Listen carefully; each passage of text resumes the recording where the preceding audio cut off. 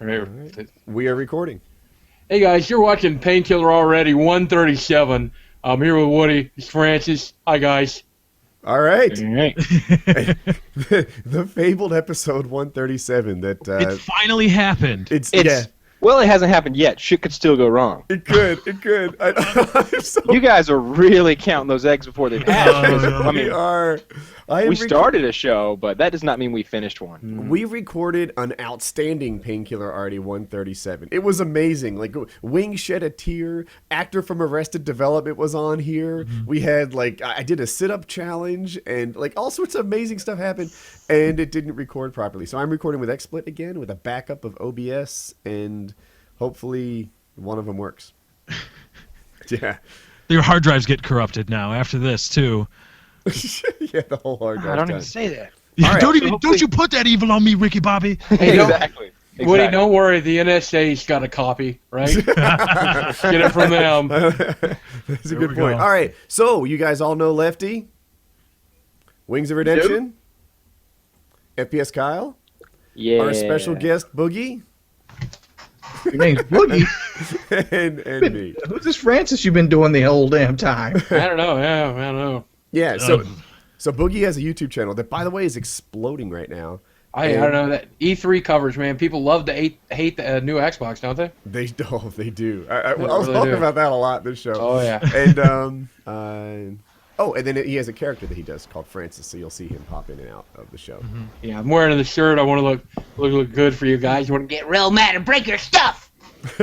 Kyle, did you want to talk about Rock On 1M1, our sponsor? Yes, Painkiller Already, episode 137 is finally brought to you by that gentleman. How do you spell the last part of his name? It's Rock On. Rock On, and then the number 1, the letter M, and the number 1. Get it? Like yeah. 1M1M.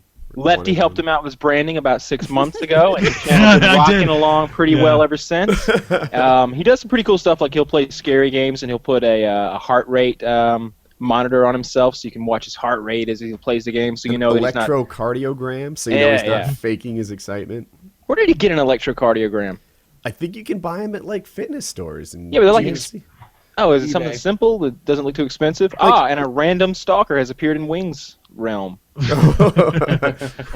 So you breathe. All right. You're breathing like a damn stuffed pig. I can hear him. I can hear him over here. He's not even breathing right now. Yes, you are. I don't know what you're talking about, guys. I think his breathing's just fine. So yeah, if you want to see some cool stuff, go over to that guy's channel. Subscribe to him if you enjoy his videos, because that's it's nice when somebody does something a little bit different than everybody else. I actually checked out his channel. He does COD. He does Battlefield 4. He only does HD stuff. He's got high quality audio, video, and he knocks it out. I think you guys will like what you see over there. And but when this video goes out, I'm pretty sure he's going to be at like a dinner party. I think he got his phone set so when he gets a subscriber, it rings. Let's embarrass him. There you go. Yeah, blow up his phone. Blow up his phone. Hey, I actually just while we were getting started here, I started watching his Day of the Tentacle gameplay. It's actually pretty good. I remember that game. I played that game when it was new, because that's how old I am. I don't know how old you people are, but I'm old. Oh, get on my level. Come on now, right? How old are you, Boogie? I turned 39 this year, isn't that crazy? 30, goddamn 9. I remember wow. 39. Yeah. You just gave me faith. I can get off my diet now. No, man. Oh, no, Wings, no. Making it 30 diet, huh? No, I had a doctor tell me, he's like, you're not going to make it to 30 if you keep eating the way you're doing. I was like, time to hit the buffets, I guess, I mean, I'm going to be dead by 30, Yeah, man, so I'll enjoy as many crab rail, legs as I can. Then they told me I wouldn't make it to 35. Then they told me they wouldn't make it to 40. I'm dieting now, so let's see if I can make it all the way to 50. How is the diet going? Shitty. My girlfriend's birthday came up, and I was doing that low-carb ketogenic diet. Right. And I did it for about 6 months. I lost 67 pounds. Mm-hmm. And then her mother came to visit, and we went off the diet. We were off of it for about a month, and in that month I put on about 17. So now I'm weighing at about 517. But it's down from 567. I'm still really proud. How tall are you? I am 5'9". So Okay. it's a lot of weight. I'm a that's short a heavy guy. 5'9", right. But I got my blood work going on next week at the doctor. He's going to see how much damage I've done going back off. But I'm already back on. I've been back on for about a week, and I'm doing really good. I'm really happy about it. I got a challenge. Yeah? I weigh about 100 pounds less than you. Oh, yeah. I think I still have a bigger belly. I don't know. How many inches are you weighing? I'm at about 78 inches. I wear a 58 in pants. I got you so beat, dude. We should do a belly off. I'm telling you. Well, let's Do a belly off? I don't have anything to measure with. We don't have to measure. We just have to show them. Oh, yeah. All right. Fine. Yeah. Let's do it. Make good TV. There's now going to be a belly off. The belly off on PKA. No. Oh no. Oh no. Oh god. Oh shit. No, man. Oh no. Be sure to subscribe to Rock On at 1M1. By the way. Was there a clear winner? I think Boogie might have had him. Yeah, Boogie had him. Yeah. I'm truly an abomination. Yay! How about another challenge? You two challenge each other to a diet and see who can stick to it the longest. I've lost. Wings, I saw you doing sit-ups today in your video, which dude, was an awesome video. I didn't catch his video right away, and Joe Lozon hits my cell phone saying he's excited about you doing sit-ups. Yeah, dude, what I've been having my doing is like, I'm very bad at keeping to a diet. I'm one of the worst people in the world, but I love food. Every time I'm stressed out, every time I have a problem, I go to large pizzas, hamburgers, milkshakes. These are what I love and enjoy. I really love eating. I never want to stop eating. I hear But I have to stop eating if I want to see 60. Hey, Wiggs, I want to tell you something, man. And I one of the reasons I wanted to be on here this week is because I have a lot of information I've studied for the past 6 months. Nutrition and dieting, exercise, all the new research has come out. I know more than most nutritionists know. And I can tell you that I have a food addiction. Like, I can't stop eating until I tried a low-carb diet. Not like the crazy Atkins bullshit, but just cutting out, like, sugar and bread. I know what you mean. The difference it made, like, there would be days that I would forget about food. You know, even though it's in a mushroom. That's what my dietitian put me on. My dietitian put me on the low-carb diet, and it worked. But you miss bread. You do. You really eventually do. get to the point you miss bread. Like you look at a hamburger and be like, oh, and you're supposed to go to Wendy's. You're supposed to get the burger with no ketchup and then throw away the bun. It's so hard to do, you know. yeah, like eat the lettuce and the patty. Yeah, but look, man, if you ever want to talk, I'm here for you. I tried to get a hold of you on Twitter. I would love to get you on my Skype. I would love to be able to talk to you one-on-one anytime. But like, I'm here for you. You're here for me. Let's chill. So what I did basically to try to remedy my food addiction is I go to the store on Sunday. Yeah. I buy 7 days worth of food. Mm-hmm. And my girlfriend comes over on Sunday night and cooks all 7 days worth and puts them in the refrigerator with containers that are dated when I'm supposed to eat them. Oh, nice. And I try to stay on that. How's it working? 1 week so far. Well, tomorrow, 2 days from now, will be 1 week. The first week will be over with. That's awesome, dude. You made it a week. You made it a lot further than a lot I of ain't made it a people. week yet. Don't give me that. How much pleasure you get. Well, I'll tell you, one of the biggest philosophies I was ever taught by a therapist, he said that, and my nutritionist agrees too, it's a war, man. Your life is a war, and every meal is a battle, and you don't have to win every battle. You know, you're going to screw up from time to time, but each meal that you can make a better decision, you're doing better for yourself, man. It sounds like you're trying. I'm proud of you. It's hard. You know where I'm coming from, right? I know exactly where you ever get in your car and you're like, I'm going to go get some food that's going to be good for me. And you get there and you look at the pizza. You look at there. It's like, oh, Lord, this salad looks like I don't want to eat this motherfucker. I want this. I shit you not. I have sat in my girlfriend's car in the middle of the night going to McDonald's, get one of them Cinemelts. You ever have them Cinemelts? Man, I get one of them Cinemelts, and I'm eating it in the fucking parking lot because I don't want to bring it home so she knows I'm fucking eating it. Oh, I've done that. I've eaten food. So you're like a crack fiend for McDonald's. I've done that too. Like my girlfriend hates it when I eat bad because she wants to cook healthy for me. Like I'll go get like a McDonald's sandwich and eat it in the parking lot before I get to her house. And I'll throw the bag away at the local gas station, and then go there and then eat her salad. Does the other side of it hit you guys? Like, if I have something bad, right? Like one thing I did, a month ago or something, I had Cheez-Its as I went to bed, right? So I was hungry, I had Cheez-Its, and I sort of fell asleep with the box on me.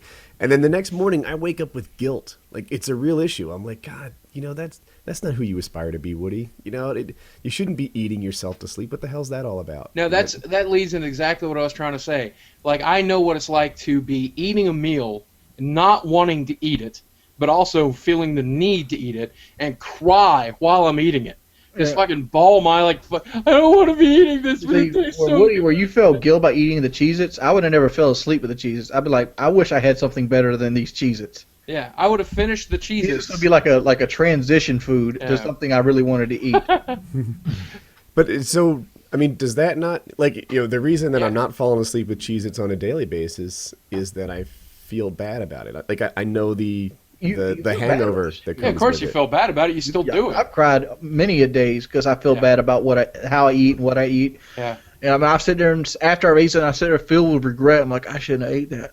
Like, what I think a lot of people don't really understand is that if you see somebody who's like 50 pounds overweight, 75 pounds overweight, 100 pounds overweight, these people are able to make a decision, and they're making bad decisions, okay? If you see somebody that's 200 pounds overweight, 300 pounds overweight, 400 pounds overweight, that dude's not making decisions anymore. That's a compulsion for that guy. He is fighting a demon every time he makes a food choice. And it's not easy for that guy. That guy's got something that's making him eat. And it's really surprising. The very first time I ever got that demon to shut up was after about a month after eating low carb. Can you ever really get rid of it? Like, look at Oprah, for example. Oprah has billions of dollars with a B. Yep. And she has anybody money can buy to help her diet. She loses weight, gains it, loses weight, gains it. She can be as little as she can possibly be, and she'll gain it all back. And it's like, is this where I'm going to be? Am I going to be fighting this food demon my whole life? You are. I'm going to tell you right here, right now. You probably are. It's always going to be in the back of your head saying, I want to eat. But the reality of it is you will learn the same way you learned when you were a kid to brush your teeth, to comb your hair, do whatever it is you do on a daily basis. You will eventually learn, as I'm learning now, the skill to ignore it and say no. And occasionally it's going to give in. Okay, every skinny person in this world has a cupcake every once in a while. You're going to have a cupcake again too. But you're going to learn how to say no more often than yes, and the weight will slowly come off when you do. It's just a matter of practicing every day. It's exposure therapy. You try. And every night you don't cry yourself to sleep while finishing off that box of Cheez-Its, that's a victory. You know what I'm saying? I use sleep's one of actually my main weapons. Like, when I'm hungry and it's late, I'm like, if I just go ahead and go to sleep, that's eight more hours I don't have to eat. Yep, exactly. I think about it. I think about sleep as like 8 hours. I'm not going to be wanting. Elvis Presley. Speaking of rich people who are having weight issues. By the way, number one, if I was Oprah, I would hire some dude or probably some hot chick to just stand in the room and every time I picked up food, just slap me in the face. And it's be like, oh, I'm going to eat these Cheez-Its. No! No, you fat fucker. I would actually get violent. I would. Like, if somebody kept slapping me, even if it was a girl, I'd probably end up hitting her to eat that sandwich. I know a guy who'll do that for a reasonable price, and you can't take him. Get him over here. Was that the guy you were talking to? Yeah, with, I bet you I could take Joe Lozon. What would happen is he'd eventually need to go to sleep. There's this thing that human beings need. It's called sleep. He'll wake up handcuffed to the radiator. He would wake up tied up to the bed. And I would have a hamburger in my hands. He'll wake up handcuffed to a radiator, and you're there like Misery with a sledgehammer on his ankles. All right, bitch. The cheeseburger in your mouth. Elvis training to do shit when you're sleeping, huh, motherfucker? Elvis Presley's eating disorder was so bad that he hired a doctor to put him in a medically induced coma for 2 weeks so that he could not eat anything during that 2 weeks, and he would live exclusively off the glucose they were pumping in his veins in the hopes to shrink his stomach, make him not as hungry as he always was, and lose weight during the process. He actually came out of it in starvation mode, so his body stored all the calories. His bones and his muscles had atrophied a little bit, and he was absolutely lividly starving. He ate more than he ever did, and he said after he woke up from that, he continued to eat more than he ever had, and it was the biggest mistake he ever made in his life. But I used to use sleep as the exact same way. I was like, well, if I just sleep the next 14 hours, at least I won't eat anything. That'll be fun. But yeah, it's a demon, man. You know, it's like I mean, So sometimes what you're saying, Boogie, is perhaps for maybe I don't know, maybe YouTube commenters or something. Is that it's not because I'm sure people see it. I'm sure you've seen it. I'm sure we're going to see it. It's not just a matter of simply saying have self-control, because anybody can tell anybody to say self-control. Yeah, for you it might be. You know, I mean, for you it might be. I have self-control. Like, I don't need to speed. Like, I can let people pass me on the road, and I don't feel the desire to need to pass them. Yeah. I don't need to steal. I don't have to steal from a store. I have control to tell myself I don't want to steal. I can tell myself I don't need this video game. I can put this video game back. But when it comes to food, all that goes out the window. Mm-hmm. I would crawl through a mile of broken glass just to lick a dirty spoon that was used to make chocolate chip cookies. Oh yeah. I shit you not. And another thing is, I don't know Francis, but I'm hypoglycemic. Yeah. Like, What does that mean? Well, what it is I've eaten so much sugar in my life, like cookies, candies, carbohydrates, that my body doesn't make, I think, glucose like it should, and it relies strictly on an outside source to give me the sugar that I need. So what happens is if I don't take in carbohydrates or like stuff like oranges or orange juice, something with natural sugars, I will get shaky and I could fall into a diabetic coma. And it is the precursor to type 2 diabetes. Yeah. So you continue down the path you're going, you will end up with type 2 diabetes. It almost looks like an alcoholic shake. You ever seen an alcoholic just shake after he hadn't had a beer? Fat guys get that way too. Yeah. Fortunately for me, I was diagnosed with type 2 diabetes about 3 years ago, and I was on medicine for my type 2 diabetes with 6 months on low carb. I reversed it. My body's currently processing insulin correctly and not producing too much of it, and everything is kosher as long as I'm eating low carb. So yay! Yeah, that is cool. That's a big win. But it's a slow going, I think, and I know we got people got to be getting bored of this topic. I don't think so. I think they're captivated by it. I am. In response to Wings' video, everybody loves this stuff. This is well, I'm gonna do it again. I don't know if I can do 20 again. Like right now, my abs are so sore. They're sore sitting here, like upright. But I will remind you. And I didn't do it for working out. Let me go and put. I'm sorry cutting you off. No. A lot of people in the video are like, "Oh, this ain't gonna help you." I did it because I wanted to see if I could do it. Good. I didn't do it for any other means to see if I could, how many sit-ups I could do. I will tell you right here, right now, that my nutritionist would tell you, if you're in the room with her, that 90% of weight loss at your current weight is diet. The other 10% is exercise. You want to build your muscle mass so that your basic metabolic rate is higher, and you want to get some cardio so you can burn a few extra calories. But at the end of the day, if you worked out for 3 hours in a day, you're not going to work off a single Big Mac. You know, it's all about what you eat and what you don't eat. It's 90% of it. So, we got my your size. We're burning 6,000 calories breathing. I burn, my basic metabolic rate is 4,200 calories. Yours, if I had to guess based on what I know about you, what do you weigh and how tall are you? I'm about 6'1", 6'1", about 440 pounds. Okay, and you're about 26, 27, the late 20s? Yeah, I'm 27 years old, yeah. Okay, so you're probably, if I had to guess, somebody plug it into the calculator, but I bet it's about 3,800, right, is where you're at right now. Yeah. Get on his level. That's what it would take to keep my body weight. Yep. Just in your, that's if you don't exercise, if you don't swim, if you don't go for a walk, you don't do exercise. That's just what it takes for you to be alive. So if I didn't eat today, I would lose a pound. You could theoretically burn a pound of fat. Your body has ways of compensating, and one of the very first things it will burn when you're not getting enough calories is muscle.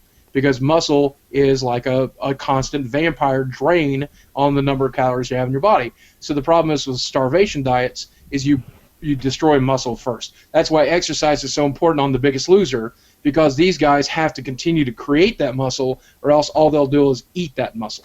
Because they're eating 1,200 calories a day, which is almost impossible for a guy your size, my size. Oh, I know it's. I've done it a couple times. If I go half a day without eating, I get headaches, I get irritable, I get cranky, I get very emotional. Like you see me like go on Twitter, there's a good chance I've been starving myself, and I get really emotional on Twitter. Yep, and I've seen your tweets, man, and I follow you, man, and I feel you every time. And every time I've seen you down, every time I've seen you hurt, and I want you to know I've been exactly there. I know exactly where you're at. and my heart reaches out for you. And I've tried to reach out to you on Twitter. I want you to have my number. I want you to have my Skype. I want to be able to talk to you, man. Anybody here will tell you that. But whenever you need me, whenever you want me, you just want to shoot the shit, I'm there for you, dude. I've gone through exactly every step. Great. How hard am I to get a hold of? That's why I just show up at your house. He just shows up now. Yeah. Well, give me your address, bitch. I'm coming. I'm coming. Well, that's good. Good luck to both of you. Keep it up. Yeah. Do we need a new topic? Let's talk about the Xbox. Let's talk about the Xbox One.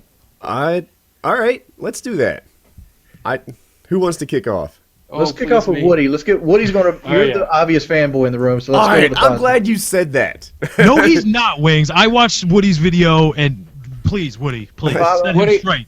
Woody, I want to be entirely honest with you. I watched the your video today that you uploaded talking about this PKA, and this is my impression of you during that video. Are you ready? You couldn't be more of a Xbox fanboy. I was shocked shitless. Okay. So it's funny that you said that, and that came off that way. I've been called a PS4 fanboy. I've been called an Xbox fanboy. Oh, that's awesome, man. So I think I'm doing it about right, since everyone seems to hate everything. Yeah.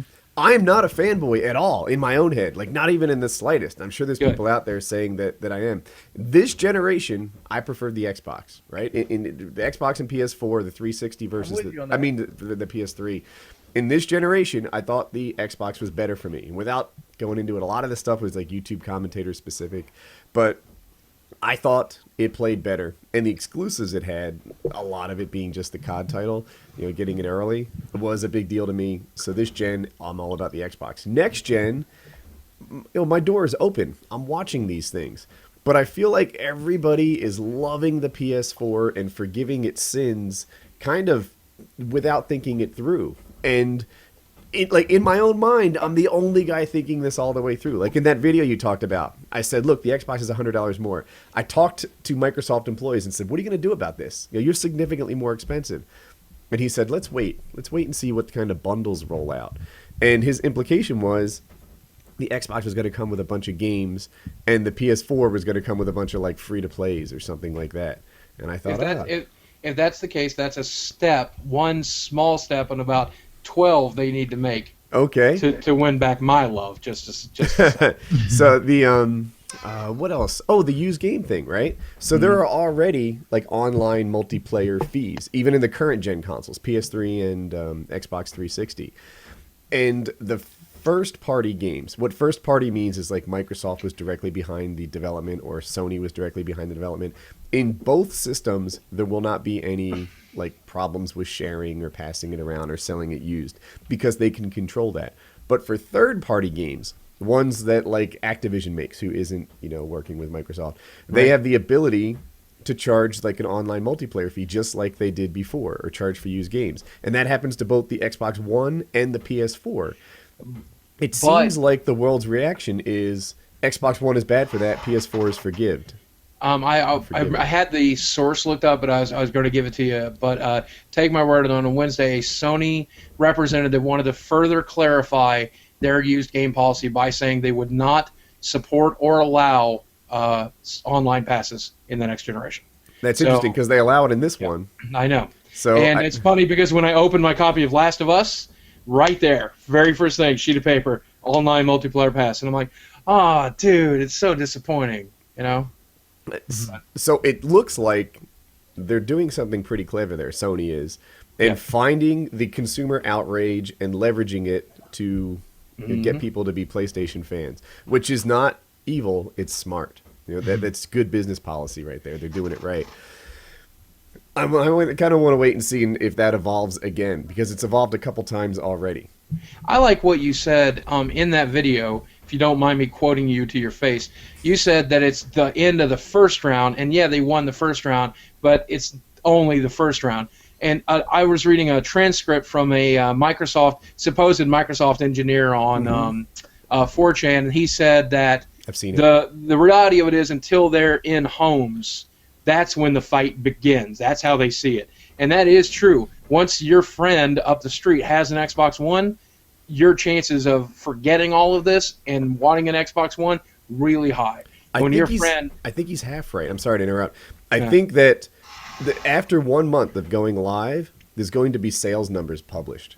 Yeah. And if, let's say, the PlayStation outsells the Xbox 2-1 or vice versa, Right. whoever wins that first month is probably going to win the second month. You know, one system's going to be declared hot and the other system's going to be declared not.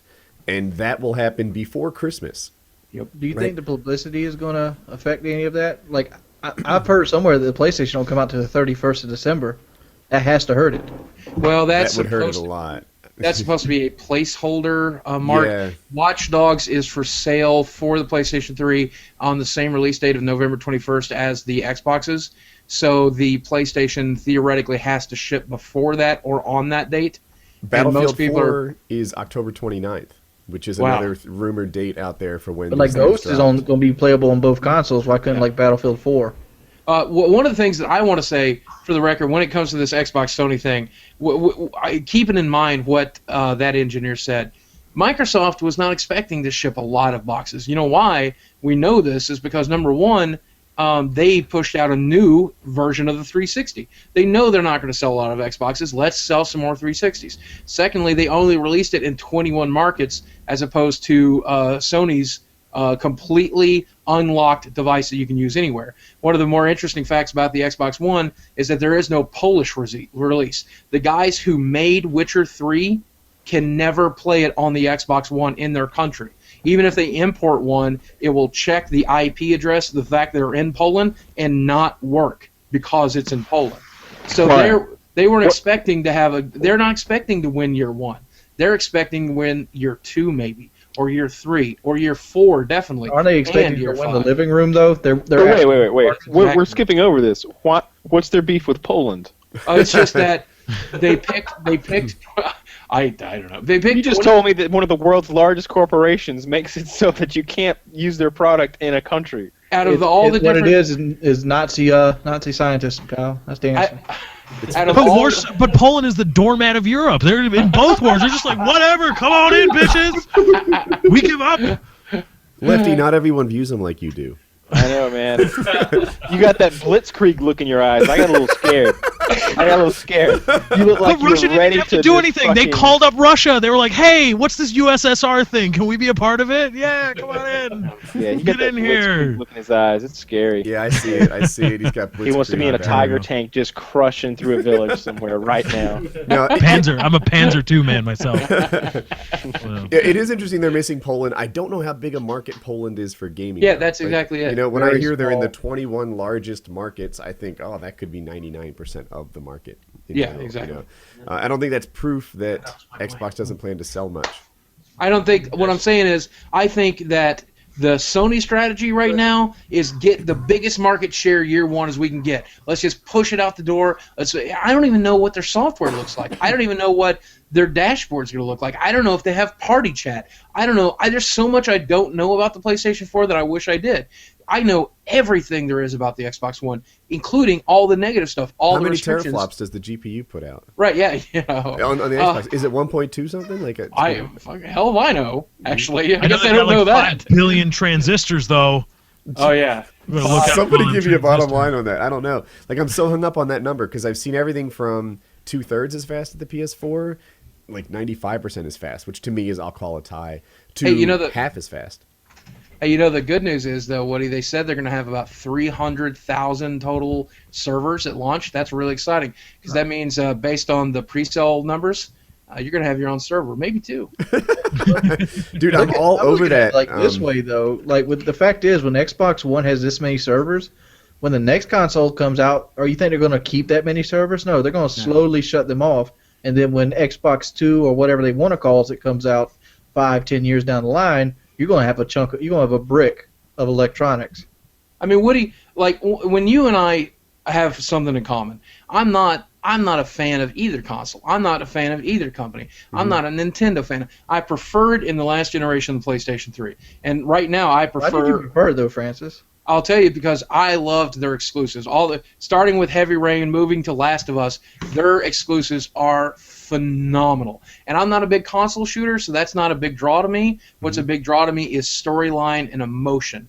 And they nail it. Like the God of War series had me cry and jump out of my chair and scream with triumph but within an hour of each other. I see a slight semblance of fanboyism here because, one, I started on the PlayStation.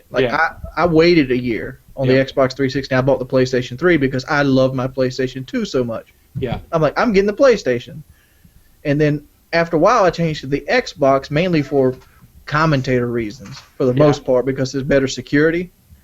But I noticed other things that I actually enjoyed with the Xbox Gold versus the PlayStation. Oh yeah, I'm gonna show off my biggest one here, but this is what I want to talk about. Is like the XMB of PlayStation is so slow. It is. It is really ungodly slow, and it takes enjoyment out of games for me. And I like to achievement hunt. Like I love going and getting achievements, and like one of the things that Xbox Live has that. That's missing from PlayStation is it's impossible to play with my friends on the PlayStation. It's a pain in the ass. Party chat on Xbox Live is phenomenal. Mm-hmm. It gives so much value to the console. If PlayStation 4 does not adapt at least that model, it's and there's a cultural difference too, because the Xbox shipped with the mic. There's sort of this like everybody has a mic. We all know that everybody has a mic, and like Left 4 Dead. You talked about exclusives. To me, Left 4 Dead was one of the coolest exclusives of the last generation. Oh, of course. Not everyone will agree, but to me, Left 4 Dead was amazing. I loved it. Oh, okay.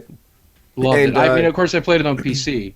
Because at the end of the day, now that's something you need to know about me. And if you don't know about me, since I have this powerful workstation, I want to be able to just seamlessly go from work to play. And that's my play. Let me talk about Left 4 Dead. Yeah. In Left 4 Dead, if someone joined your group and didn't have a mic on the console, they would get kicked out. People were just unwilling to play with no mic losers. It's like, this guy doesn't have a mic. And it was like an anger thing almost. Like, how dare you try to play this game without a mic? Left 4 Dead is a co-op game. It involves everyone working together, calling for help when you need it, calling out smokers when you see them. And it's like get the fuck out, you no mic piece of shit. They're like second-class people. Yes, second-class people. And I liked them that way. But let's throw it onto the foot. That's one game. Hold on, I'm still going. I feel like the Xbox has way more of a culture of teamwork and communication, or trash talk if it comes to that. Whereas the PS4, if someone talks on their mic, there's almost a hint of quit bugging me, what is this noise thing? And on the PC, my experience has been, unless you're like playing with friends that you set up in advance, if a stranger is talking in a PC game, it's almost like they're rude. Like, how dare you interrupt my gaming session with your conversation? Yeah. And I like the Xbox for that reason in the last gen. I'll absolutely give you that point. Between cross-game party chat and party chat in general, and 90% of the time when you play your Xbox, you put your headphones on. It's absolutely, it dominated social integration in the last chapter. Yep. Now, my first version of the Xbox didn't. I bought a white arcade when they dropped, and my second one didn't do it either, my Elite, and I haven't bought one since then. But eventually they did patch that in and make it pretty sexy. I guess year 3, year 4, and they've dominated that social integration. PlayStation had ignored it up till now. And if they ignore it in the next generation, I doubt a lot of people are going to be really mad. I think next gen, all the PS3 to PS4 upgraders are going to see that mic and just adopt it. I hope. I think. Yeah, really hope so. Yeah. I do like the headphone jack on the PlayStation 4 controller. I think that was a really smart decision. I like that. Is it just a normal jack? I guess it's just a normal jack. I don't know if it's set for headphones or not. If it is set for headphones, that's awesome. Have you seen I hope they don't keep that. You got to plug the mic into your controller bullshit. But what do you want? I like the way the PlayStation does it. They do it with Bluetooth. Yeah. PlayStation, there's no plugging the mic into the controller. You can actually, like on PlayStation, I can set my Yeti up as my microphone and my headset up as the game the sound. I can't do that on Xbox because I got to plug it into the controller. On the PlayStation, I use a USB cord to connect my mix amp to my PS3, which is, I guess that's good. Hey, Woody, I have a confession for you. Oh? That I have not. I confessed it on Twitter, and I'd like to confess it right here to our mutual fans if you want to hear it. I'm down. I want to own an Xbox One. I absolutely 100% want to own one. I'll have both, without a doubt. I want to have both. And let me explain, because I know people are going to be upset. My mutual fans are going to be upset. I want one, but I can't buy one. and that's upsetting. I want to have the TV Wait a features. minute. You got Oh? YouTube money. No, it ain't- I it saw ain't a your matter of stats. money. Your vid stats. You can It buy ain't one a- for every room, you lying son of a bitch. It ain't a matter of money. It's a matter of principle. Uh-huh. And right now, as long as they continue to market in the way that they're marketing in such a negative way, it's such a kind of like, here's Wait, our in a Xbox. negative way? Yeah, they're like, for example, let's go with Don Matrick. Is this Don Matrick? Yeah, His Don interview in which he said, if you don't have online capabilities, if you don't have consistent online internet, good news, we have an offline device. Just go buy the Xbox 360. And then he went on to say, one guy, I was reading the blogs to try to see who is most affected by this, and one guy said that he's on a nuclear submarine. I don't know what it means to be on a nuclear submarine, but I imagine the internet's not very good, so he should stick with the 360. And all I could think when I hear stuff like that is it enrages me, because do you know what it means to be on a nuclear submarine, Woody? It means that you are in the armed services and you're acting as the first line of defense for the coasts of our country, and sometimes after a hard day of protecting our country, you want to play a little fucking Madden single player. I think the nuclear submarine thing is pretty much a corner case, though. Like, I think It most is. most of our It is, users are not but- on nuclear subs. But the right way to handle that is to say, I was reading the blogs and I read about a soldier, an American soldier in the Navy, and he unfortunately will not be able to use the Xbox One, and we are so sorry that our device is not good fit for him. We are so sorry that we're not going to be able to bring him in. But when he You're lands, You're right. So yeah. let me. Can I interrupt, You please? can't use Yeah, a Dodge go ahead. Charger on the submarine either. Here's can't use a Dodge Charger in the submarine. He said. Here's my thing, right? As a Yeah. guy who talks on the mic a lot, and all of us speak on mics a lot, oh yeah, I heard him say that, and I thought, yep, this is a classic case to me. If you put a mic in front of anybody often enough, they will say something stupid, right? I know I have, and I bet you have too. Oh, yeah. But and I saw this guy with a mic in front of him, and all of a sudden they're saying, well, what about nuclear submarine gamers? And he's like, no, he brought that up. That was his example. I did see it, but Yeah. he was. I think he brought it up as an example of, how uncommon it is for someone not to have an internet connection. Yeah. When in reality, it's like that was just a bad mistake, right? A much more common case to me is you're visiting grandma, right? Look, Yep. Exactly. I'm going to grandma's house. We're going to be there all weekend. To me, this is a horrible experience. I want to bring my Xbox, and she doesn't have an internet connection. In his hypothetical player's defense, his grandmother is a real bitch. Just so you know. So he doesn't want to be anywhere near it. No. Right. So What if I just don't want to hook it up to the internet? Is that so bad? Right. That's And exactly. you mentioned that's the guys exactly in my nuclear point. submarines, but it's not just them. It's any armed forces overseas. The I think- Marines, I'm the not Army, there. they're out there in places that have, at best, barely have internet. Yeah. They would and run into the same problems. The guys and in I- Afghanistan. the worst part about it is I get what they're talking about. 90% of the games I buy are bought on Steam, okay? I don't get a first person. I don't get resale license, okay? I get a rental license, okay? And I like that model. I'm excited about that model. That's how I plan to use my PlayStation 4. That's how I use my PlayStation 3 now. I download all my games, when Steam that's first for came me. out, they were I always forget this word. Not circumcised, not christened. They were crucified. They were crucified. That's what they were. So when Steam first came out, the servers were Yeah. crucified, and everybody hated them. And then over time, they started to love them. And I think Yep. the thing that they realized was that online sales gave them flexibility in pricing. That And if that's what they do, if that's what Xbox does, if on day one, 10 of their launch titles are in the store at $60, but the downloadable version is $50, you've got my business. That's what you do. To me, here's the bigger deal. If on day one it's $60, but 3 months later it's $30, that to me is the beauty of Steam. Right, Being able to exactly. say, It's look, absolutely this isn't a release title anymore. This is a slightly aged title, and we can sell it at half price. And the reason Steam does that is not an act of charity. Steam has run this, and they gather their metrics, and they say, you know what? we sell 4 times as many at 30 as we do at 60. Make it 30, right? They're not doing it so that people love them. They're doing it because people associate a $60 value with this game, and when they see it at 30, they buy it. Lots of people are buying Steam games and not playing them. Yep, me too. I'm one of them. I bought Far Cry. I bought like the Super Edition for the extra $10, and I still haven't played it. It's fucking phenomenal. By the way, you won't find anyone who doesn't say that. By the way, everybody loves Far Cry. This video will be filled with Woody play Far Cry. You handsome devil. They're all gonna say that. I hope. And anyway, yeah. So I have Steam games that I haven't played yet. Great ones. If Microsoft and PlayStation, by introducing digital sales, even without the resale license like you do on Steam, is able to implement flexibility in pricing and not be beholden to Target and Walmart and GameStop, etc., then that'll be a really cool thing, and it'll flip it upside down. Sony is by far the more indie dev friendly version of the two, right? For sure. They are. That's the problem. Xbox has to now commit to the Steam platform, but except they want I think it was $10,000 for an indie developer to submit a new game to be on XBLA for the Xbox One. That's ludicrous.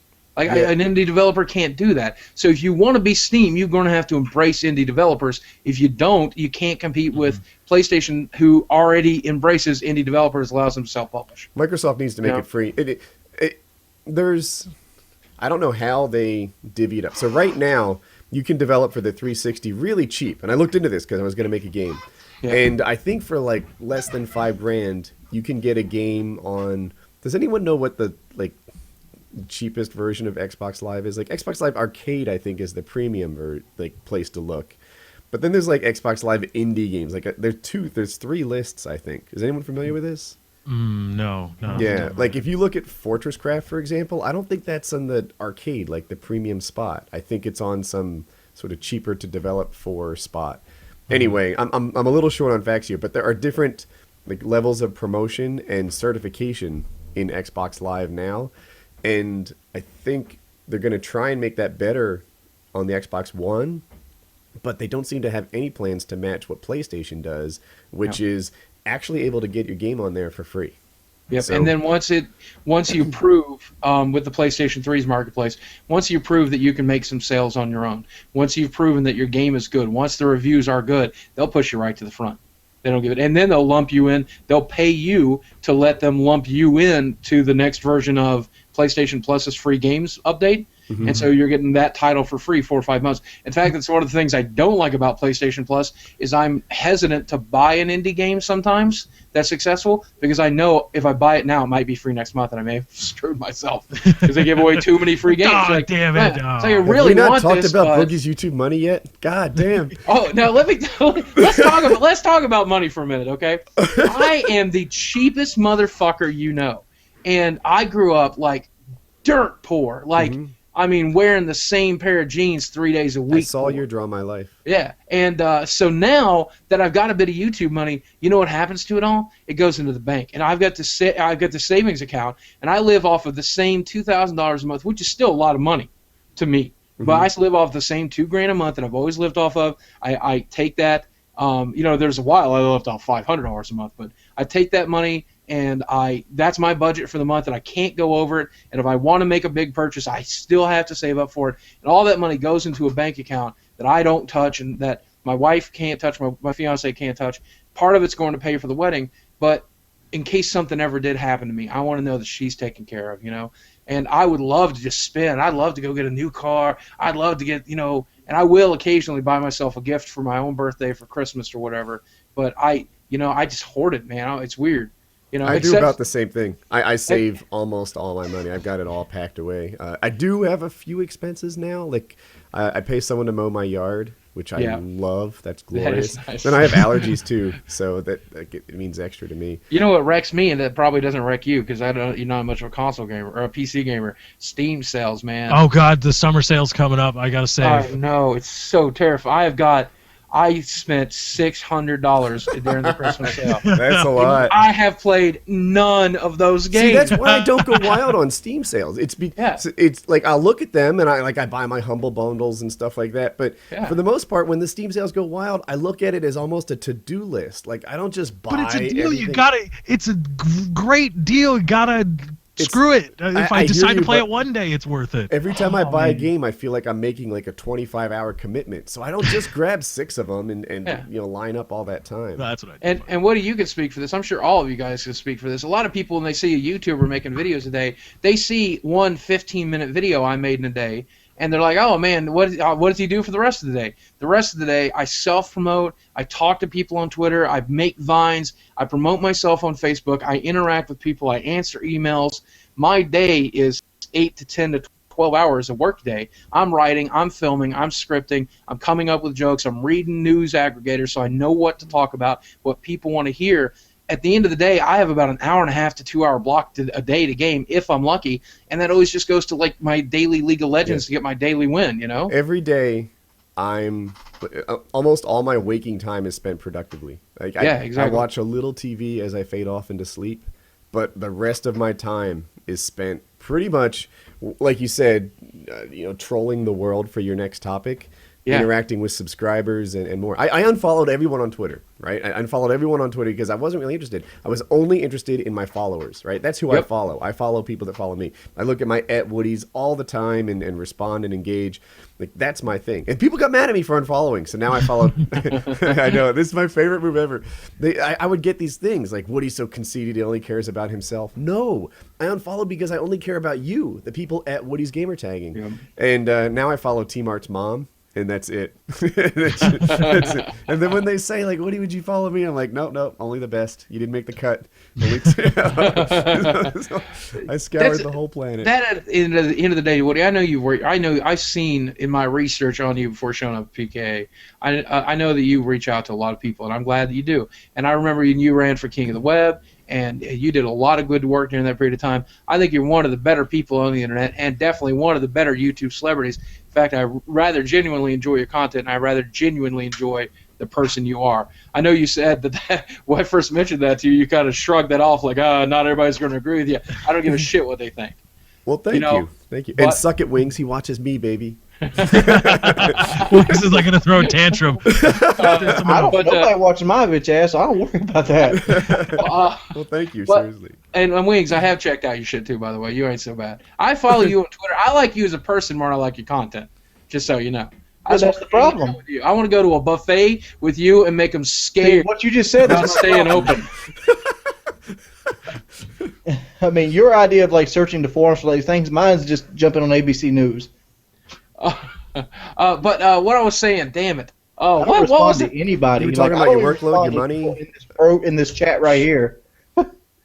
I was talking about reaching out to people. That's the thing. Like, there's only so many hours in the day, and like, there's so many people out there who want to make a connection with you, a personal connection to you, and it's so difficult that I can't answer a third of my email. I can't imagine what it's like. I gave up doing that 3 years ago. I used to answer everything, and it's like it gets overwhelming, and I'm like, I was much happier not answering it. I'll die trying, I guess. And I even went as far as to get a P.O. box for the people who really want to connect. How did you do that? A lot of people have been asking me to do that. How do you just go to the just go to the post office and say I want a box, and they'll hand you the sheet of paper, and you get to pick which size you want. Make sure you don't get the big size.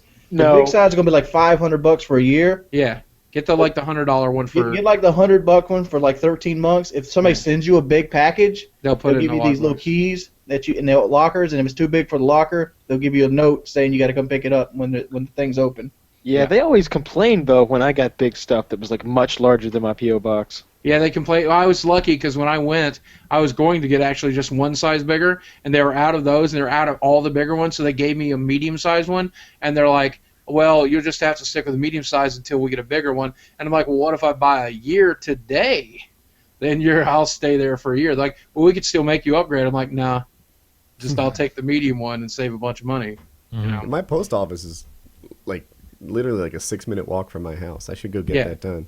Are they open on weekends? They're probably open. I love my P.O. box. I got to tell you, man. Because not a lot of people watch the Money Mailbag stuff, but some of the letters I've gotten have been heartbreak. Like it'll wreck your You ever mind. watch my letter thing? I Dude. cry on every one of them. I'm Yeah. right there with you, man. We talked about responding and how we can't respond to everyone. Yeah. That's my challenge. It's my guilt. It's like Mine too. I get letters. Sometimes the letters are like, I'm 12 years old. I'm absolutely heartbroken. I don't know how I'm going to make it. She doesn't like me back. And I'm Yeah. like, dude, you'll make it, right? Yeah. You know? But other times, they're people with serious problems. You know, people whose parents are alcoholics, people whose girlfriend just killed themselves. People like, it's a big deal. And I reply to those, but I know there are more that I didn't see. You know, Yep. there's a lot. I don't want to try to one-up anybody here, but I'll tell you the saddest story of my YouTube career. Back when I was about 150,000 subs, and I was answering mail pretty sporadically, but I still wasn't able to keep up. Somebody wrote me, and I missed his letter for about 3 months. I finally got to it, and it was a suicide note. And the guy's like, look, I found your letter talking about suicide and why not to do it, and I tried your method, and it worked for me for about 6 months. And since then, I've decided that even though this is working for me, I'm still not enjoying my life. I don't want to be in it anymore. And I just wanted to say thank you for that extra 6 months. There were some good things that happened in it. I really appreciated it. And I just wanted to say goodbye. And if I could have answered him 10 minutes after, 20 minutes after, maybe I could have made a difference. So I wrote him back, and I'm like, if you're still alive, you're reading this, please stick it out. You know, life is potential. Death is the end of that potential. You have to live for as long as you can. You have no idea what tomorrow could bring. You have no idea how you could save a life. You could make your life better. There's no telling what opportunity lies before you. Have to stick it out. And that letter did not get answered for about another 3 months. And I eventually did get a reply, and the reply was from supposedly his cousin logging into his YouTube account. Because he'd gotten his email address, gotten into his email, saw you have received a reply on YouTube and wanted to see what it was. And he said, well, my cousin did take his life that night, but I'm really grateful that you were there for him, and so on and so forth. And to this day, I still don't know if I got trolled. And the way that I help myself sleep at night is by telling myself I did. But that's always in the back of my mind. You know, what if I could? You know, so I don't know. It's hard. It's hard. It's a big responsibility. It's too much for one person, but that's yeah. where we are. Point that I'm making, that this job is a lot harder than they think it is. You know, it really is. Like, it's a time sink. It's an effort sink, and it just rips your Social heart life out. killer. Like, if I do this job the best I can do it, I have no social life. Yeah. Like, literally, I have no time for my girlfriend. Like, I can't go to her house. Yep. As soon as you wake up, your whole day is enveloped Yep. with YouTube. That's the problem with self-employment. It's literally the work never ends. You're your own boss. Your boss never tells you to clock out. You know, A good woman blows you while you're working. Just saying. I can get that done, but the fact is, I'd have to pay for the gas to get her over here. If you can get it done on PKA, 1,000,000 views. Yes. Shit, I can get that popped up right now. Hold up. I will edit this stuff. I'll put you know what? She doesn't even have to come on. Let's put a black bar over your lower third. Right, just pretend. We'll just fake that you got a Wings blowjob. is texting right now. Wings is making it happen. He's like, you know what? This could be 1,000,000 views. Hey, The odds baby, of you this wanna come over? happening are 1 in a million. There's no way this is going to happen. Challenge issued. Please No let way. this happen. No, wait. Hold up. How much money are you going to put on it, Kyle? I don't know, $50. There's no way it happens. Let's see. I don't know if Don't show the world the phone number, man. Yeah, I don't know if that phone number can be. That's just her Oh, name. okay, it's just the name. Oh, it's okay. Hey, would Wait you on blow her me reply. over again? Oh, that's just inappropriate.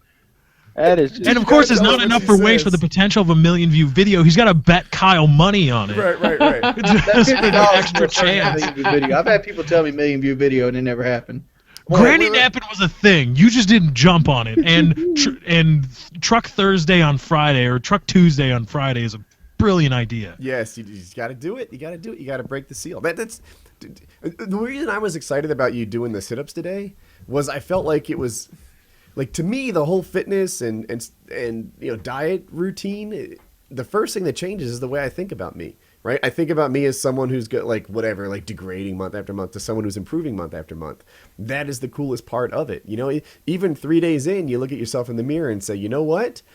right direction as opposed to wrong direction. Like even if you look the same in 3 days, there's a pride that changes. Problem with me is that after dieting for about a week, I look in the mirror and I can look at the scale and see that I lost like 2 or 3 pounds that week, and I'll look in the mirror and I will think to myself, damn, I want a cheeseburger. Yeah, we want to know more about your scale because Wings doesn't have one.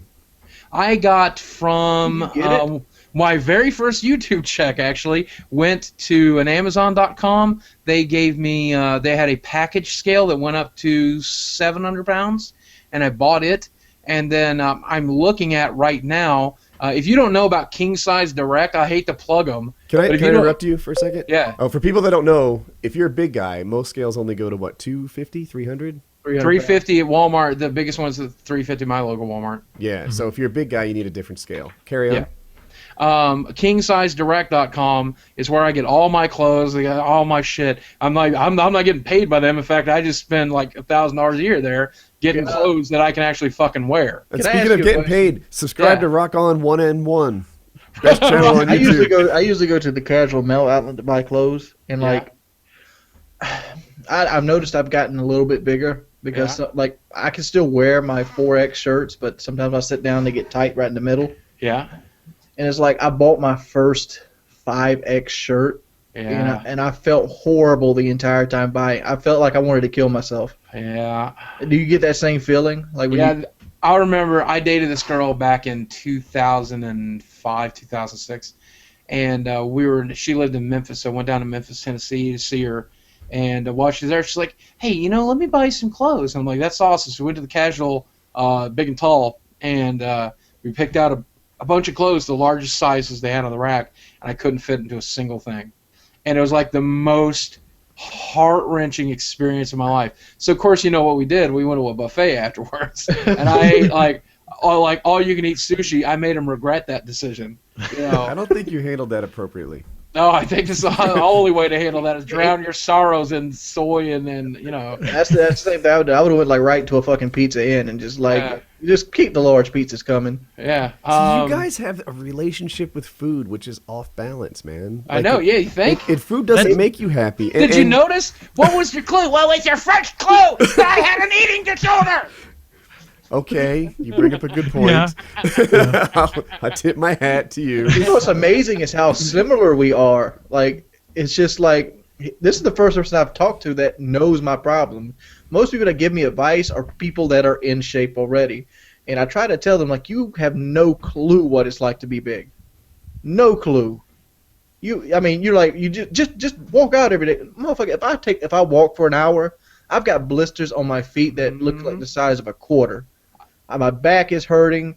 I mean, I get hungry. Like, when I'm walking, I get so hungry it's unbearable. I get to the point where, like, if I don't eat something, I want to rip the door off. I get a trainer riding me at least once a week, and the trainer's like, it sounds man, sexy. all you gotta do. Wait, writing you or riding you? Like, writing. I thought she rode you. If I get me some trainers riding me, geez, I wouldn't be getting married. Anyway, a point that I make. Oh man, I hope she never sees that. She won't. This is a private show. You should make her a trainer. Get her to get certified as a trainer, and then you're good to go. She is. Oh, damn. She puts an hour into the treadmill every night, 7 days a week.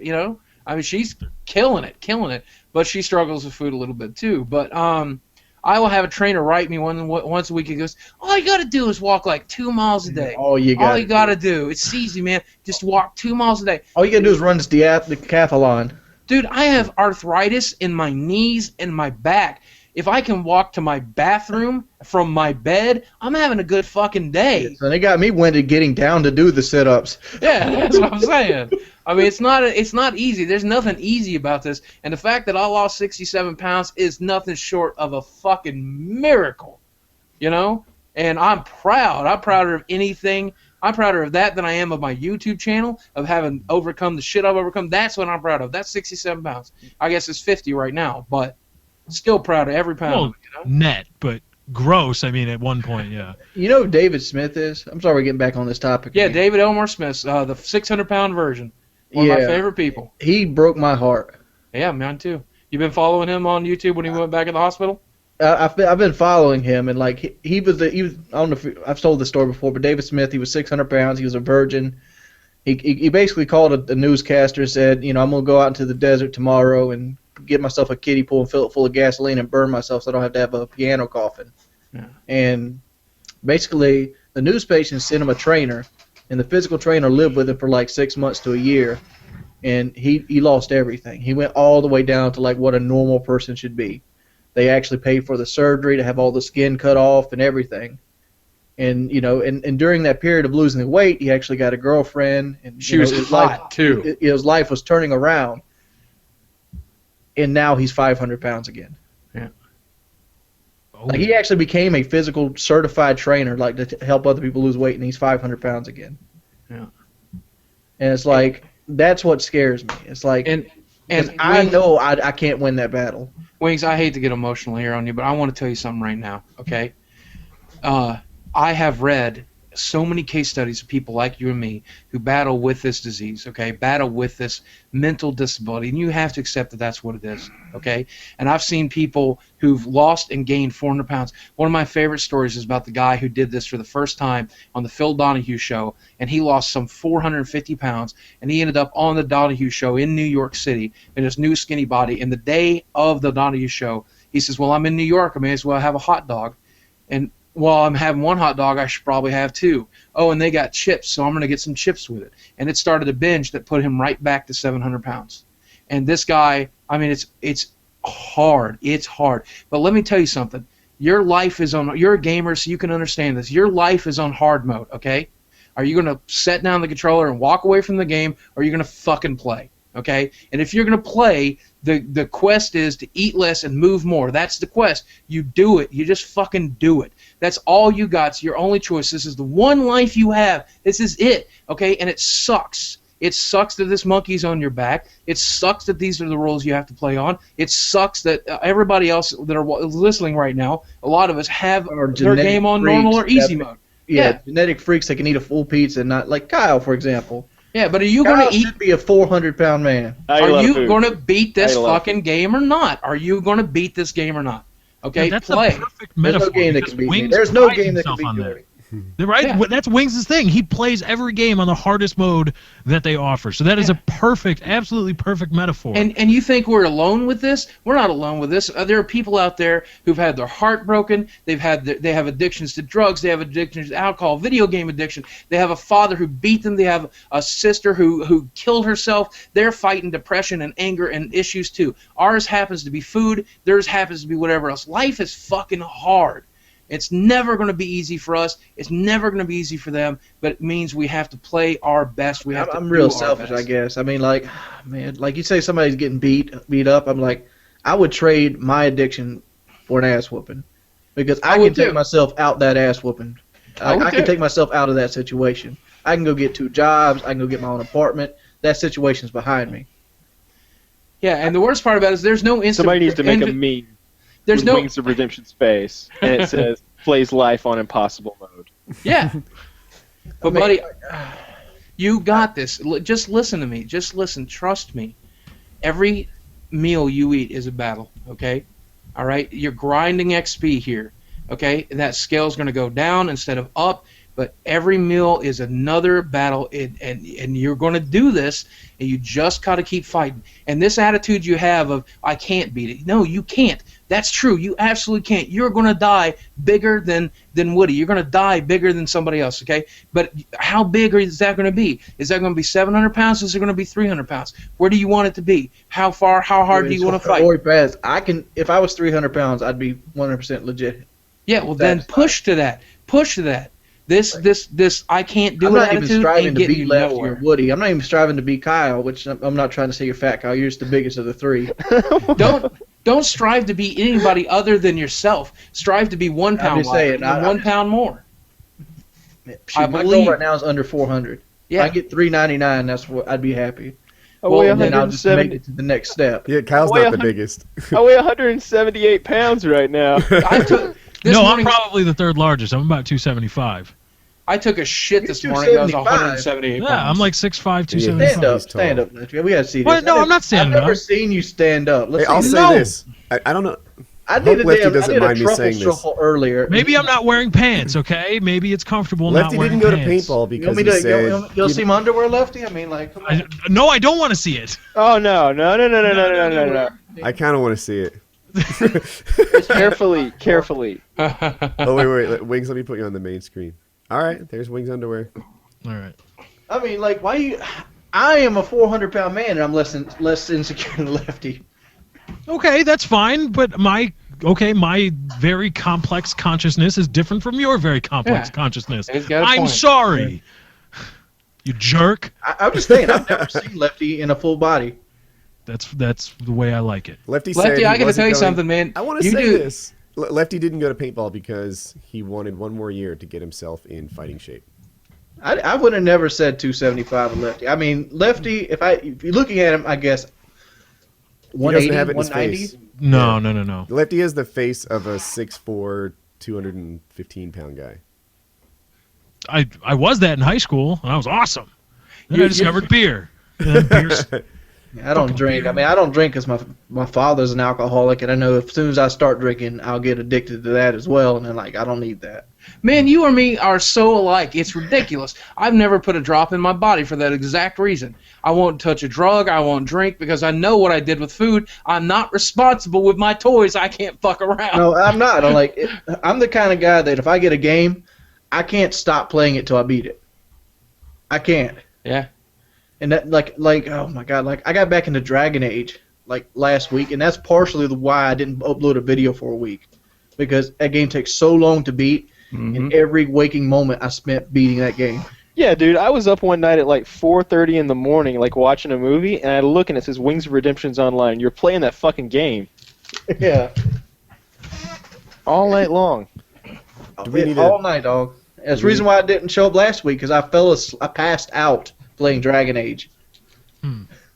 Sorry, with it's hot in the here. with the Xbox on, or just Well, no, it's not. I was able to cut the Xbox off, obviously, but I'm looking. It's like 7:30, 8 o'clock in the morning, and it's like I just hit the bed and just passed out in full clothed. Hey, before we drop to our next topic, Wings, do you have Boogie on your Skype list? No, I don't. Can we make this matchmaking happen right now? Can we get the request sent and? Yeah, might as well send it now because he'll get lost in the hordes of people I know it. Yeah, you probably get 100 requests a day, and it'll just be Fuck that. lost. Give me your phone number. Give me your address. I'll just hang out. Come on. I'm all available kind of guy as best I can be. You know, I know exactly what you're talking You about. live in but just so you Arkansas. know. That's a good drive. Wings, It do you is, see it his secret Skype thing in the Yeah, chat? I see it. And like, I'm a big guy, and I know what plane rides are like. And it's Oh not God, fun. It's not fun. I was in LA for that's the reason I didn't go to E3 this year. I had an all expense paid offer on E3 this year. I just couldn't do it. I knew I couldn't do it. But I went to LA for that Volkswagen Super Bowl ad. I don't know if you guys saw that, but oh my God, it was the worst experience of my life. I thought I was gonna die. So were you in first class? No, in fact, first class, as it looks like, would be worse for me. I had to get 2 coach seats. Okay. And that was actually not that bad. They flew my fiance out there as my handler, and she kept me sane. I thought I was going to have a panic attack a couple What was points. the challenge? The challenge was just getting in and off the plane because I was wider than the aisle, so I had to bruise myself to get in and out of the plane. Then it was walking through the Dallas airport. My body can't handle that, so eventually I ended up in wheelchairs.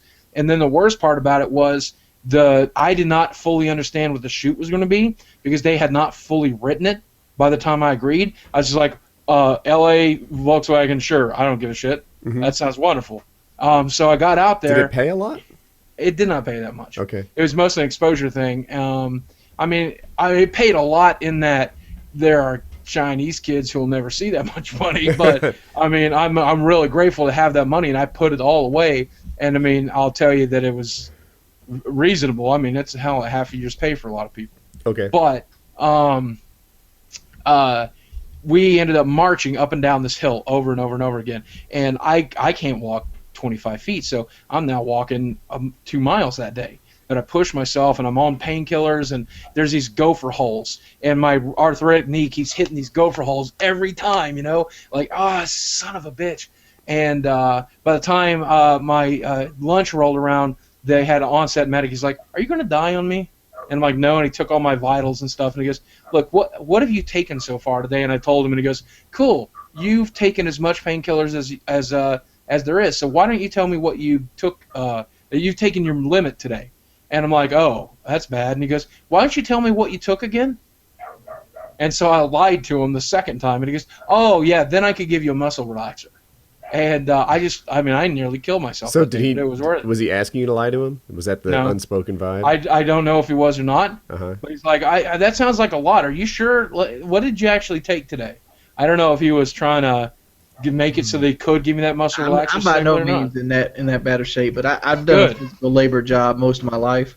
Yeah. I got a lot of muscle under my fat. Oh yeah. I don't know if you've seen the sit-up video. I mean, Not Yeah, yet. that was if you strapped me into a wingsuit, no way I could do the sit-ups. but like I can walk. Like if you asked me to walk 5 miles, it would suck, but I could do it without stopping.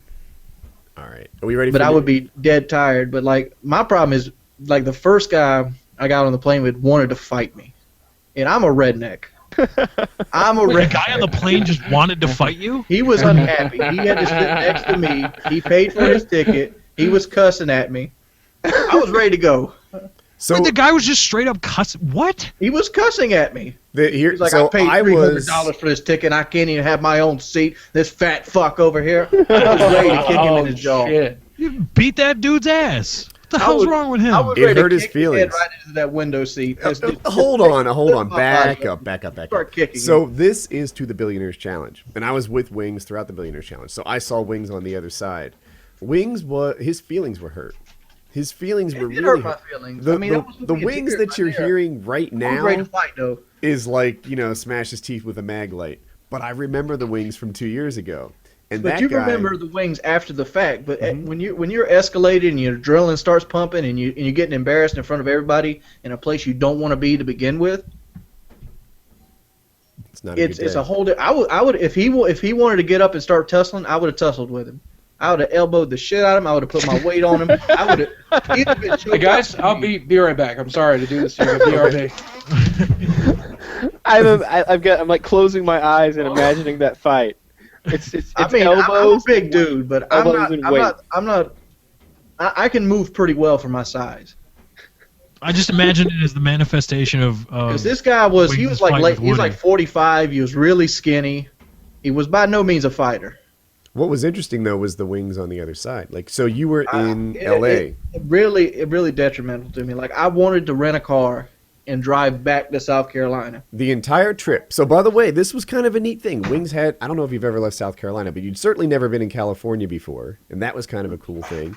You were hanging out with the billionaire where, this is Ferrari parked outside. You're being treated like a professional gamer, which is a neat little thing, Wings was one of the talent, to the draws to Billionaires Challenge, and if you've never been treated that special before, it's kind of cool. There was a 1950s curvy limo that took us to where we were going. That's not something we get to do every day. And the entire trip that Wings was on was sort of tainted with this knowledge that he had to get home and how bad it was to get It's there. like I went to bed every night early, dreading that plane trip home. Yeah. I didn't have deodorant either, and that kind of bothered me. Like a big guy without deodorant is not fun. I gave you deodorant. Yeah, I used your deodorant. Yeah. But I'm just saying, it bothers me when I don't have deodorant on because I'm conscious of how I smell. Because, Wings smells good. We've said it on the show before. The man always I'm very smells conscious good. the way I smell because He's I've a been fine-smelling man. He is a fine-smelling man. You know who else smells good? Rock on 1M1. YouTube. YouTube.com/Rock on 1M1. Yes. I think he wanted us to say that at some He point. has the best smelling YouTube channel. Yeah, I think that was on the list At this somewhere. point in the show, he wanted us to tell you how good he smells. He describes it as, quote, wings of redemption good. All right. It's not that I tried to smell good. It's like I'm conscientious about it because I've been in a situation where I've been embarrassed before, and it's like, People Well, are not in LA. shitty. People are shitty when you're big. I mean, I know people are shitty all the time, but these days, I was about 2006, or the very first time my knee was bad enough to where I had to use a Mart cart at Walmart. Hey, it's the most embarrassing thing in the world you can do. I would actually get back in my truck and leave if I had to use that. But I had to do it. I was the only way I was going to get my shopping done. Had to get done. I wrote it. And on the first night that I ever did, we went at 2 o'clock in the morning, so we wouldn't see anybody. The very first night I did it, I got the worst licks you'll ever see in your life. It was the worst nightmare of my experience. And people will just straight out call you on being fat. One guy very recently walked up to me and said, "Hey man, it looks fun to ride those. I bet you're real lucky to get to ride those, huh?" I'm like, what the fuck are you talking about? No, it's not fun to ride it. It's an embarrassing shit nightmare. What the fuck is wrong with you?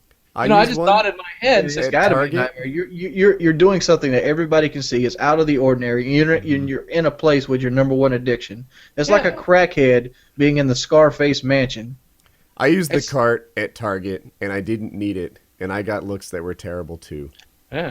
But for different reasons. We were getting those looks for completely different reasons. I was writing on the back of that thing. They threw us out of Target, and I thought that was bullshit.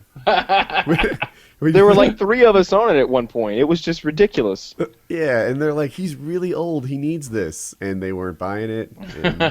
I think they were shocked by the fact that, you're in your 30s and then, we're kind of in our mid-20s and we're all hanging out together and doing weird shit in a Walmart late at night, Target late at night. It's such a motley crew.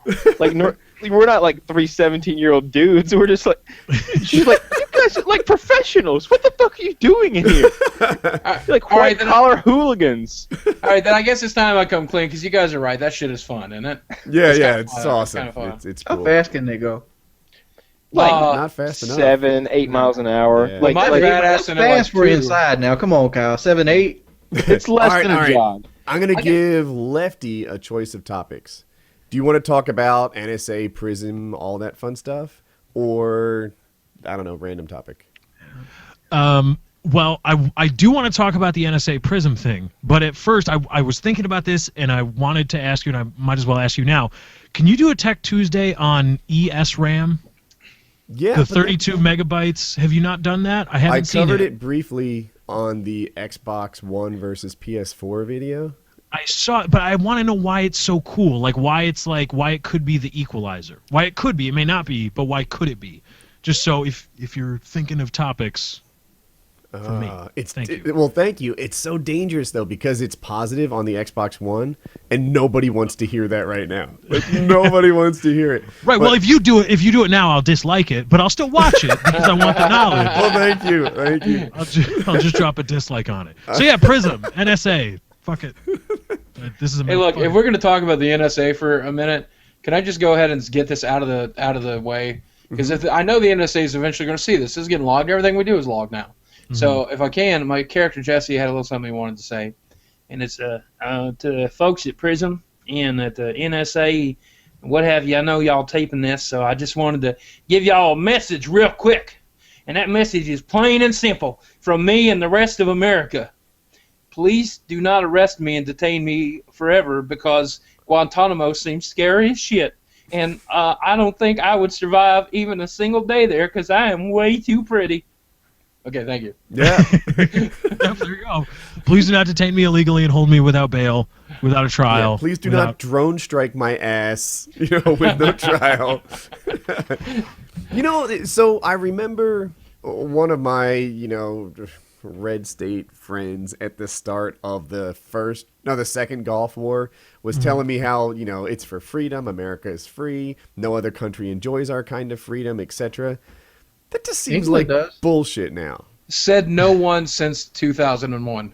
Yeah, it wasn't true at the time. The truth is, I think most countries are pretty free.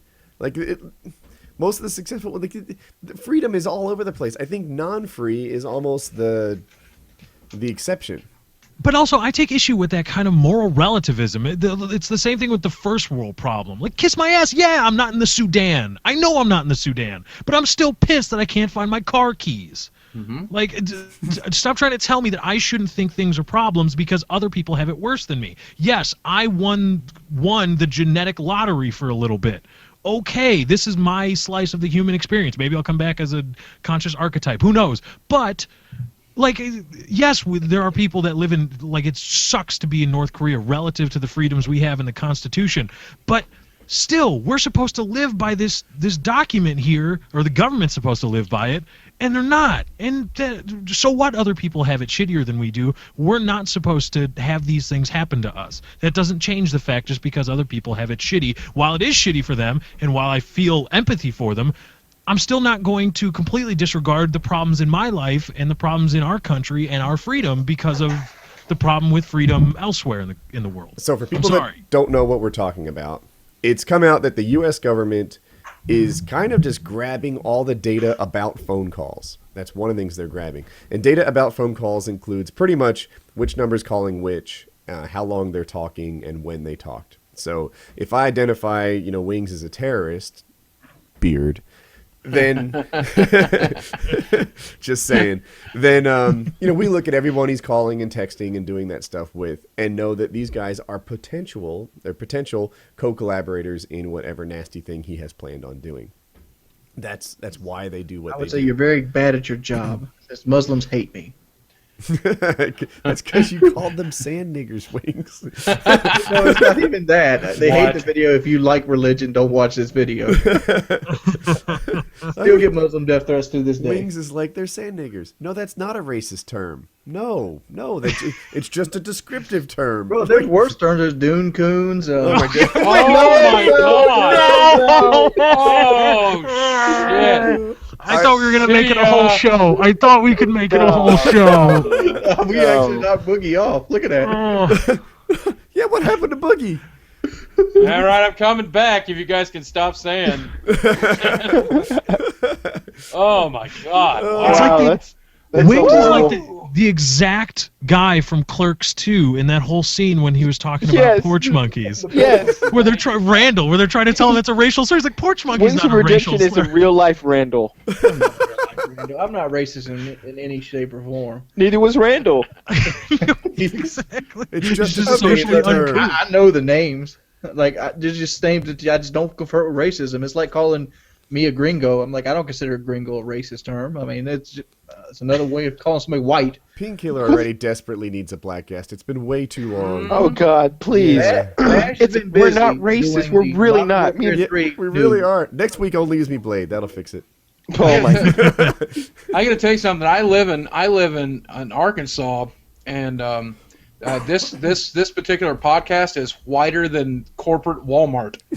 Telling you. Come on. Seriously, white. No. We can create a banner now. We could put like one of those mixed race banners and have like a Latin woman married to a black man and like all happy with like PKA. We haven't been able to book any.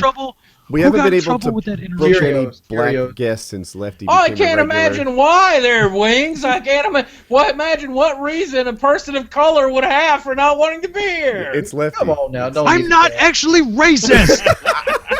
Everybody said I'm not actually racist. He's not. It's just an I have ongoing joke. Bash, and I have a guy named Chris Move. Mm-hmm. Oh, somebody keeps sending me a meme of like the Bad Luck Brian thing, and it says it's Bad Luck Brian, and the top bracket is successful on YouTube, and then under it says best known for being racist. And I was just like, damn it, yeah. Yeah, and What I for said people who wasn't don't even know, racist, you jerks. He's not actually racist. And the thing he said, which now it's going to be a thing. The thing he said, which was a variation of America No Longer Lives, it wasn't even racist. But we just pretended it was. Mm-hmm. If we're going to be controversial here, can I just go ahead and get something off my chest? I am no longer. Do what? We don't do controversy on this show. Oh, we're doing it now. Buckle in. Just don't ask Woody about rape. I personally am no longer mad at Hitler.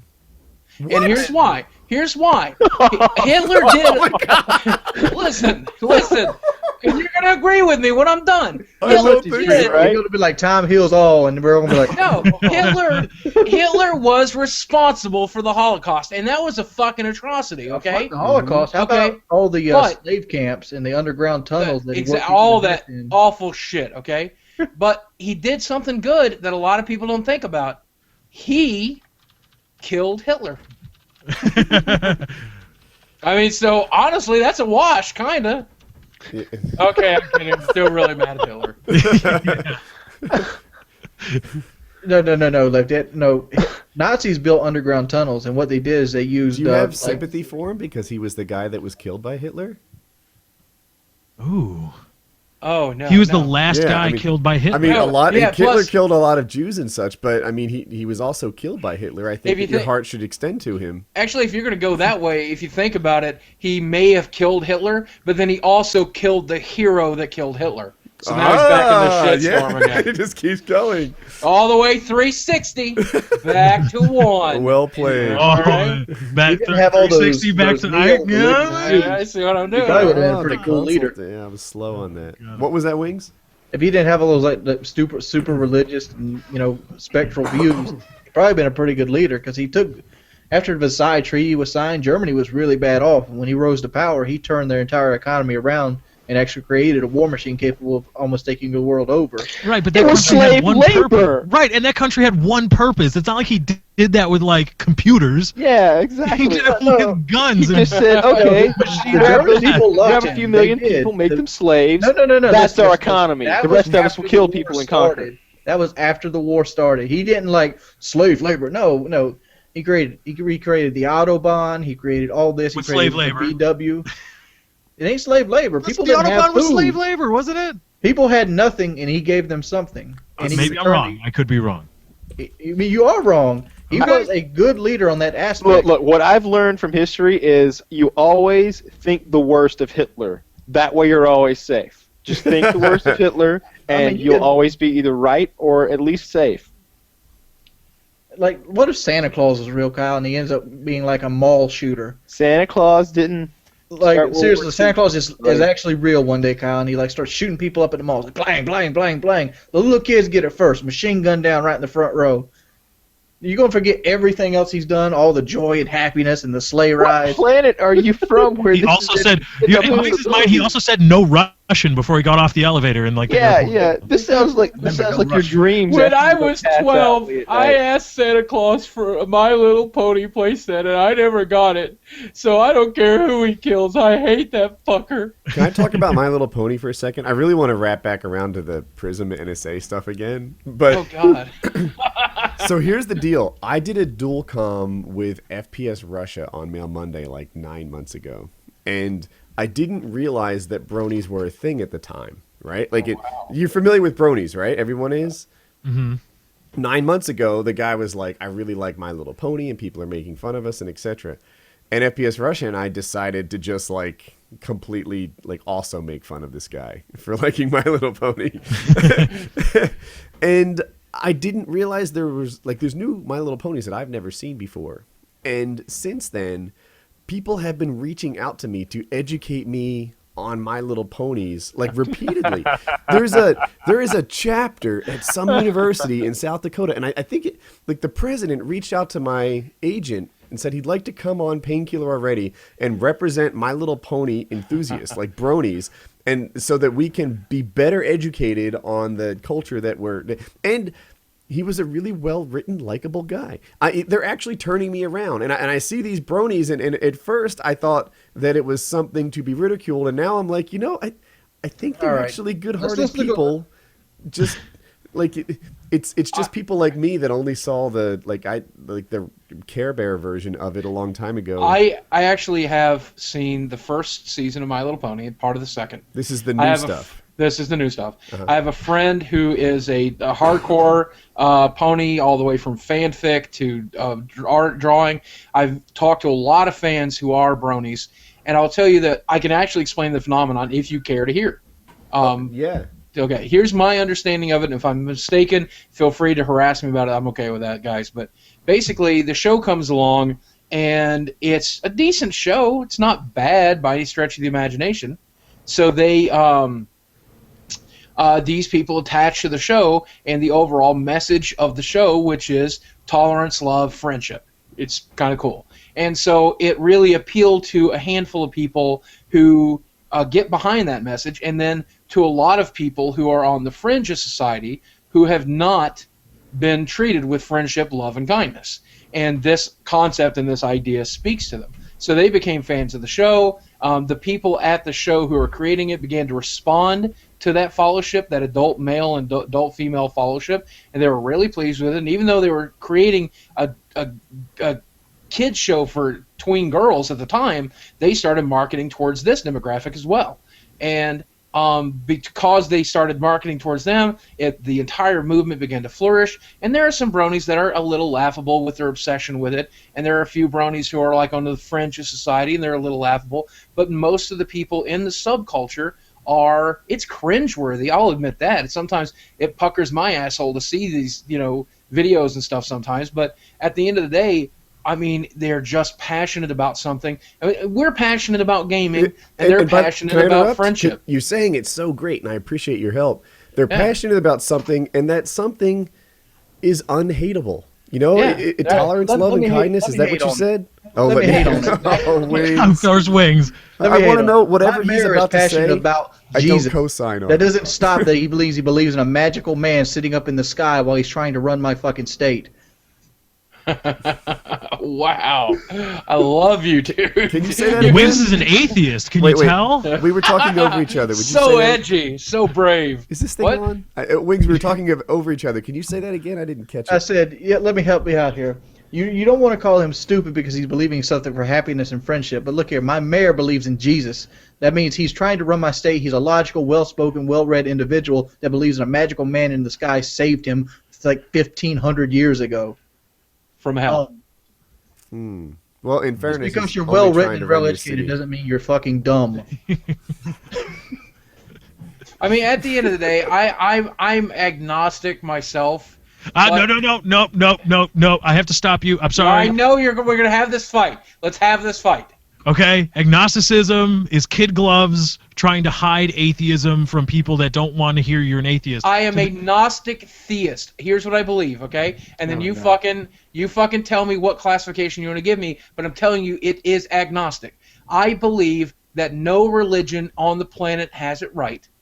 I believe that no religion, all of them are man-made, but there is very likely something more to this universe than we can comprehend. Potentially a god, but potentially a plan, potentially something. I don't know what that is, and I am not so filled with hubris that I will guess. But I believe that there's a chance that there's something, and therefore I believe that I'm atheist. Or, if you want to clarify it further, Gnostic theist. I don't know, but I hope that there is. Agnostic theist is perfect. There you go. Yeah. Okay, then that perfectly paints a picture. Man. But just saying, I was looking for a fight. well, no, just saying because people that say they're agnostic are just trying to skirt the issue. When it comes to the question of the Christian God or the Jewish God is the same one, but or Allah or whatever, you are atheist. Your answer to the question of do you believe in this God is no. By the very definition, if you question your faith, your answer has to be no to do you believe in this, and thus by definition you're atheist. And then you can throw up your hands and say, well, I don't know what lies beyond that. I have no idea. Here's which is a true. question. Right. Here's a question. If you could pick one of the mythological gods to be the real god, which one would you choose? Zeus kicks ass. Flying spaghetti monster. I love pasta. These are two good answers. No, Flying Spaghetti Monster is awesome. Yeah. You to go to the beer factory in the sky when you die with all the cheerleaders and hookers. That's the shit. And you say ramen when you after you pray ramen. Hey, we got an update on this. We got an update. Let me just throw this. I was thinking of Oh wait, Wings. You have she replied to your text? A blowjob update. I can't see it. Can you put trying it? to get Your Gmail you show. take it off Just the lock read it screen? to us. Just read it to us. I told you I would. LOL. Prove it. Can we answer the text Tell her for you? to prove it. There's one way to prove it, and it's not by saying you'll do it. I don't want this to be a thing. I just want it so bad. Please, someone be mature enough not to make this a thing. I can't help Kyle, it. What do you mean a thing? Like tonight or ever? All right, Lefty, are you ready? Ready. You see a very attractive person. What does that person do next to suddenly make you lose all interest? Ooh. I don't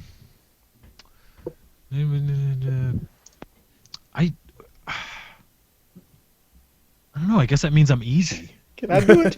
I guess I'm just really easy. We can come back to you, Lefty. Wings, you got something? She says, "I love Jesus." I'd be ready to debate at that point.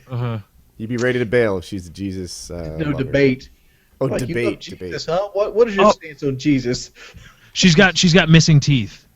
You If said she's got attractive, missing Lefty. teeth, She's attractive, Lefty. no, Yeah, I don't no. think we can go with unattractive as a way to make you lose interest. Hey, Lefty, you need to see my smile at some point, by the way. Look at that. Look Well, at that's that. fine. Okay, I'm but pretty. I mean- I'm pretty. If she's a 10 and then she smiles and her teeth are like a 5. We're not accepting this answer. That's Okay, you're not attractive. I'm not accepting it. Look here, if she's a 10 on the body and her teeth are like black and rotten, I'm like, all right, That's we not can a go 10. to the dentist. Can I get an answer? Teeth. I get an answer for this one. Good. Buys an Xbox One. Oh, look, God. I brought it all the way back. Oh. Somebody's a front runner. You're just gonna hate on the Xbox She One. parks in the NSA You're parking gonna lot. ride Yeah, that yeah. wave of popularity as everyone else dogs the Xbox One. That's See, what- here's what I That's want. what. Hold on a that's second. what we I want the call- floor for a moment. Yeah. Over the next 6 months, as this thing comes out, Yeah. I aspire to establish myself as an unbiased critic on the next gen of consoles. Please be. I'm like, a lot of people are calling me an Xbox One fanboy because I think I'm centered while the internet is pure PlayStation. And if it swings the other way, they'll call me a PS fanboy again, as I stay centered and fact-based while the whole internet rides the wave the other way. That's where I aspire to be over the next 6 Do months. it, please be. I I'm say- going to continue to do what I've always done, which is try to get a feeling for what people are mad about, and then have Francis scream about it, because that's my job. I mean, at the end of the day, I still want to own an Xbox One, and I'm sorry to do that. It's what we call in the comedy world a throwback, to a previous topic to try to get a cheap laugh. So I'm sorry to do that. It's not going to be good for a cheap laugh, but yeah, it's at the end of the day, I want it to be a good product. I want them to fix the problems I have with it, so I can buy one too. I would like to think that I'm relatively neutral, even though when I looked at the E3 games list, 90% of those games I'm going to get on PC anyway. Boogie, you see an attractive person. What does she do next to make you lose interest? See, now I want to do another throwback, but I can't bring myself to use the phrase. I want to do it. I'm going to do it. I'm going to do it. Please forgive me. Uses the phrase "saying." Sorry, Wiggs. Honestly, oh, geez, I don't know. I've got one. It's here. Smoke a cigarette. Oh, I'm with you. I knew that. I knew that was going to be yours. Yeah. I couldn't deal with that. Yeah, if she was Kate Upton and then she lit up, there'd be no place in my life for her. All right, boss of all bosses, Kyle, what's yours? You got one. I don't know. It would have to be something really bad, right? Yeah. Like, Mine might Define be really bad, like bust a crack rock out, smoke a bowl. yeah, oh yeah, yeah. If she Stands pulls at a out- urinal. Here you go, Kyle. 3 little kids come out from behind her. Yeah, that's one. Yeah, if there's 3 mystery children coming out of nowhere, Drugs me and takes my kidneys. anything like that. Yeah, if she's got a blade, for some reason, if she has some sort of razor blade, razor knife Yeah, but situation. snakes are okay. You know what else I don't like, and this is kind of Sometimes. like Lefty's Sometimes. attractive thing, but if she had tattoos on her boobs, sometimes women have tattoos in that cleavage area. That's not for me. I can look past that. I can look past anything physical. Yeah, and sometimes I they have said, my tattoos on their girlfriend- face. My On their girlfriend, face, my and that's girlfriend, never good. My girlfriend says about her weight too. I told her I don't love you because of the way you look. You could be 500 pounds, and I would still be, your boyfriend. Ooh, I got the perfect. Because my girlfriend does this. If she doesn't accept my compliments, Yep, that's hard.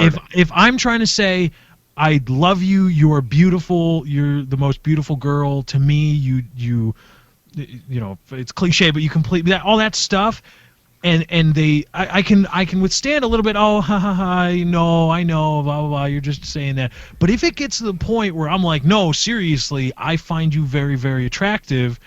And they're like, no, you don't, no, you don't, no, you don't. At some point, I'm like, bitch, accept my compliment. It's pissing me off now. This is fucking determined work. Right. So if the girl, if I'm interested in her or I'm with her and she won't accept my compliment, that's an ultimate turnoff because it's like, I'm trying to be nice. I went out with a girl. Of course, I'm getting married now, so these are all old stories, war stories I'll tell over and over and over again. But I went out with a girl who was way out of my league, just completely out of my league, and she was attracted to my mind, but she hated the body I was in, and she just could not get around the fact that I was fat, gross, and ugly.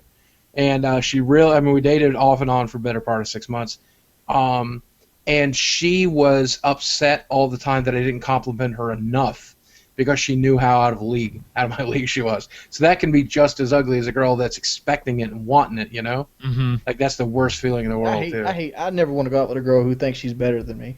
Yeah, I didn't want to either, but, man, she was hot. And I had no self-esteem, so I was like, fuck it. She could be it. a 10 out of 10.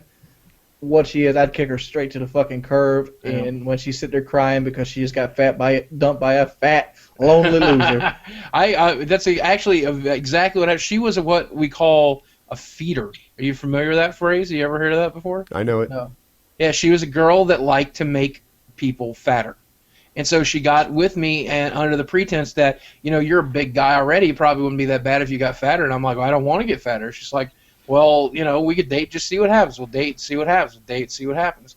And so, you know, at the same time, she hated all the restrictions and all the negative aspects of my body and how I couldn't move as much as I wanted and how it made certain things difficult. But at the same time, she was crazy. That's why she was a feeder, because she was fucking batshit nuts. And the only thing I would have fed her was my little bit of the Tootsie Roll. Well, eventually I got. Jesus Christ! Wait, what did he? Could you repeat that? It would be as funny the second time. The only thing Wings would have fed her is a little bit of that Tootsie Roll. Okay, that sounds like a meme to me. Somebody should write on that. Yeah, get to work, put it on the subreddit.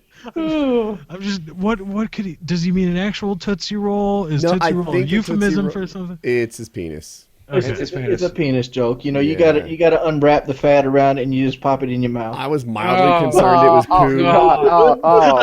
Oh,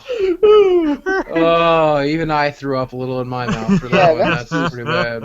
I got a visual image when he said those things.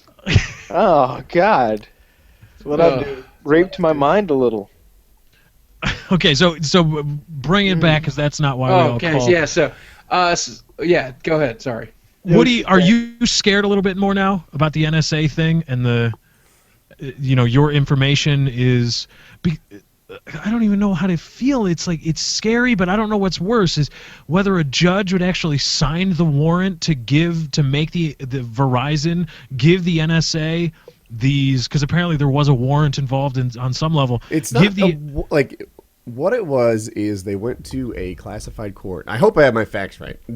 Our standard disclaimer, if you want really accurate information, Painkiller Ready is not the place for you. But my understanding is that a judge signed like an approval. They went to them and asked about the constitutionality of this kind of behavior. And instead of it being like a warrant to check out Lefty, it was kind of like a judicial approval to do this kind of mass collection. And no one is arguing that it's against the law that I know of. The problem is that it's not against the law. Like the problem is that they went to a judge and the judge was like, oh yeah, so long as you're just collecting all the data about the calls and not the actual calls themselves, I don't see what's wrong with this. But there's more.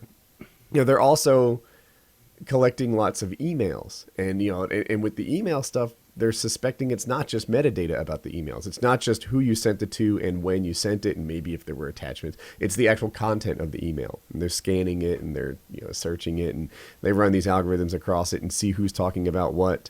So it's emails and it's phone records. And then, now people are starting to worry, perhaps valid. I'm trying to say, validly, that they have the content of the phone calls as well, because it seems like every 3 days, the scope of what they're doing, or the scope of what we know they're doing, is going up. It starts off with, it's phone calls from Verizon. And then it's like Apple, Verizon, Google, AT&T. And then all of a sudden it's ISPs, which is gathering our emails. And then tomorrow it's going to be the content of the calls. And, just goes on. Then it's going to be your browsing history. And then it's going to be your Facebook records are being collected and mined. And, that whole privacy thing you've got going on in Facebook doesn't apply to the government. We don't know where the scope of this ends, but we do know that our government is spying on us as deeply as they possibly can, under the guise that they're going to find terrorists. And then where does it expand from there, right? At first, their motivation is terrorists. Soon, maybe their motivation is, I don't know, drug dealers or crimes or whatever. They've already used the Patriot Act to catch drug dealers, Dude, which the may or may war on not be a terror good is thing. fucking bullshit. Yeah, and they've never stopped the terrorists with it. But I was listening to Bill Maher. Do you guys know him? He's like a liberal on HBO, and he said something that kind of sunk in with me. He's like, "This is not a no-brainer. This is a brainer." To give away this kind of privacy about who you're calling, it is really clear that this kind of information could be useful. If I identify Wings as a bad guy and then know everyone he's talking to, this can really, really help me take down the entire operation in a way that would be super effective. Well, I will counter. So you can put it into the slave we know as the American prison system, which is basically free labor. Let me counter with this. This NSA program has been going on for how many years now? If I'm not mistaken, I believe it's 7. And Something they've like collected a ridiculous amount of data, and they have shredded the Constitution to do it. And a spokesperson, another leak, came out and said that this was worse than we could imagine, and that the what we know now is the tip of the iceberg of the amount of data they've collected. And all of this information is there, and all of those algorithms are there, and all those computers are crunching the numbers right now. They could not stop the Boston bombings, which was literally 2 fucking idiots with some soup pots and some gunpowder. They couldn't stop those guys. So you think they're going to stop the next 9/11? I sincerely doubt it. It is really, really difficult to stop people from doing bad things. People That's what I'm forget saying. there was a terrorist attack in Chapel Hill. Nobody remembers it. It was an ass with an SUV screaming Allah Akbar. Go ahead, Google it. You'll find it on Wikipedia. Screaming Allah Akbar in Chapel Hill, running over as many people as he could in an intersection. How do you stop that? Yeah, exactly. Right? Guns are legal in this country. Even if they weren't, you can get them. How do you stop one guy from taking a gun and shooting up a mall? Like, it is incredibly difficult to stop a population from having a single Easy. bad What apple. you do is when you go to the mall, you start passing out pistols at the door. You want everybody armed. I feel like, welcome to the mall. and Here's the your actual pistol. Have threat. a good day. Here's one of the things that burns in my head. The threat isn't big enough to have this kind of counter threat, I think. Right? Exactly. The truth is, it would be so easy for a guy like me to do something terrible, and it would be so easy for so many people to do terrible things, but yet the fact that hardly anybody does it means we shouldn't be spending $1 trillion a year on this bullshit, or whatever it is, $500 billion a year. The NSA is very expensive. This whole program is very expensive. What if we just spent that on something better? It's Like, how about this? How about a boxing ring for the community? So when you hate somebody, you can call them out and you got to fight them in public. I hear you, but like, more seriously, they spend a lot of money trying to solve an impossible to solve problem, right? Which is preventing any group of whatever 16 from doing something bad. It's like marijuana. It's like they spend like billions of dollars trying to fight marijuana, and they net all these man hours beating it, and they get very little back for it on a drug that they're most likely going to legalize in the next 10 years anyway. I can't wait for that. And not because I want to smoke pot, but because, I mean, clearly it was a bad call to do prohibition on some of these drugs. I mean, alcohol is way worse than weed. I don't know about that. Think about it. Weed's not addictive. Alcohol's addictive. You can't really Weed doesn't overdose on marijuana anyway. You can't overdose on marijuana. You can overdose on alcohol. That's true. Alcohol There has never destroys been a your ability death to operate a motor associated with marijuana. vehicle.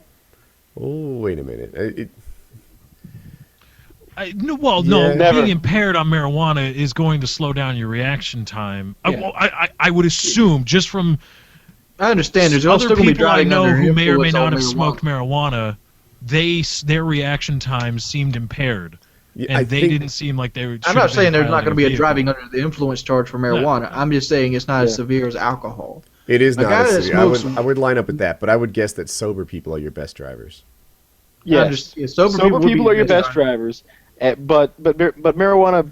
All right, if marijuana caused an accident, they weren't actually killed by marijuana. They were killed by a forklift accident That's when the same someone thing. was You under can do the marijuana. same thing with like alcohol. The guy weren't killed because he was drunk. He was killed because his car hit a damn forklift. Yeah, he got hit with a fucking car. No, his reaction time, which was impaired by marijuana, is what killed him. That would say marijuana killed him. One challenge with aspect. marijuana is it's really difficult to tell if you're high right now. That's what I've been told. I'm sure there's some expert out there who thinks I'm wrong, but like it. For example, I could take a tuft of Lefty's hair and test it for pot and know if he had used it in the last 3 months, but I can't tell if he's driving impaired. Not my beautiful locks. You leave them. All right. Well, you know what? I was looking at wings when I said it, and I was like, that won't work, guys. I guess we get some beard or Would something. beard hair? Would No, they do. arm. No, I actually know this. I've asked this question before. I had to take a drug test one time, and I was like, what if my head was shaved? And they're like, we go to the armpit. I'm like, well, what if I was a swimmer? We go until we find hair. So the key is to shave your body clean. Yeah, eyebrow. They're gonna go for your eyebrows, man. They're pulling. Shave them off, and they'd be like, come up here looking like fucking Moby and shit. Hey, bitches, I'm ready to take my drug test. How funny would it be if that was like a gag in a movie? Like the guy had to shave all of his body hair off so he could get this gig, but he gets there and it's a urine test. Yes. And then there's other stuff that, like, people act like, oh, you know, pot's not bad for you to smoke. It's all cool. No, dude. There's bad stuff in cigarettes. Even superheated clean air is bad to smoke. I've said this in videos before. When I was little, they had cigarettes, quote unquote, with like nothing in them. Like they burned clean. And it turned out just inhaling that really hot air was bad for your lungs. So that's not how... Because smokers...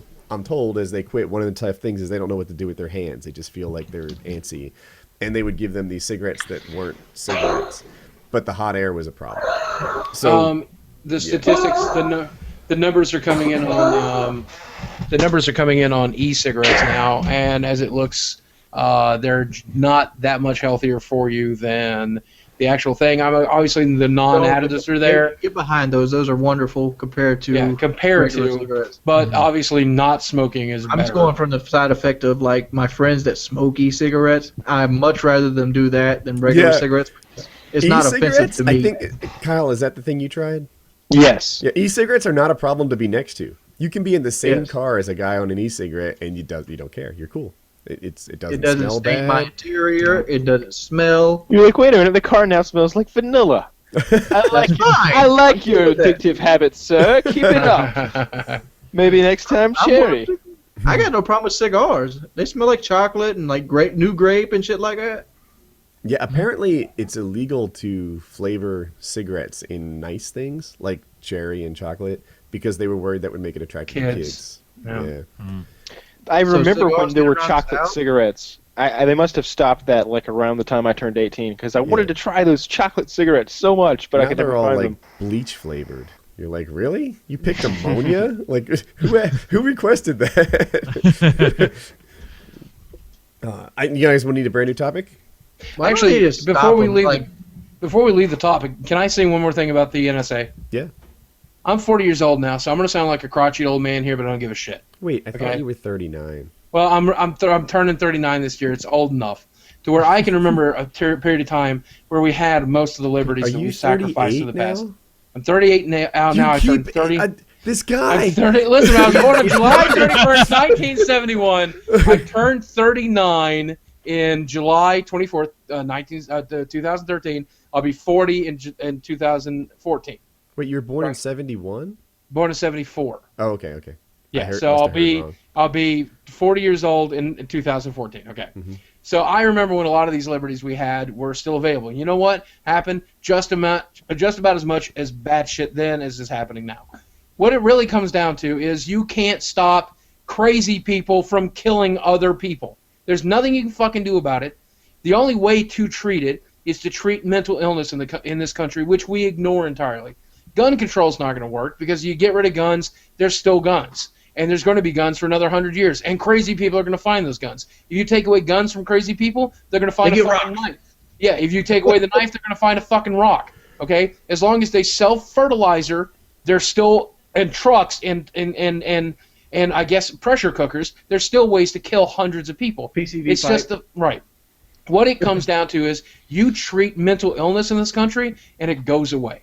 It reduces greatly. We're safer now than we've ever been, but it has absolutely nothing to do with the NSA is doing. It has absolutely nothing to do with the Patriot Act is doing. And the fact that we are not standing up against this, the fact that this is not the only thing we're talking about, the fact that we have another topic to go to is heart-wrenching to me. But there's only so much screaming about it I can do on Remember Twitter. the color grid they used to throw down your throat? Yeah. Red, orange today. Yeah. Yeah. Scared. I mean, at the end of the day, it all comes down to a select few crazy fucking people, and it doesn't matter how much data you can get. You can't predict crazy. That's the definition of crazy. The other thing I want to throw out there is if this doesn't bother you, right? Maybe you have complete faith in Obama, and you say, I'm going to give this a pass.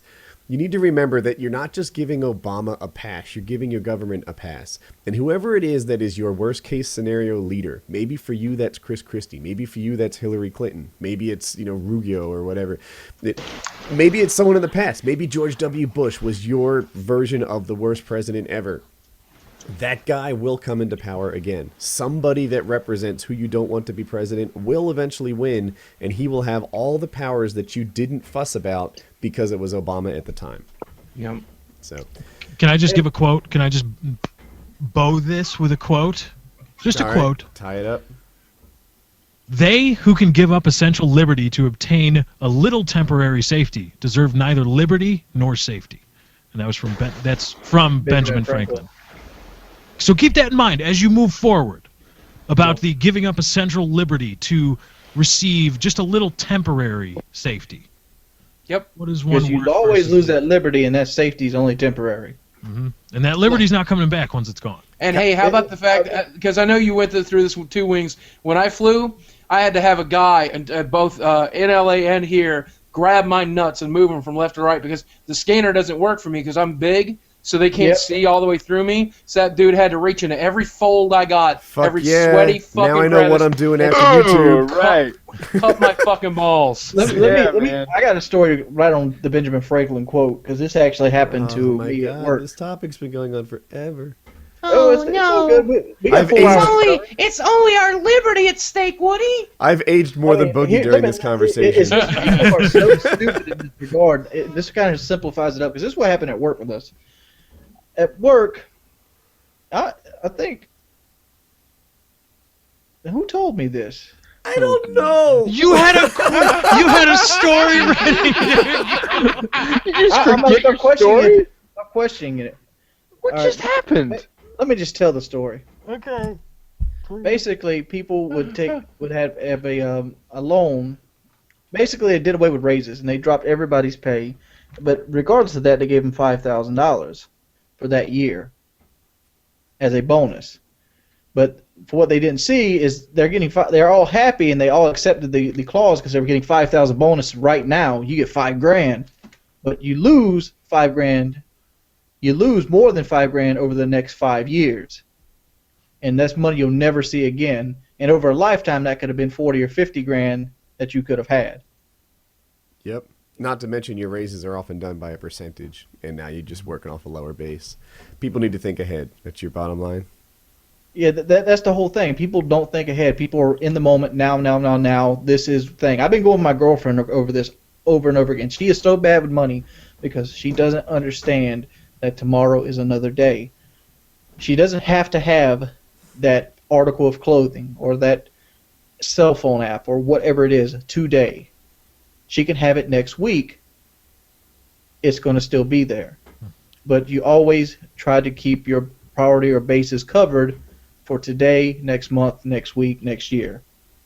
And if you destroy that to get something faster, you're going backwards. Kyle. The guy that works for me is terrible with his money.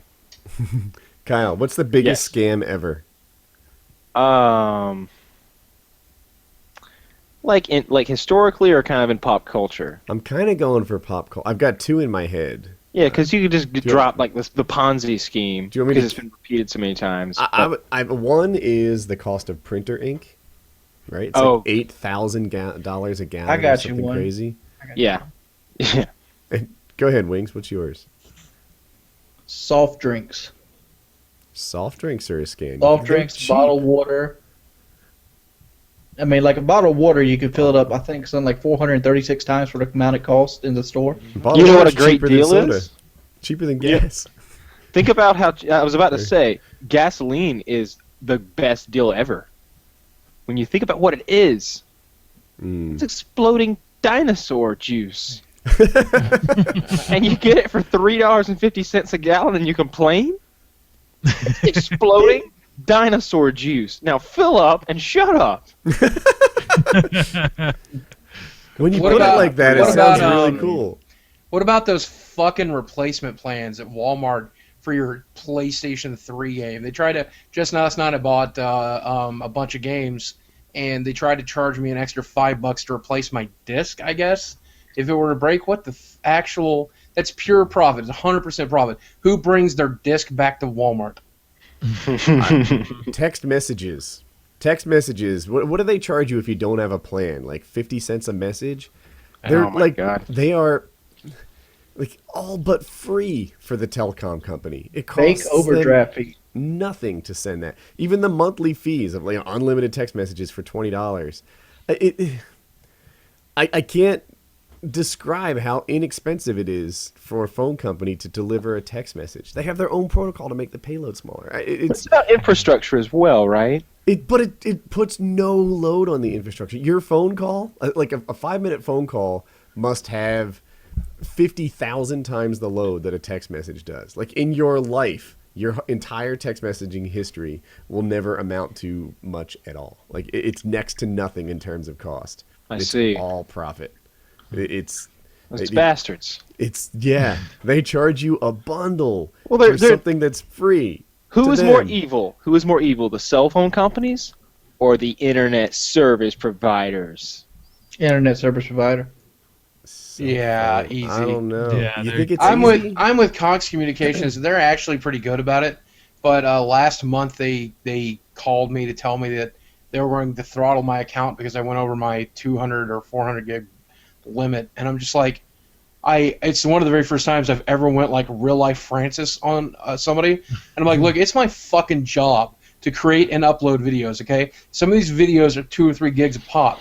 All right, I pay for the best plan you got, and if you had a better upload, I would get a better plan. If you ever fucking throttle me, I will change to AT&T tomorrow, even though it's a worse service that costs more and is slower, just because fuck you. If you don't give a shit about my 15 years of customer loyalty to you, I will change in a heartbeat. If I so much as see a fucking email about this again, I will not call to complain. I will call only to drop your ass. And I've never been so mad in my life. But even Cox Communications, which is one of the best ones, is still really shitty. I hate it, dude. I have a business line, so like I'm lucky. I worry about nothing. Like maximum upload, there is no maximum upload. I could run the thing 24/7 at full throttle, and they'd never say a word to me. When I call for support, I call their special business support line. I don't get that, Woody. I have a business line too. Remember when we was having that DOS problem? Yes. Yeah. I called them to change my IP a couple times. I'm like, dude, I'm getting DOSed. They're keeping my line down. I have no access to the internet. I'm not getting the service I'm paid for. Could you please give me a new IP? First time they did it. Second time they said, we're not going to do this for you anymore.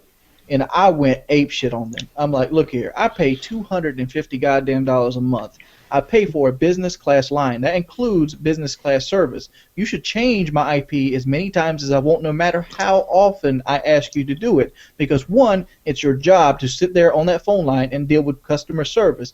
Two, I pay money for that customer service. It's ridiculous that you would even give this and worry about what I'm doing on the internet. As far as I care, you're giving me access to the internet. I give you money for that access. That's the end of the contract. Yeah, I guess it depends where you live. In my area, I think the cell phone companies are the bigger crooks, because my internet, although it's just 50x5 for like $90, I You got know, a when I $600 phone bill. When I was a kid, just so you know, when I was a kid, the customer was always right. But these days, we're not customers, we're consumers, you know? And we're never right. They call people like me a demon customer. Because I know what I want, and they won't give me what I want. I say I want offline single-player games. They say, no, you can't have it, you old fart. Sorry. Xbox One again? God, like, I swear, I should make a whole new channel and just be like, Xbox One sucks. In every video, I'll get 8,000 subs a day. Hey, let me tell you something. Let me tell you something, okay? I'm a comedian, and I have to go with what's funny, and their business plan is funny as shit right now. That's all I can do. That's all I can do. You know, they're using the EA business model, and that shit doesn't work. Yeah, the EA business model of here it is, like it, and shut the fuck up. Here's what it actually is. They're trying to be developer friendly, right? They're trying to make their platform the one that developers prefer to code for. And that's why they're doing stuff like, you know, hey, everyone that plays this game buys it. That's what the 24-hour DRM is about. That's what the use game policy is about. That's all that stuff is designed to make that platform more attractive to developers. Actually, the 24-hour DRM is actually about checking for patches and downloading all of your patches for your game so you never have to wait. And that's the entire reason they designed it according to that engineer, and I really like that. I actually really like the fact that it's going to check every 24 hours to make sure all my games are patched and up to date. That way I don't have to patch the very next time. PlayStation Plus already does that, doesn't it? Yeah, of course it does. But still, I mean, that's... PlayStation is a free service, not PS Plus, I know. But PS Plus is not, but... that's why when you want to download, like, Black Ops 2, I mean to say Black Ops 1, it takes a day. You know, like they've got some sort of whatever 386 on a modem serving up all your crap. I downloaded and that's why I'm sorry, Xbox One is going to have 300,000 servers because people have been paying for it for a decade now. I downloaded my free game for the month, which was Uncharted 3, or one of my 12 free games for the month, and it took I think 8 hours to download 40 gigs. It was ludicrous. Yeah, I was like really upset about that. So, Lefty, did you do biggest scam ever? Social Security. Oh, yeah. Oh, yeah. Oh, yeah. That, Giant pyramid scheme. And it's probably going to come crumbling down in the next decade. Yeah, you young kids ain't going to collect it, I can tell you that. But you're going to be paying into it. What the hell are you talking about? Yeah, Wings and I and Kyle probably not going to collect it. No. But yeah, Social Security is a giant pyramid scheme. And I'm still paying. I just paid $900 worth of taxes today. Some of that was Social Security. When are estimators due? The 15th or the end of the month? They're due tomorrow, aren't they? Estimates are due tomorrow, yeah. So I pay my estimates on the 13th. God damn it! I hate paying taxes. Taxes are horrible. I hate taxes so much. And I'm not one of those people that acts like every tax dollar you spend is a total scam. Like, you know, they just robbed this from me as if I get nothing in return. I just paid for a 1/83rd of a missile. Fuck you, IRS. No, but that fucking self-employment tax is a You scam. kiss my ass. I paid for a whole missile. Can we agree on this? Because you may be the only people that I can connect to with this. Self-employment tax. What the fuck are they doing? Well, you understand why it is, right? I know. Yeah, I understand why, because I don't have an employer backing me and matching me into Social Security. I get all that, but at the same time, fuck you. So for viewers that don't understand, here's the deal: when you work for another company, like let's say you earn whatever $100,000 and you pay in something like my numbers are surely off, but something like $7,000 on your side for Social Security, your employer matches it, and he also pays in $7,000 on your behalf. So together you pay roughly $14,000. When you're self-employed, you pay both sides of that. You pay $7,000 and then what they call self-employment tax, which is the other half that your employer otherwise would have paid for you. Now, when your employer pays $7,000 in tax for you, it's really just a pay cut. You know, your cost to your employer includes that $7,000, and they understand that. If that didn't exist and the employer didn't pay it, he would pay you $7,000 more eventually. You know, just supply and demand between employees. You know, you are a resource that they pay for, etc. It would level itself out. If I introduced a new tax, all of a sudden, you know, everyone who hires a guy has to pay $5,000 for no good freaking reason. Over time, salaries will reach $5,000 less than they otherwise would have, because we introduced a cost associated with employing people. So what Francis is so upset about is he sees the full cost that everybody pays, but he pays it out of his own wallet. Yeah, it sucks. You get $10,000, you might have like Francis. I'm sorry, 55. Trust me, when I get mad, it's Francis. Trust me. I'm gonna go with that. If you get paid $10,000, you might come home with like $5,500 of it. Yeah. You can actually spend. That's about right. And don't get me wrong, Unless at the you're end of the- Apple, and then you don't pay anything. It's ridiculous. Last year, there's people in this call would elope me, but last year I paid something like $40,000 or $45,000 worth of income taxes. And at the end of the day, man, I'm a patriot. Okay, I don't have any problem paying my fair share.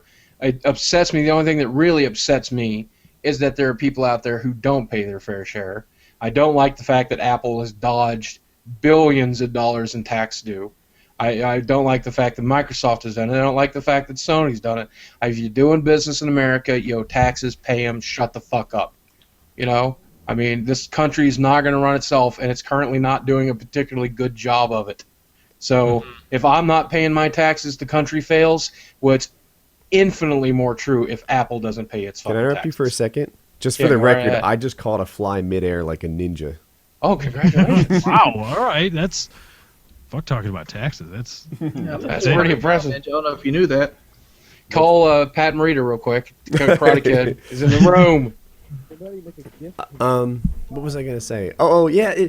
Why does Kyle sound like he's being muffled? He's talking to somebody else, I think. I'm not talking to someone else. He's eating that burrito. Oh. Kyle and his burrito. What are you talking about? Kyle's actually getting Wings' blowjob. That's what's happening right now. No, that's completely untrue. I played a game of zombies with Merca Durka, and during that game, a Friends with Benefit came over and blew him. And the conversation started getting really he just wasn't carrying his side. He's normally really witty and funny, and all of a sudden it's if you don't want to play, we don't have to play. And then later he's like, I was getting blown during that game. There's a period there, and that's why he wasn't the witty, I have one of funny the best Merca. girlfriends ever. My girlfriend will do literally anything I ask her to do. Oh no. Period. Tell me If more. I asked her to come over right now and cook me a 8-course meal, she would be over here cooking me An an 8-course meal? Jesus 8 course. Christ. Describe to me an 5, 8-course 6 meal. I want to hours hear to about get it. I don't know what an 8-course meal looks You like. get a salad course. You You get get a a salad, I guess, a soup. bread, of course the main one, a dessert, we're up to 4, a soup, that's 5. Fifth meal. How many appetizers are there? Is there Yeah, some sort of appetizer. gelato? Gelato, custard, There's some espresso? sherbet or sorbet between Coffee. servings. Yeah, we're talking about a 9,000 calorie dinner here. Mm-hmm. And her I'm just veg saying, for dessert. I have the best girlfriend you could possibly ask for. Okay. See, I thought you were going to go somewhere else with this. She's so I'm- good, she'll do anything. I thought we were going to. Yeah, I for sure thought it was going to be Sexually, should do anything sexually too. You're a lucky guy. Good for you, Wings. Mm-hmm. New topic. New topic. Will she lick your butthole? Yes. Oh, sorry.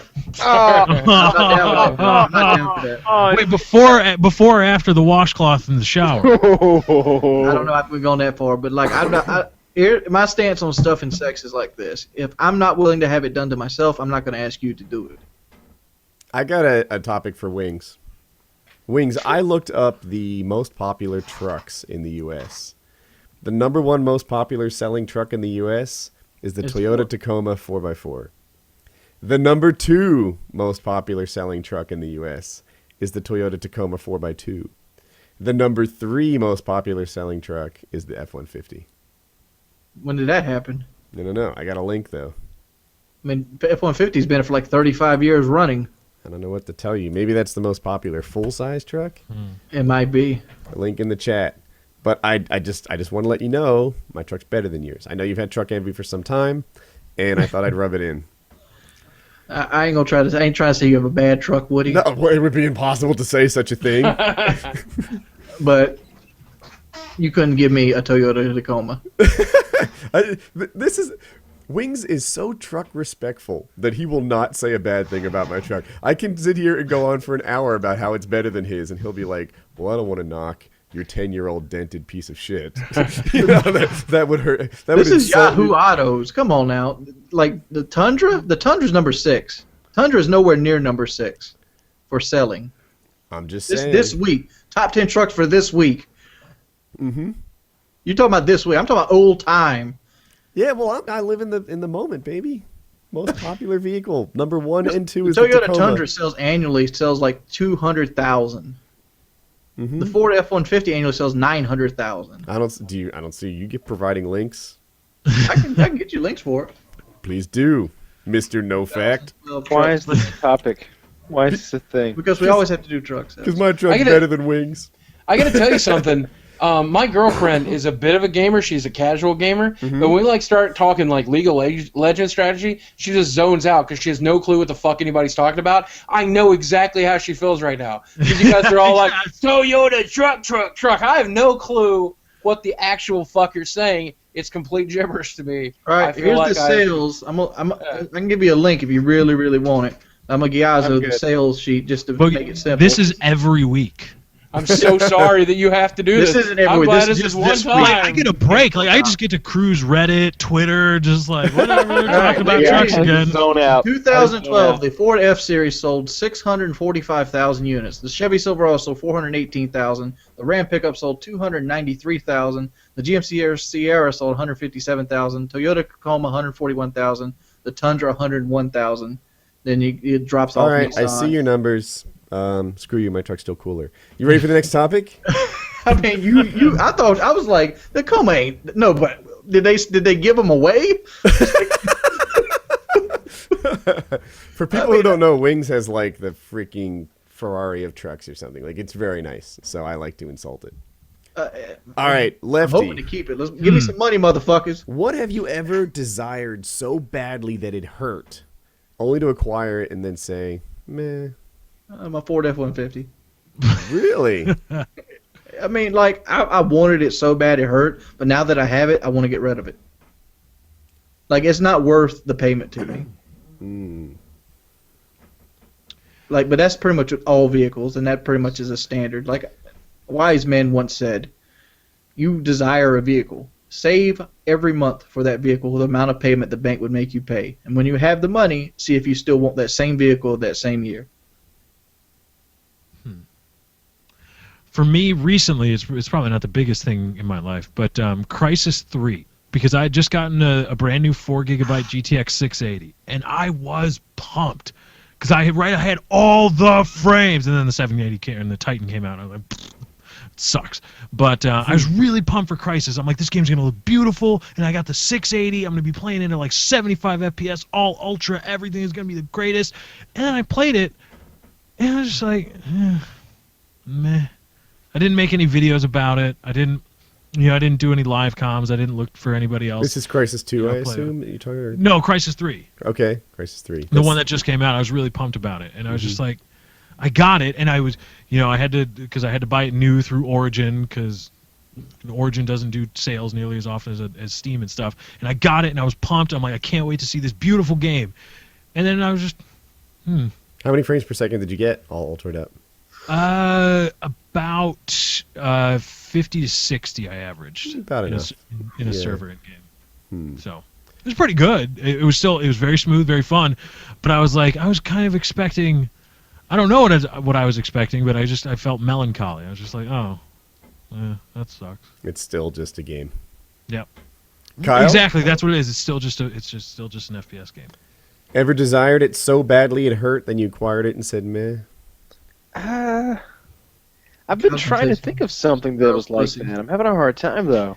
You know what I have?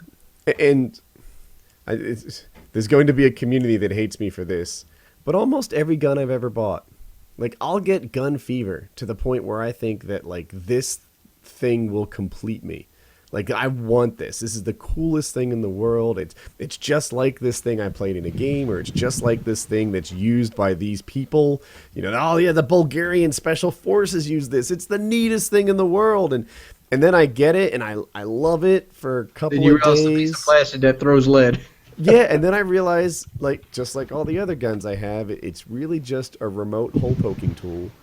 And it mostly sits in my safe, doing nothing, and it's cool-ish, and I guess I like having it, but for some reason during the lead up to purchasing the gun, I'm all ready to slay real life zombies, and then after you get it, you're like, I actually didn't need this at all.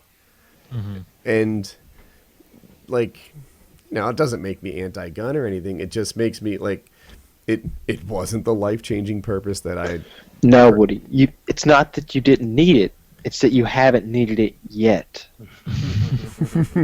That's why I look at it. I've never needed. It's coming. I never needed my 45. I don't know what it is. I still But only have. it might be people parachuting in. It might be mole people from underground. It's more likely going to be like an animal coming into your yard uninvited. No, mole people for sure. Mole people. The mole people are coming. They are coming. They live just below the Earth's crust, and they're plotting and planning their return to the surface. How does the line at the end of The Incredibles go? Like, I'm always beneath you because nothing's beneath me, or something close to it? No? I don't watch cartoons. Suck it. Mole people. All right. Well, Mole people. Now you got me looking at trucks. I'm looking at F-150s. Like, I wish I had one. Like, I'm literally looking at this goddamn picture. I'm like, that's a beautiful fucking truck. Wings, you have a I want truck. one. Mole traps. I've got one. Fuck. See, I'm trying to look up what weapon the Bulgarian Special Forces uses because I'm like, I think that is it that's the gotta be something Bulgarians? special. The FS-2000 is the gun I was talking about, and I'm not sure which. I think it's them. I have legit shot one gun in my life. You guys are all gun guys. I've legit shot one gun in my life. It was a shotgun, and I was 12 years old, and it knocked me on my ass. And I'm like, well, that was fun. Done. How about this? I'll lose 150 pounds if somebody can promise me a brand new LTZ Silverado. Anybody out there want to take it? What do you call the people of Belgium? Bulgarians? I don't think so. no. Belgiumums? Belgians? They're Belgians. They're Oh, Belgians. Belgians. Yes. The Belgian Special Forces use it. Ah, okay. The So. Belgians. I always call Gervin the Belgian beast. They're Belgists. The Belgian beebs. Yeah, so almost every gun I've ever had is like, I don't know, for some reason I think this thing will complete me, make me pure happiness. Wait a minute. Feeling We haven't regrets. talked about Game of I'll take the Thrones. F-2000 off you, Woody. Why haven't we talked about Game of Thrones yet? Because it's boring and it's not a fun topic. Fuck that shit. I'll talk some Game of Thrones with you. We can't go too long, but All right, so the most exciting I have to set down the headphones because I'm not caught up. So I'm literally just gonna be like, I was gonna be like, oh man! no, All right. you got 5 minutes. You got 5 minutes. I'll be All right right, back. I will Something time great. it. I will literally time it. Go ahead, Kyle. All right, and he's out of He there. leaves too. He's like, fuck this. I think Wings just left because he doesn't like this topic. I know. Well, That's how let's you do it. know Let's I do picked it. a good I'm like, I don't But fuck participate. him. I'm at least gonna stay here. And All right. Yeah, exactly. Let me just lead off by saying, fuck Rob Stark. Fuck Rob Stark. He was love struck. He got weak. You can't win the Game of Thrones if you're not in it to win it. The guy was in it to bone his new wife, and Rob Stark, dude, there are more hardcore players on the board. You lost the Game of Thrones, and you should. No, my new favorite character, I think, is the sister of that guy who's being tortured. Oh, I think she's 'cause my of the new very favorite end? character. She's at the very end. She's like, I'll tell you what I'm gonna do. I'm gonna take the fastest ship, and I'm gonna take the 50 greatest warriors from all the islands, and we're gonna sail up the river, and we're gonna get my brother back, whatever it takes. And like, there's all these like slow motion cuts of her like looking really powerful, and like these and like cutthroat people soldiers. loading cargo onto a ship, and like soldiers sharpening swords or Yeah, something. they're like the A team out there. They got scars on their faces. They've been through like 10 other campaigns. She obviously likes her brother because she let him finger her on that horseback ride. She did. She did like that. Yeah. Yeah, she's pretty badass. Daenerys is pretty badass. She's OP. I like her. Like I've said this before. I don't know if it was PKA or not, but she's OP. She's bad. She is Superman in Gotham City. She totally doesn't. If Superman was in Gotham City, he'd like laser beam eye the Joker in 10 minutes. The guy would just be caught. It'd be the end of that. The Joker presents no challenge to Superman. The guy's like lightning fast, laser beam eyes, freezing breath, impenetrable to bullets. And if the Joker was there, he would just reach through the windshield, grab him by the neck, and be like, seriously, you were being hazed by a clown this whole time. That is Daenerys. She has 3 people who are capable of taking down a city by themselves, warriors. She has 8,000 unsullied. She has 3 dragons getting bigger by the week. She just took over a new city. I don't know how many warriors were in that city ready to follow her too. And that other army, the mercenaries that are controlled by the ponytail guy. Yes, She's added them in. They're called like the brothers. The broken swords? Something like that. She nobody else is anywhere near her level, and it'll be interesting to see what they do with her character because she is literally too powerful for this game. Yeah, it reminds me of that line from Step Brothers when they go and they're taking their job interviews, and they're like, "We're gonna be interviewing as a team," and the other one's like, "Yeah, we're here to fuck shit up." That's how I imagine her character. What is he doing? That's Wings having sex. No, it's Boogie playing something on his iPod. Anyway, the last episode was a total disappointment. We only have 2 minutes to talk about this. The second to last episode was pretty good. I liked it. And then at the end of the season, I was a little disappointed. Like, I can describe the entire season like this. Here's what happened. 2 people got married, or I guess 4. There were 2 marriages. There was 1 death, and not a lot else. What happened of note during the season that I left off? 1 death, 2 people got married. I don't know. Daenerys took over some cities or something. The little guy married the Stark girl. That's one of the marriages, yeah. There's 2 marriages, 1 death, and other than that, the plot line barely moved forward. Yeah. I need next season to advance the story. Yeah. I got the feeling this is going to be like a 12-season story. Yeah, there won't be that much budget. Do we need a new topic? Sure. And I'm back. All right, Lefty. Yes, sir. This was asked in the Rape Squad Killers subreddit. Oh, is it the one we talked about before the show? No, it's not. Oh, okay. It's, what is Lefty's story? I've been looking around and I can't find any info on Lefty. I love his content and I'm just curious who he actually is.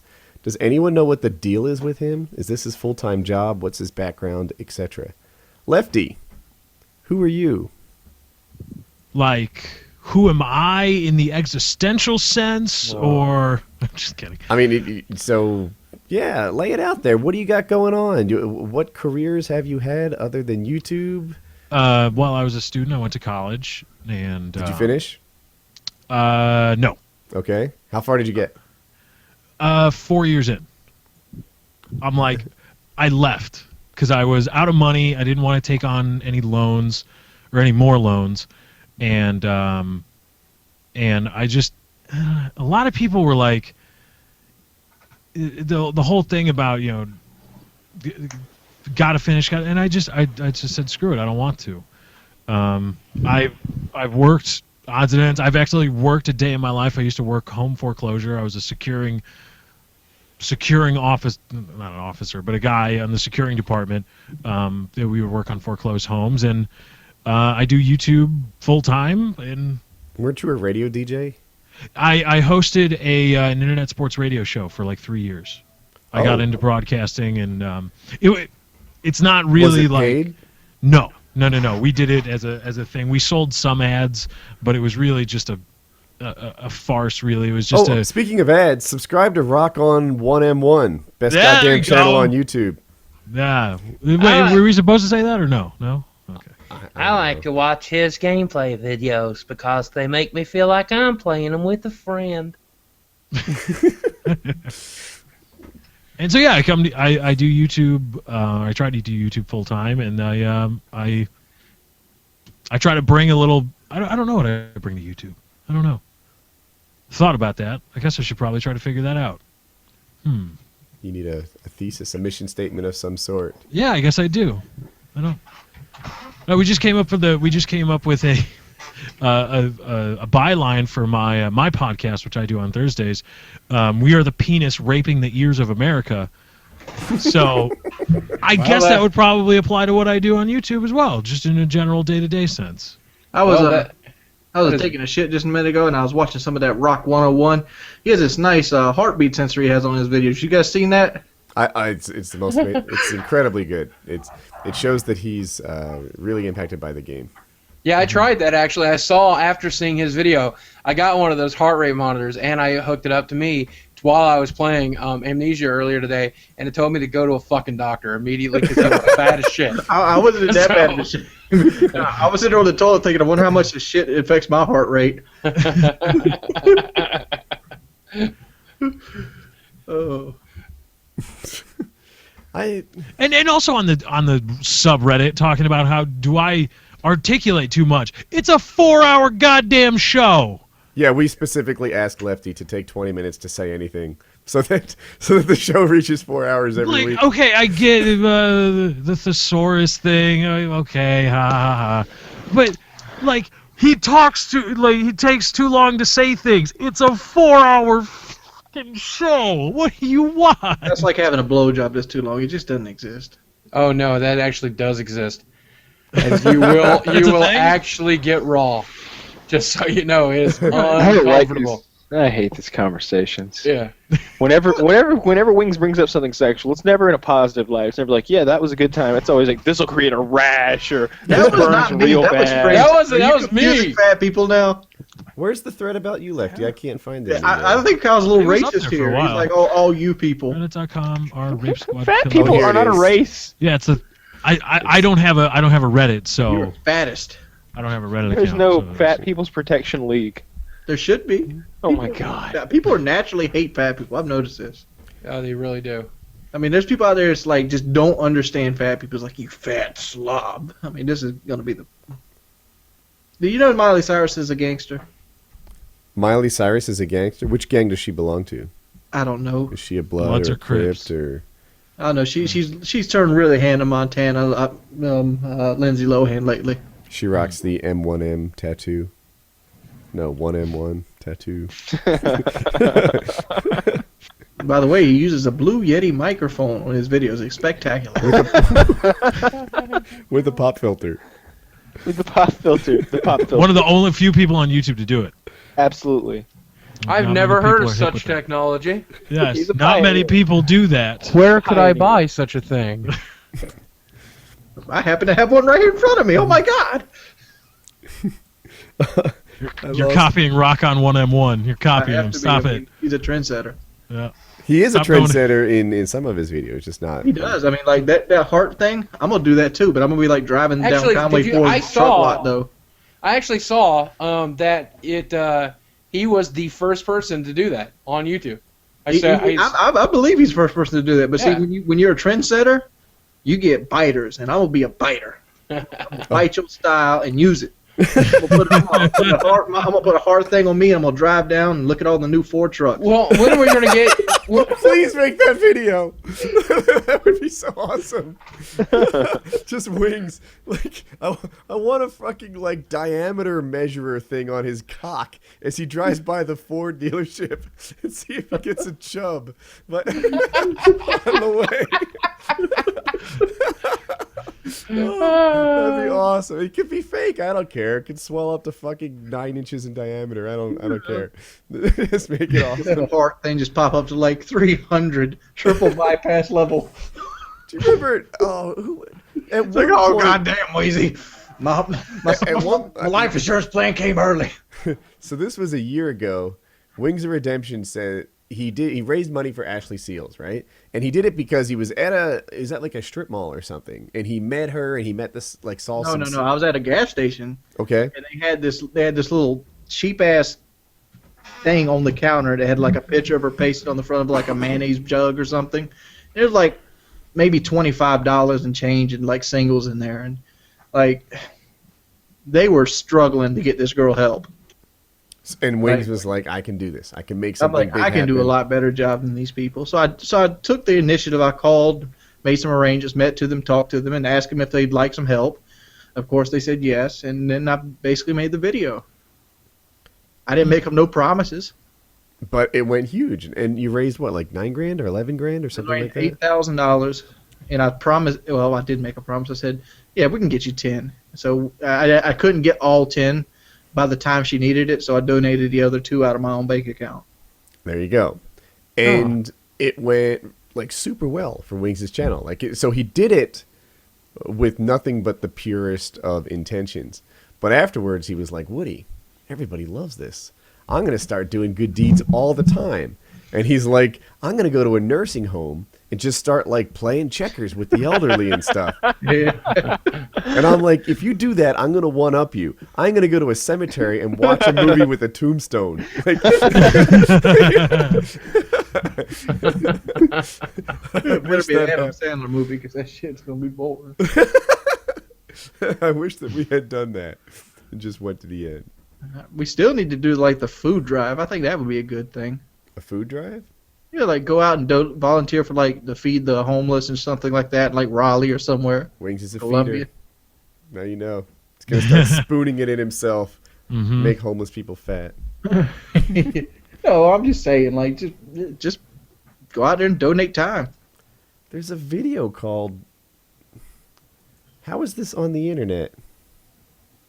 On the Rage Squad Killer subreddit, it says Woody does sit-ups, PKA 137, and it's the sit-up challenge, but this never made it on YouTube. Oh, did you? Because you posted the video. Oh, that's of the right. recorded from To be 137. fixed. Yeah, there's just no audio. Oh, I see it. Huh. Maybe I should have put that video up. Anyway, I'm sorry, I got distracted. I was like, I never put this on YouTube. But there's me doing sit-ups, rocking it like it's hot. Sorry, I got distracted. That was terrible. You got distracted by yourself doing sit-ups. I was did. watching myself do sit-ups, and get a little distracted there. What were you talking about? Mm-hmm. I'm waiting. Oh, it goes up. I did 54. That was my number. Now I know. 45 was the thing. I think if I had said I could do like 60, I would have hit that instead. But since I said I could do 45 afterwards, I was like, well, the rest is just gravy.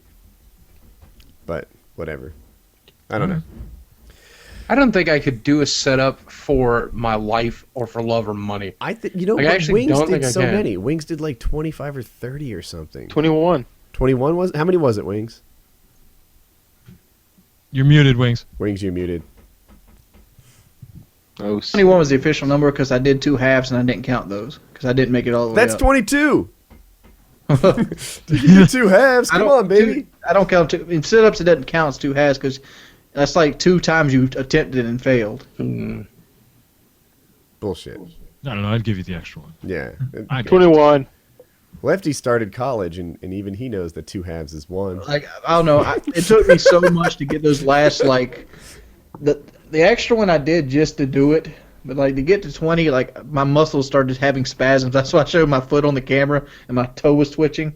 Oh, I saw that. Yeah, it was like locked in a Yeah, position. they were all cramped up and everything. Man, it took a while to get out of bed this morning, and I still got to do 20 more today.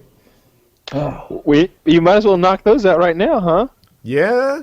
Oh, yeah. I guess I could try. I mean, I don't have no way to set the camera up here. Wait, yes you do. Be There is creative. no try, only do. There you go. Well, I've got no place I could actually. Or do not. Let's see. There is no try. Only do. Hardly naked do we. I'm watching them. It's for some reason I find Wings repositioning his webcam to be really interesting. I think I would like to have Yoda narrate my life. Like everybody always says they want Morgan Freeman or Morgan Freeman. No. I want Yoda. What are you going to use to hold your feet down? Nothing right now. That's why I said I can't really do it in here. Can the You can put exercise your- bike help out? It's Is it too 100% light? flat on the floor and it weighs a lot. That's Just do crunches. You can put your feet up on top of the I chair. could try crunches. you could do bicycles. Yeah. Bicycles would be good. You really can. Do you know how to do that? Just touch Lay on each, your- touch each elbow to the alternating knee as you sort of No, pedal I in the can't air. do that. I think you I'm do. hurting right now just laying down here. You could do flutter kicks after you do crunches. Flutter kicks Or are I can do difficult. sit-ups because They that's work the part- lower abs. Yeah, they work do. They suck really bad. They do. Like, I don't think I can pick my legs up right now. My abs are so sore. Yes, I love this. This is entertainment. Doing Wings. Oh, can Wings hear us? Yeah. Okay. God, I really don't feel a sit up. You can do it. God. All right. Try touching your elbow to the opposite knee. And then each one of those... Oh, no, it's not working out. Okay. I could probably do it if my abs were 100%. Okay. I can guarantee you. The only thing you probably don't get right now is just a straight sit up. Can you even do those without anchoring your feet? Yep. All right. The show is about to begin. This is exciting. This is entertainment. I don't know what that I was. love it. The psych out. I don't know what that is. That's scary. 1, Oh God. 2, 3, 4, Oh, he's trying so hard. 5, He's going at it. He's 6, digging deep. 7, Digging deep. You got it, buddy. 8, 2 more. Come on. 9, 10. That's Now we go 10. backwards. That's 10. 10. Keep going. We're going to count down. Feel free to throw up. It's okay. 9, 8, Oh, he's still going. 7, You got it. 6. Here it is. 5 more. You're in the home stretch, big guy. Here it is. 5, 4. Dun, dun, dun, dun, dun, dun, dun, dun, dun, 3. You're not doing the Rocky music. Feeling 2, come on, strong one more, now. buddy. 2. One more. Last one. Bring it home. Push it, Bring come on, home. buddy. Here it is. Go. Wow. Yeah. Yeah. That's 40 sit-ups today. 41. 41. No, wait. We counted the 2 halves. 42. I'm not Yeah. saying this halves. Screw you, Kyle. 2 halves is 1. You all right, Wings? Yeah. All right. Give me a second. Dude, I am Take all proud the of time you want. And I'm Good job, turned man. on like I've never been. I could not be this horny ever If again. we had that Chubb measuring device on Francis right now, or Boogie, whatever you prefer, then we would be breaking the scale. You have no idea. I do. Now that I've really got to see how Wings' is actual size, I remember being that size back in fucking high school. It's been so long since I've been your size, man. The I'm glad. sit kind of got busted because it started really hurting right here. Oh, I bet. Wait, what are we? I don't think we're seeing what you're seeing, Wings. Oh, I'm sorry. Cut the camera's not in the same spot. Yeah. Oh dear. But like right here, Oh yeah. it feels like there's a fist back there, Mhm. like a golf ball, and like it went numb from here to here. So I had to use this side to like wrench it up. Yeah. Do you feel? How do you feel? I'm shaking. But is there pride? See that's. I know, like, when you and Boogie were talking, you were, like, sort of dismissing the thoughts and ideas from people who weren't big. You know, like, just walk 2 miles. And you're like, go to hell. That's not a viable option for me today. But, you know, if I could join in, like, I feel a pride after I worked out. Like, I feel like, you know what? Today was a step in the right direction instead of the wrong one. Yeah. I like after I'm done working out and I look and I'm not breathing as hard as some of the people that are there.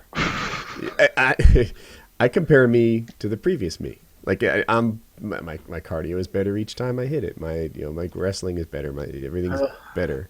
I'm not better than last time I did. The first 20 were easier. Well, Even though I'm not sweating as much. That was this morning though. You need 2 or 3 days rest. Then you'll maybe do 30 on your first round. No. I need somebody holding my feet instead of planning it. For sure. You got a girlfriend that'll do anything for you. She's not heavy enough. Yeah. I need somebody with some ass behind him. So my legs are really strong. You know, Francis, your legs are probably like tree trunks. I got that lymphedema. I've noticed you don't have that. I'm so grateful for that. My legs, my knees, they're all. My body's actually pretty weak, all told. My doctor tried to convince me once that I was like Superman from bench pressing, or squatting 550 pounds every time I stood up, But I was like, man. I think you're undercutting yourself. You're literally picking 500 pounds up every time you stand up. When you went to change your shirt, you picked up more than most people can do in their life. I don't think you understand that. Even if you're not picking your tire weight up because your bones and your muscles weigh something, you're still picking 300 pounds up to go get that shirt. Well, I appreciate that. That's a good way to think of it. I hadn't thought of it that way. How many people can pick up 300 pounds here? Lefty, can you pick 300 pounds up? By pick up, you mean like lift over my head? No, like say you had a vest on and we put weights in the vest. Uh-huh. Could you walk around with 300 extra pounds on you? Probably not. I'd like to see that. I wonder if they make that. I'm Biggest Loser. I've seen it where they do the vest with the individual weights in it. I'd like to see the next fucking kid that points and laughs at me at a restaurant or whatever. Is like, oh dude, look at how fucking fat it is. Taking pictures of me. You know what else I hate? I always try to avoid this myself because I don't like the way it looks.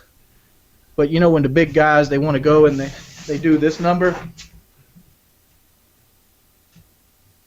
That I know waddle. why they do that. They do that because your stomach is hanging like this, so your upper body goes back to kind of give you balance. Yeah. And your body's trying to balance itself. That waddle. And people call it the penguin waddle. I try to avoid that as much as possible by stalking my head forward and just dealing with it, but it's caused me back. It's caused my bottom of my spine to harden.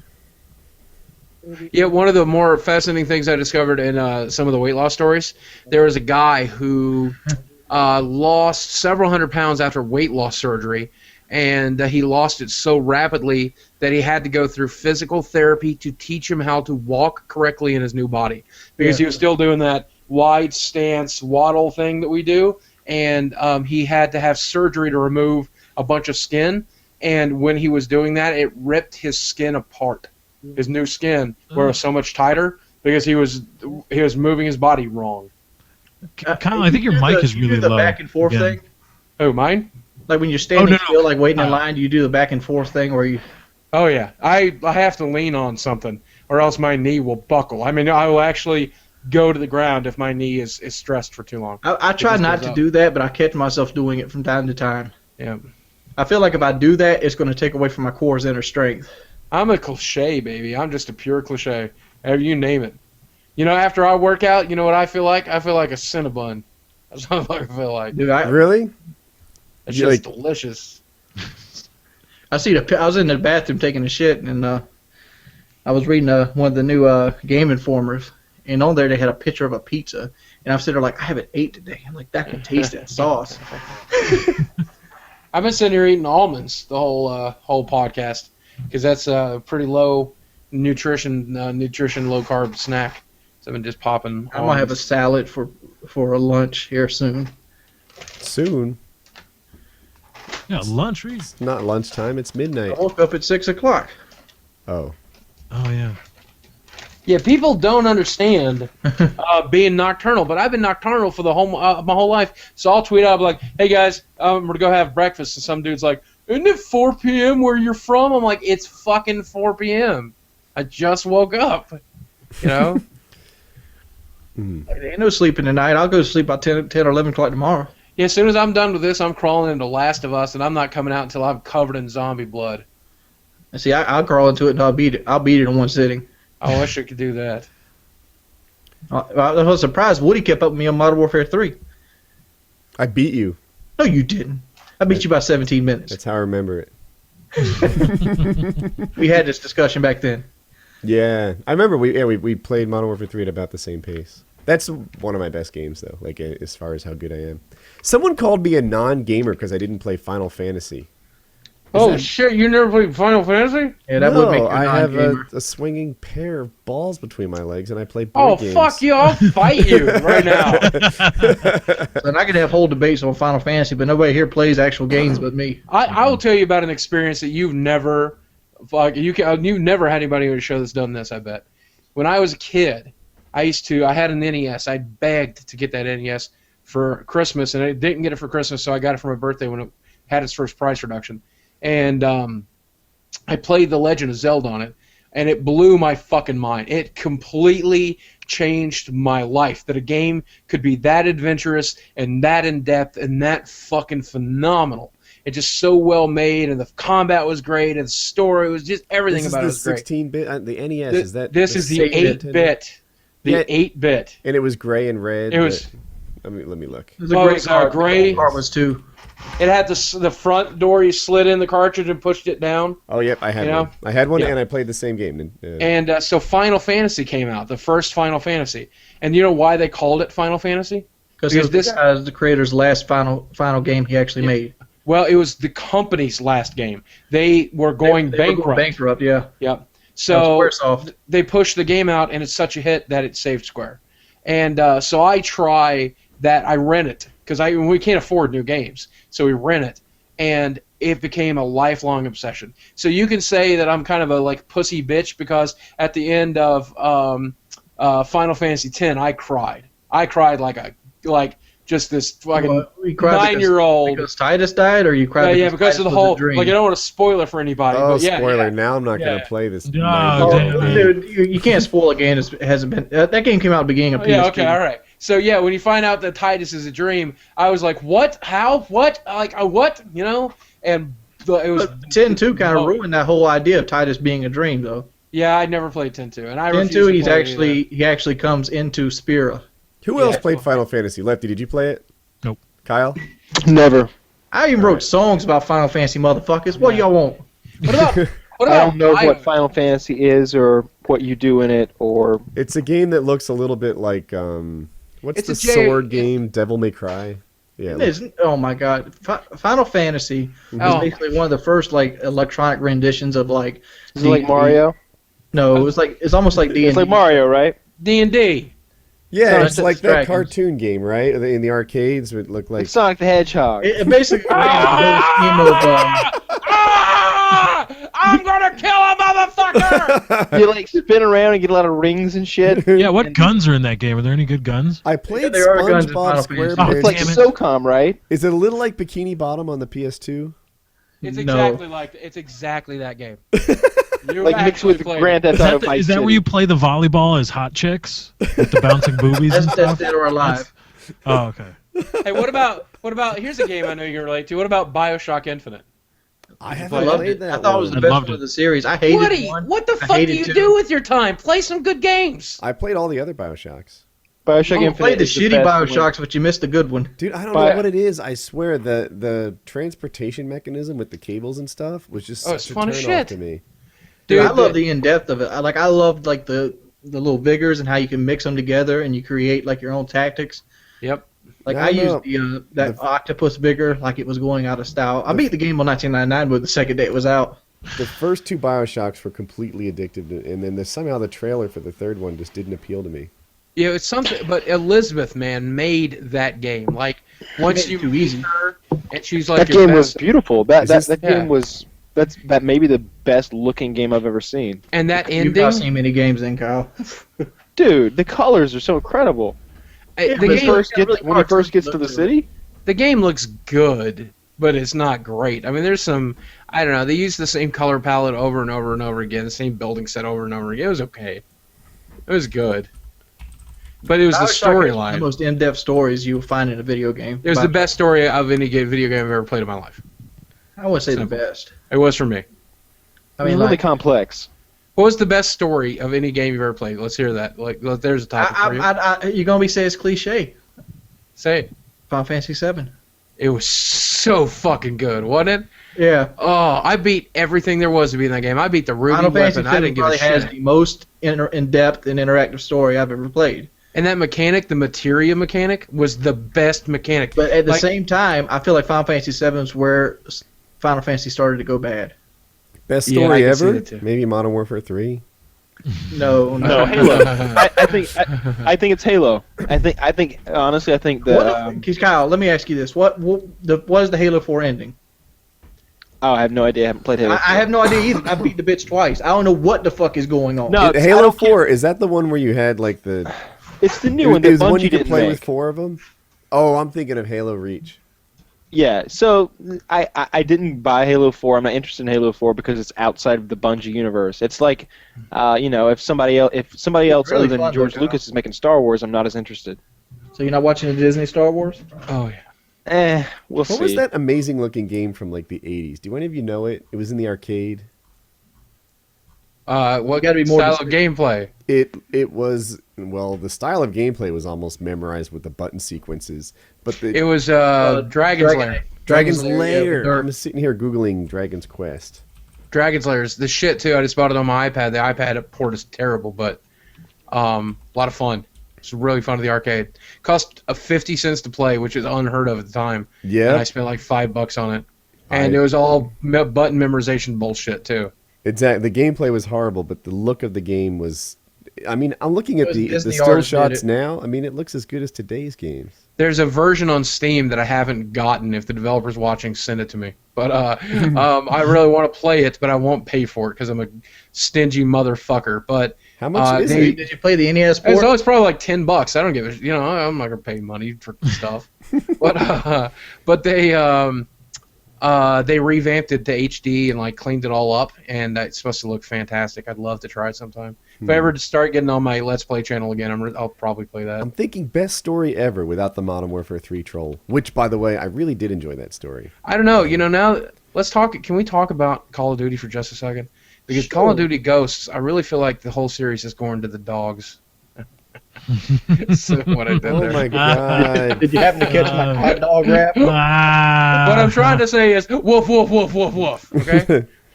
Now, do you honestly think that, or are you just jumping on board with what I people think like they're to going to hear? kill that dog off Yeah, within the last mission.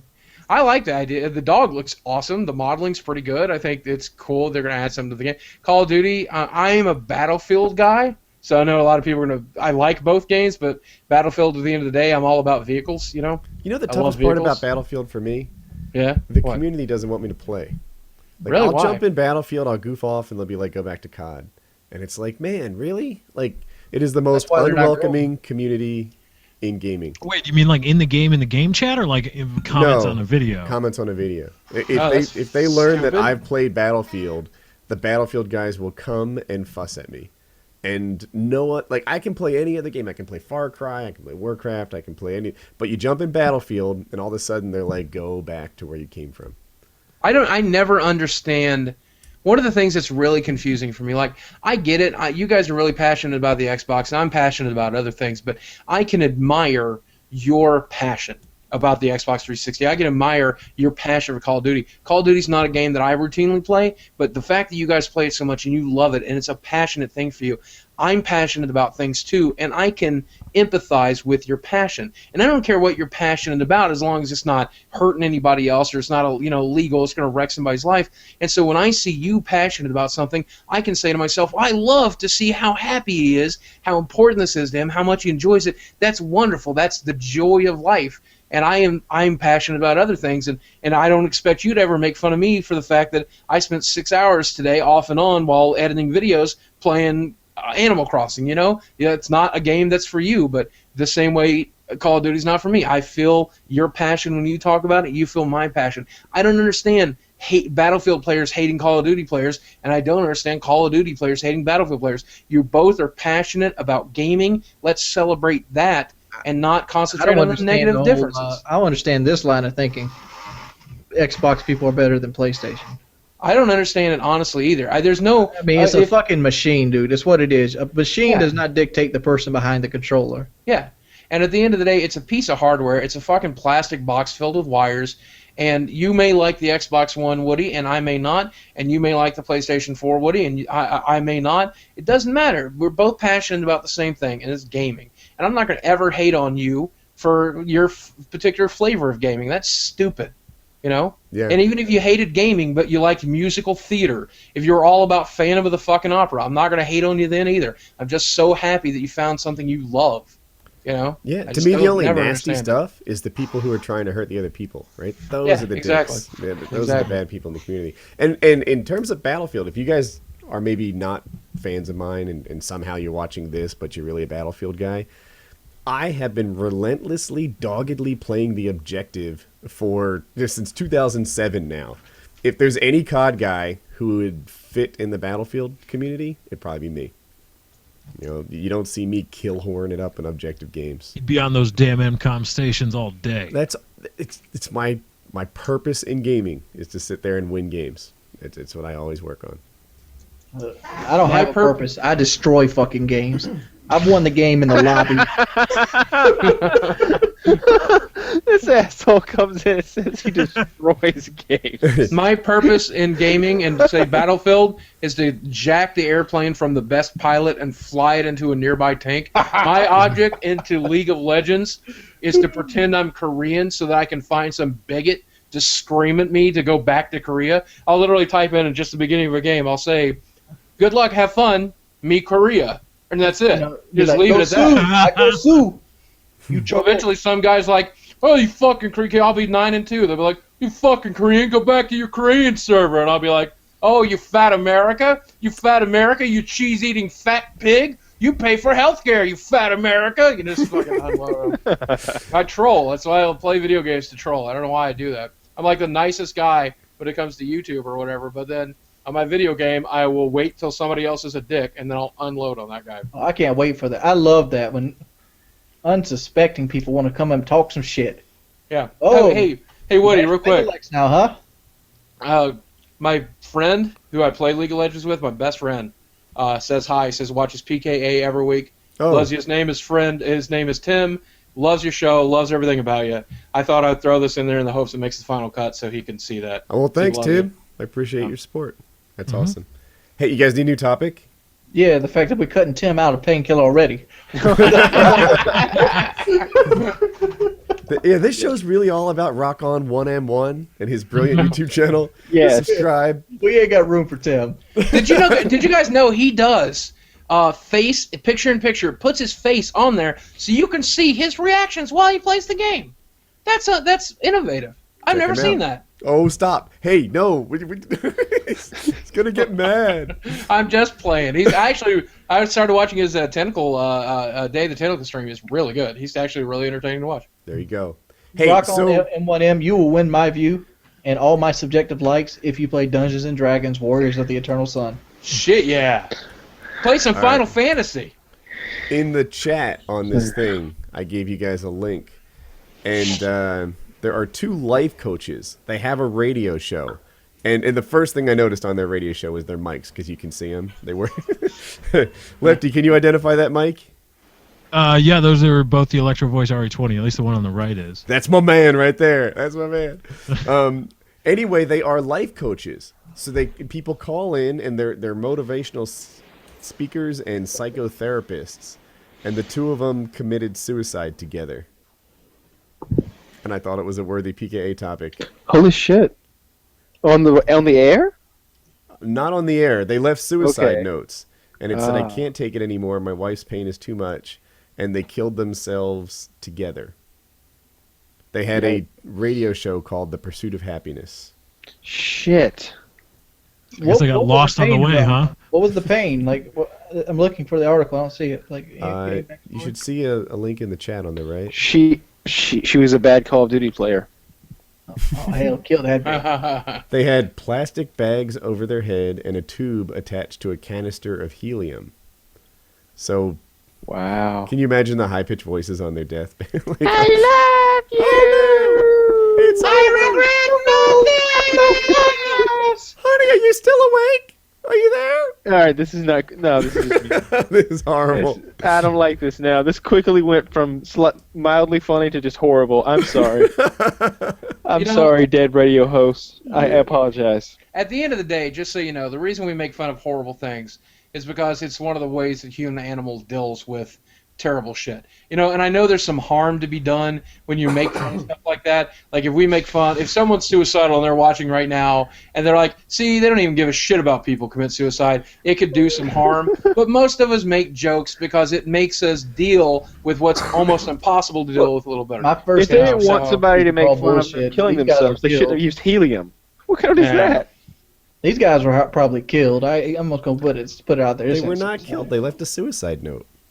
I can write a bullshit suicide note for you. Will. Yeah, Kurt Cobain wrote a suicide note. Didn't mean Courtney Love didn't blow his fucking brains out. Why would Courtney Love blow his brains out? I've heard that before, but because he was about to retire, and he was the money train, and he was worth more dead than retired. Because he controlled his entire estate. Yeah. Yeah, it's funny, if you ever look at the suicide note, the first 2/3 of it is actually a retirement letter, and then it changes tones at the 2/3 mark, and also changes handwriting styles. Oh. Yeah, and then that becomes a suicide note. Now, you can say he was fucking doped out of his mind, so he was writing different, but I've never been more sure after reading that, seeing it for the myself for the first time, that she fucking killed it. And I don't give a shit. You know, I mean, it sucks.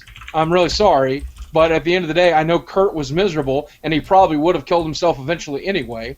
But I still fucking think either she arranged it or manipulated him into it or something. But anyway. You know who won't kill himself? Rock on 1M1 on YouTube. Will never happen. You should go check him out and subscribe to his channel. One more thing, because I've covered this topic so many times on my YouTube channel, but Woody, your followers have never seen me talk about this, so I want to talk about it for just 1 second. I have been suicidal in my life. When I was 15 years old, I practiced self-asphyxiation in the hopes that I could kill myself. When I was in 2009, when my mother passed, I thought about killing myself there. You all see my draw of my life, so you know that about me. And I want to talk about that for a minute. I chose not to do it, and look at the life I'm leading now. You know, right now I'm here on PKA with you guys. It's phenomenal. I'm making YouTube money. I'm getting married in September. If I had written the last chapter of my life in 2009, I would not have lived to see this, and this is wonderful.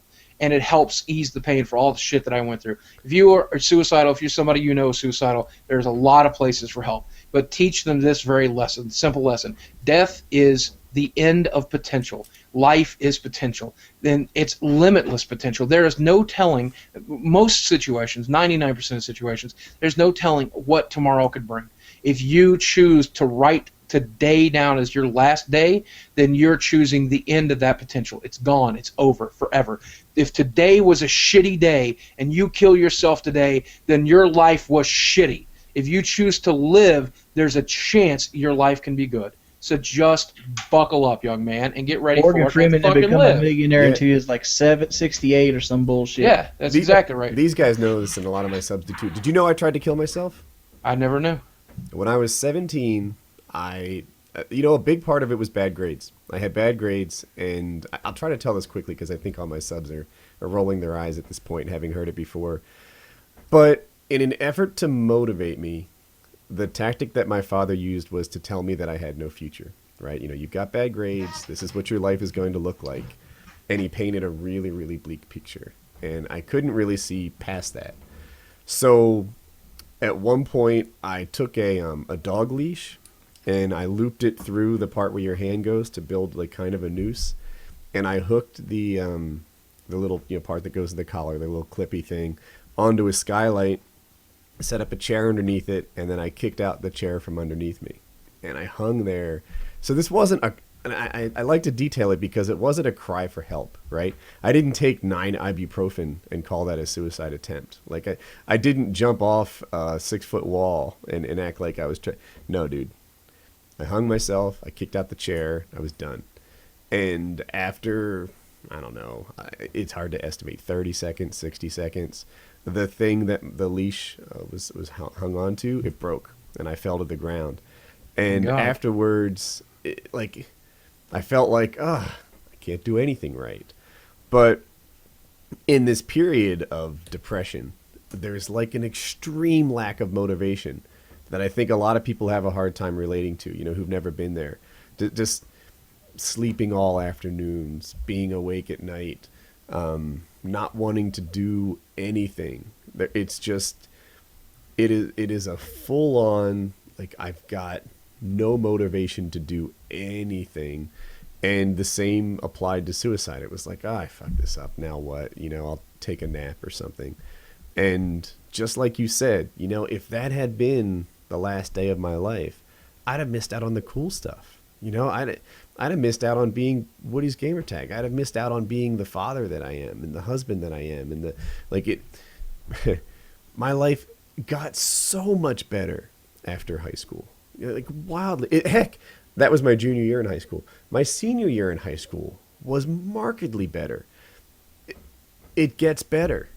Like, you know, what you're going through now, your lowest of your low, is a terrible time to make the decision on whether or not you should go forward. Exactly. That's one of the things that always, and look at you now, man. That's the worst part about it. If that kid could see who you've become now, can you only imagine what he would say, how proud he would be? He'd be very much looking forward toward today. That's exactly right. And the other thing that I will remind people who are suicidal, death is inevitable. You are going to die. You don't have to put any effort into that. It's going to happen. People look at me and they say, Boogie, you're going to die one day as fat as you are. Well, so are you, dude. You and me and everybody in this podcast, we're going to fucking die, and the empires we're building are going to turn to dust, and everything we've ever built will fall into the fucking sun, and that's the fact. That's how it is, okay? So all you can do is rage against that. All you can do is rage against the dying of the light. Help each other out. Help your family members out. Reduce the amount of pain you're in. Reduce the amount of pain of the people around you. Hug each other. Love each other as our world fucking slowly dies around us and we rot where we stand. That's life, man. And you don't have to put any effort into it. Don't end your life today. Just wait. Build as much as you can. If you're tired of your life, if you're so depressed you can't feel good things anymore, then ease the pain of others. If you can't fix your pain, fix other people's pain, and maybe through that you will find joy again. But I mean, you're gone. You're as good as dead. It's just a matter of time, and between now and the time of your deathbed, it's going to be a blink of an eye. So just stick it out, buck up, and do it. So Boogie, I got a question about hate. In your videos, you often sort of talk about how you're past hate, how you now your skin is thick and that it's hard to get to you. Yeah. But I mean, politely, I walk away unconvinced. I'm like, he's maybe you feel that way temporarily, but you're still talking about hate. You know, the opposite of, you know, like vulnerable isn't invulnerable; it's indifference. And that's not what I see. I see like, yeah, you're not hurting me anymore. And I think, oh, that makes me think they are. I'll tell you the difference, and I'll try to. I want you to think of Superman for a minute, and I'm not Superman, but he's a good example. Superman's bulletproof, right? And every bullet that hits him bounces off of him. But if his best friend was shooting at him, it still hurt his feelings. And that's exactly how it is for me. Like your individual joke of, hey, you fat piece of shit, you're going to die before you're 40, you fuck you. You don't deserve to live, I hate you. Just for the record, I didn't say that. No, but I'm just saying if someone does say that, like there's nothing there for me. But it hurts that this person feels the need to say those things about me. It hurts to know that they hate fat people. It hurts to know that they hate gamers. It hurts to know that they hate the type of person I am or the people that I represent. It hurts.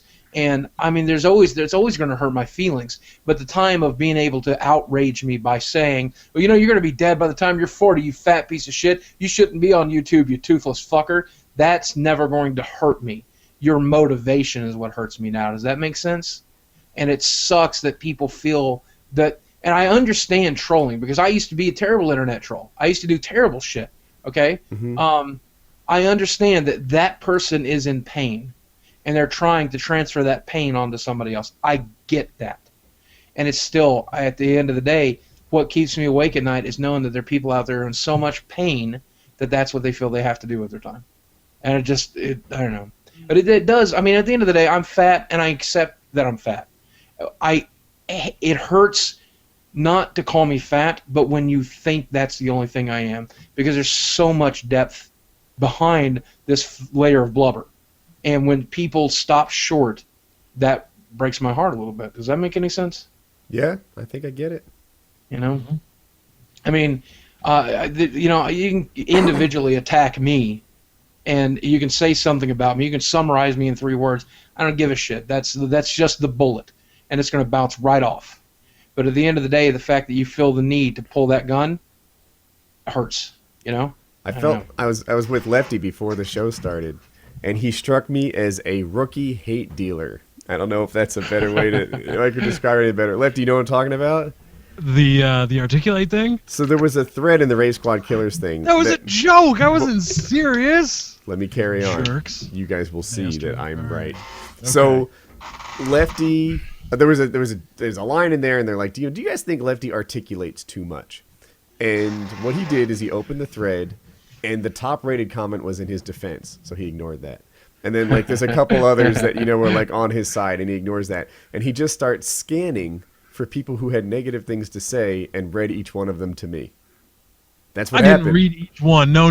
I read one. I read the one that was like, why are you lying to my subscribers, you dirty bastard? I didn't lie to you. I read. What did I read? Hold on. Let me go back to the Rape Squad Killers. He read more than one. I don't know if it was all of them.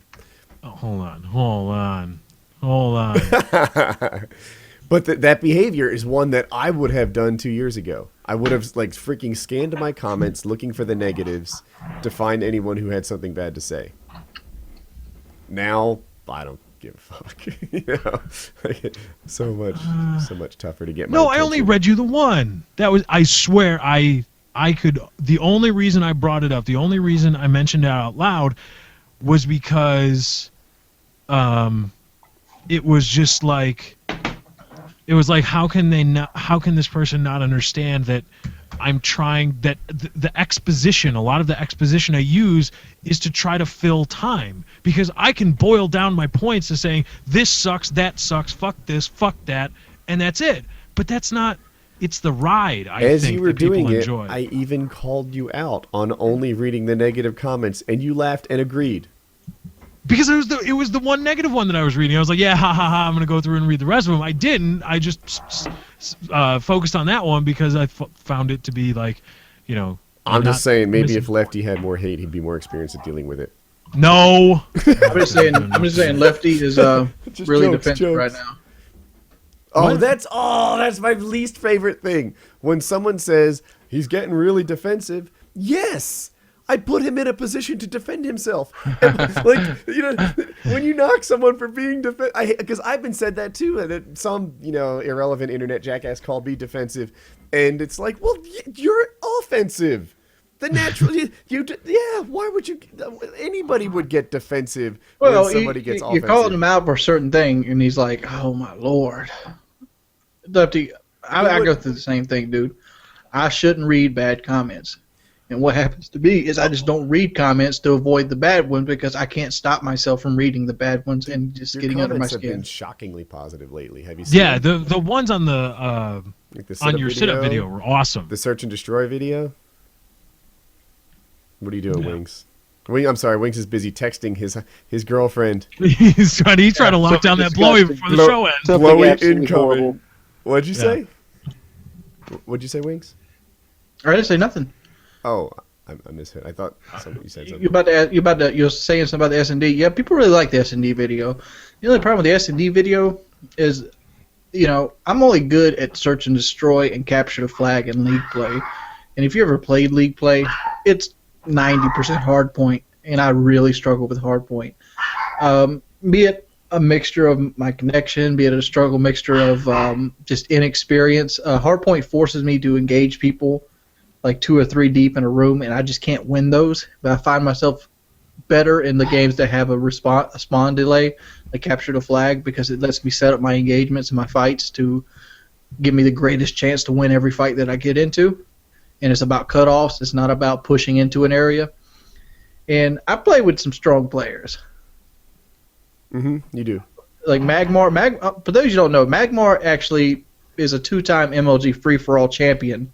If you go to MLG events like Columbus, Raleigh, Anaheim, they have free-for-all competitions there for like people that show up. Mm-hmm. And he's won them twice. Both times he's won. He's a strong player. Yep. He's hard to keep up with. In the Halo world, they often use those like free-for-all competitions to fill out teams. Like they get noticed and then they start joining Instinct and who's the other one I'm thinking of? Fatal something? Oh my god. I haven't watched for a few years. I mean, Magmar's so good. Like, I guess the hobby is like troll Twitch TV for like nade shotting people and try to join their session just to piss them off. Also, he's that. I mean, he's your friend, but that shouldn't be a pass. I told him that's a douche move. I'm like, come on, dude, don't do that.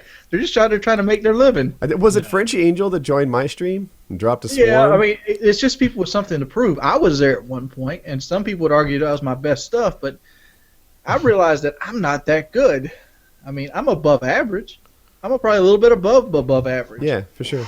Can I interject and defend myself really quick? Just because I got one more thing. Lefty, we know you're not really racist. Yeah, okay. But maybe a little. To your point about responding to the negative stuff, that is a thing.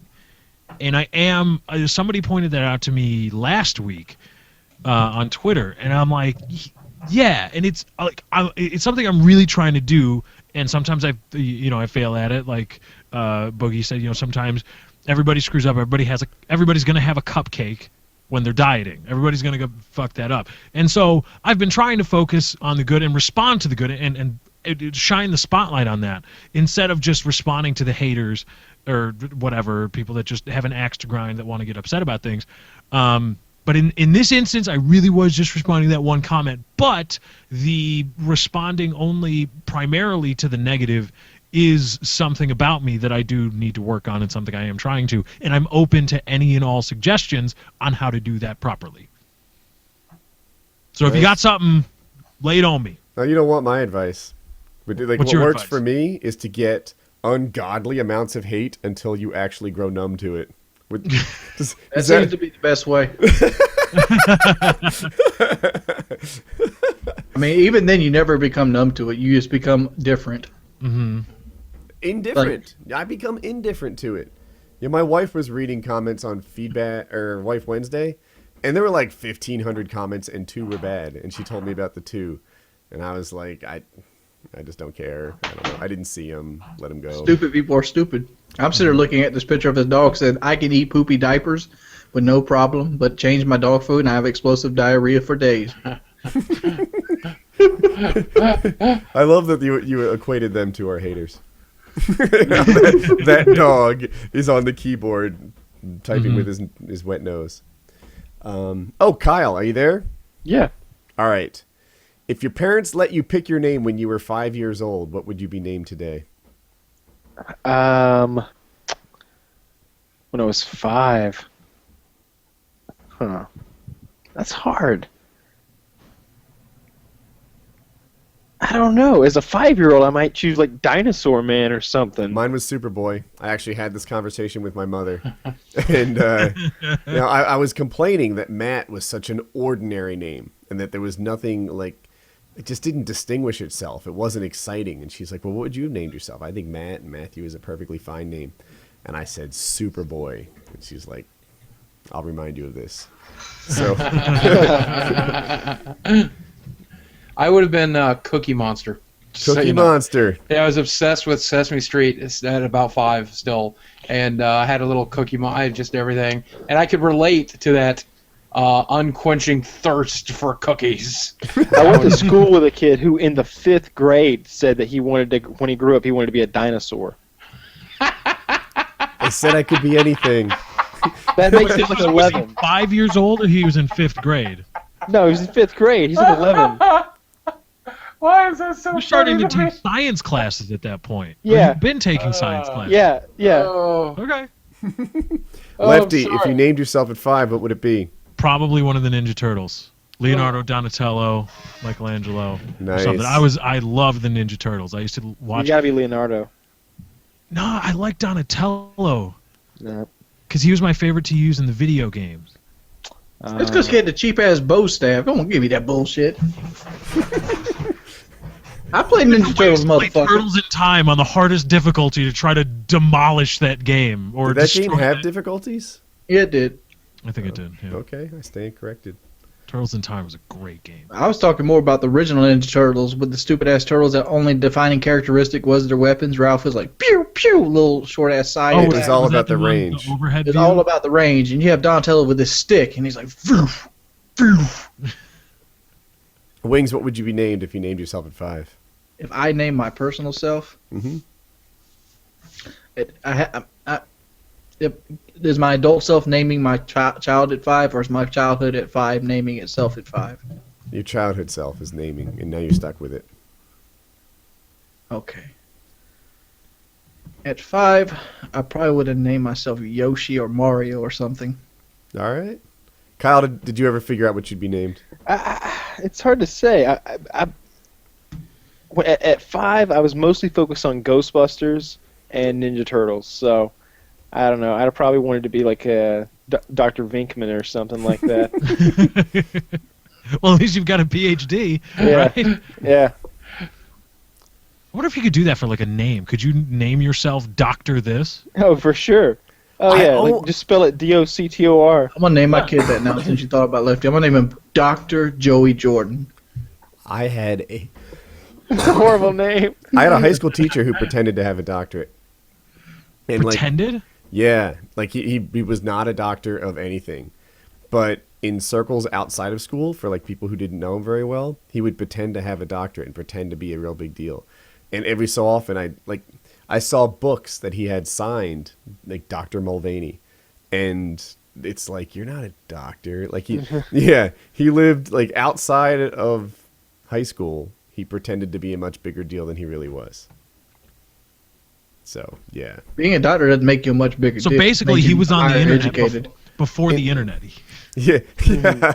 Now, in the world of education wings, they're especially sensitive to how far you went in the educational realm. Like, wherever he was going, like a conference or the people he was meeting would very much care that he was a doctor, more so than they would, in day-to-day life. That's like a car salesman trying to tell you vinyl's just as good as leather. They're the same. How is it all like that in any realm or universe? Does vinyl go to school to become leather? Or something? But the fact is, like, does it go to a special process? I look at them all as, like, from an outside medium, I look at them all as educational personnel. I don't care if my assistant principal is a doctorate in education or he's just a master's in education. He's the fucking assistant principal.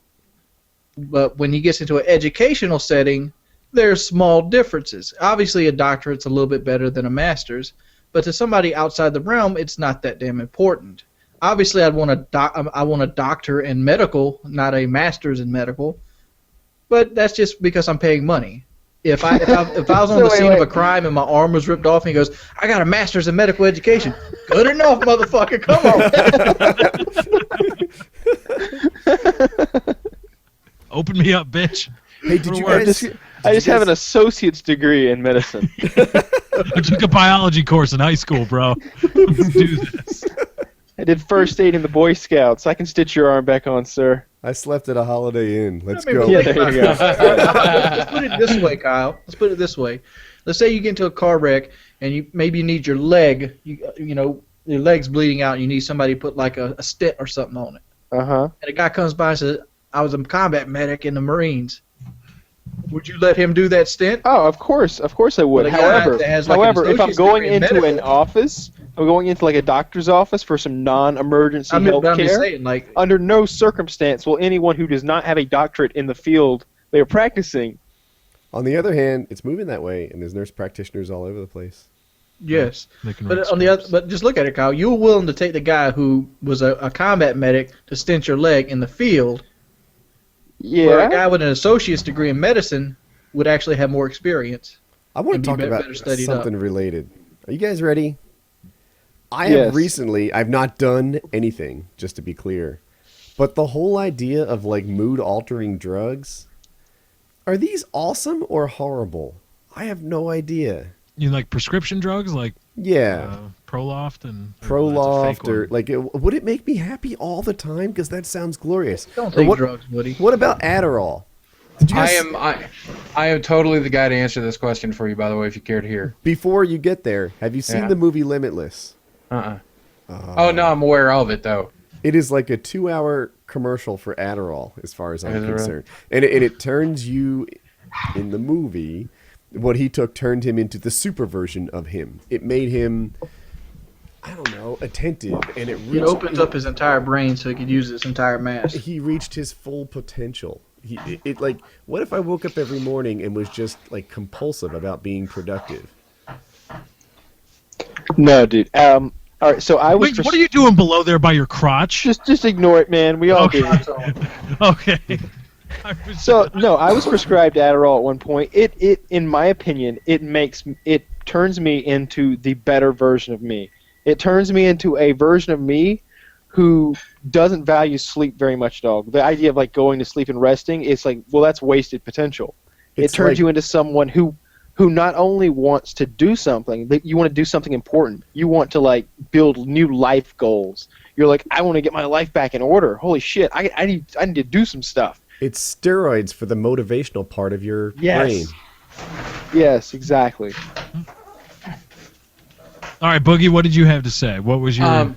When it comes to psychotic drugs, the psychosis or whatever, the most of them can do one thing, and that is almost always mimic the effect of depression. In that, if you're depressed, it will remove most of your negative feelings by causing you to feel much, if nothing at all. Most of the different versions of Prozac do that. I did have a drug called Effexor, which did, at the time, I could have claimed gave me a lot more energy and had a lot of positive effects. But recent studies, I've read 2 different studies that have claimed that 75% of the 75% of the time, the effects of a Prozac variant or whatever is a placebo effect. That 75% of the time, the people taking the drug are having no noticeable effect from the actual drug itself. So it's actually really fascinating. Most psychotropic drugs actually do more damage than good, with the exception of the placebo effect. But what they can do, and most of the ones that do work, just keep you from having high lows, in that they regulate you, and they prevent those lows by regulating you. But when I first took Prozac in '96, I felt like a fucking zombie. I've never taken Adderall, and that sounds fascinating to me. But at the end of the day, I like the way I work just fine. You know, I apparently seem to be fairly productive. I don't know if I would want to take a drug that would make me particularly productive. I also don't smoke marijuana because I know for a lot of my friends, at least, marijuana is a drug that makes them less productive. So I'm not an expert in marijuana, and my subscribers get mad at me when I talk about it, but those people can lick my nuts. The problem with marijuana that I see, like my observation, has been that it often, like it's almost the culture of marijuana as much as it is any kind of medical effect. Like people deprioritize all the things that I consider to make them successful in life. Yeah, they really do. There's 3. Not everyone, of course, but I think there are 3 types of people who smoke weed on a pretty regular basis. There are 3 types of users. This is personal opinion. That's based on almost no facts. They're like what he says. You don't watch PKA for facts. You watch for opinions, right? So, if you're looking for accurate information on cannabis, don't fucking but the what I've observed in my 38 years of life is that there are 3 types of users. There are users who casually use, and sometimes it's good for them, sometimes it's not. You know, they'll use on the weekend, sometimes they use every day, but it just is, they're still just as productive as anybody else in the world. It has no noticeable effect on them. I've known a few people with some severe anxiety issues and some other problems, and using on a regular basis actually made them more productive, and they were better off for it. And when they gave it up or were forced to give it up because they were on parole or they're about to have a job application, their lives spiraled out of control due to their anxiety and their other issues, and that's very, very cool. There is legitimate medicinal uses for marijuana, and I think people with anxiety disorders, the studies have shown that they absolutely affect anxiety disorders and make it better. It also, one of the more interesting things, I read the headline about a study on this one. I didn't read the actual study. They said that marijuana actually affects the center of the brain that's affected by loneliness. And so if you're lonely or you're alone and you smoke weed, you don't feel it as much, which is awesome. But then there's the 3rd type, and there's the burnout. And we've all known one. We've all known several. There are people who lives become, I'm going to go home and smoke a bowl, and smoke another bowl, smoke another bowl, and smoke another bowl, and I'm not going to do anything. I'm going to fucking play Xbox and sit here on my ass. I'm not going to do anything. That's going to show up in a 10-minute loop somewhere. Yeah. Just smoke another bowl, smoke another bowl for 10 minutes. They work their mediocre job, and they come home, and they have no aspirations to do anything other than earn enough money to buy the next bowl. And that sucks. But that's true of anything. There are people who are addicted to gaming, and you can't be addicted to marijuana. You can be addicted to the lifestyle. Like you said, that culture, you can be addicted and mired in it. You know what I'm saying? And so that's the downside to legalizing marijuana. And the problem is there are a lot of burnouts. And how will that affect the world? How will that affect do you think that there's anyone who wants marijuana right now who's not getting it because of a law? Yeah, there's a lot of people in jail. There's a lot of fucking people in jail not smoking any weed because they were carrying, and they accidentally carried across the state line, and they're fucking serving 5 to 10. And now their lives are ruined because they're felons. Yeah, and they're never gonna fucking. And they're gonna be recidivists because it's just marijuana. So as soon as they get out, they're gonna smoke pot again and get. Yeah. And they're like, "Oh, America is the most recidivist country in the world." It's like, well, because we're putting people just want to get high. I read a statistic that out of the world's population, we have only a small fraction of the world's population, but we have a high percentage of the number of incarcerated humans on the planet. We have the majority. We have not the majority, but one of the largest numbers of incarcerated humans in the world. 35%, if I remember the statistic, but I mean, you don't quote statistics when you're talking. I have no fucking clue what it was. Yeah, if you want accurate statistics, go somewhere else. I remember it being like 35%, but then we only have 313 million people out of 7 billion. That's insane. Like, we are literally a police state at this point. So wait, what you're saying is, America, we're number one. Again. I love the country we live in. I do. I'm a patriot. I would die. I would bleed for the fucking soil I'm standing on. I will not shit you not. But at the end of the day, there's some fucked up shit that goes on here. And I don't believe you can be a patriot if you do not understand and accept what's fucked up. So, I don't know. Sorry, I'm a preachy motherfucker. You didn't know that. No, you're doing pretty good. I'm listening. I knew that too, right? Our rate of incarceration is ridiculously high. If we're not number one, then we're working on it. Yep. Hey, I found this weed in the fucking woods, and I fucking smoked it, and what do you mean I'm going to get put into the same jail, this overcrowded jail, in which I'm going to share a bunk in a room with 200 men, all 15 of which are fucking murderers. Yay! Are you safe like, if what there's the 200 men fuck? there? I don't know. What? Would you rather be in... Wings, is that you eating into your mic? No, it's Kyle. Kyle? Kyle, that's not me. That is you. Kyle. No. My mic's muted. You can see me, motherfucker. You talking about is that me eating into the Wings, mic? what were you eating? Did you have something hidden in your beard? When in I was about to doubt- jump in like Kyle's fingering another burrito. Kyle, back me up here. If someone's eating in the mic, you just blame the fat guy, right? I was Right? going to say that. Like, don't go into me and Woody already had the non-violent crime thing. Woody feels like people like Bernie Madoff deserve like 40 years because they shitted some rich people out of some money. Hey guys, Yep. I need 5. I'm going to take this. I'll be right back. All right.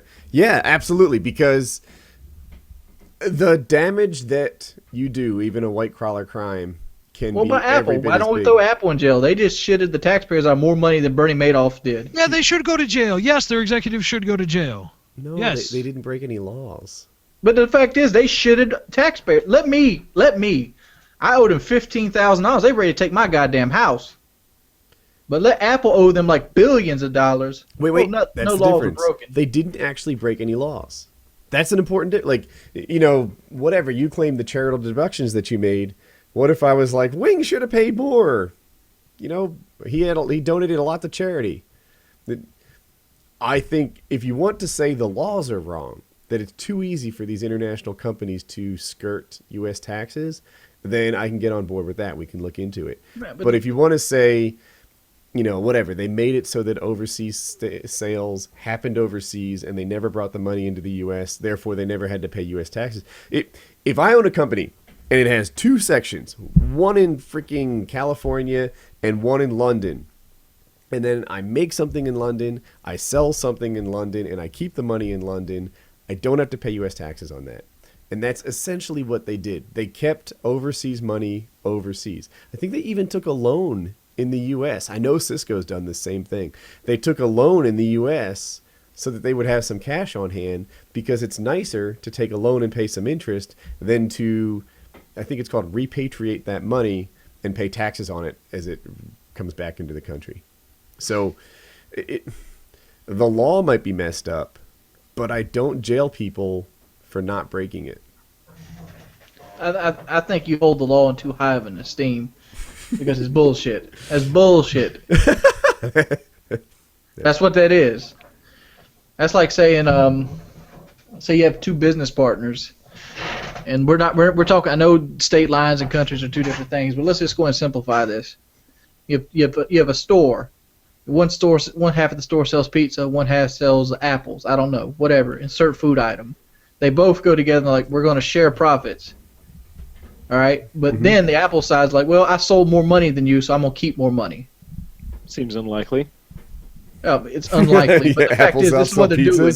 What are you doing in this country? Money can never come back in, but that money's gonna come back in another way. They're gonna find a loophole somewhere to get that money from London back to their home base in the United States without paying taxes on it. They have had amnesty, I think. Be it giving it as a gift, charitable donations, buying stuff in another way from a company that you own as a subsidiary. Yeah, I think the country's done it before with an amnesty thing as part of like the stimulus package, and said, look, you want to bring your $1 billion into the U.S. and spend it here, you can go tax-free this year. Just freaking repatriate it, no taxes for you. We'll get your money in the country, and then presumably it'll be spent here. They've done that before. It's bullshit. That's what that is. That's tax evasion. So the deal with taxes, like let's say we're talking about state sales taxes. If you own a retail store in South Carolina and you're selling stuff in South Carolina, they're buying it in South Carolina, they're using it there, then you pay South Carolina taxes on it. And you get South Carolina services on it. So you should. It makes sense for you. There's some policeman helping keep prevent your store from being robbed. There's some trash man who's collecting your that's municipal, but work with me here. There are things happening at the state level that are keeping everything so that you can run your business and do the best it can do.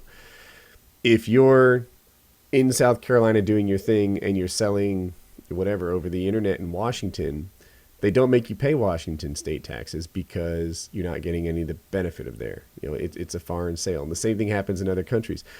If I make a phone in China and sell that phone in China, I shouldn't be paying U.S. taxes on it. That's the logic behind it. And that's what companies like Apple have done. And I fear that they've tricked the system a little bit, that it's not just China sales. But apparently they broke no laws. I mean, yeah, they didn't break any laws, but they sold a lot of things here. Lots of people have iPhones. They bought them here. I don't know where they're made.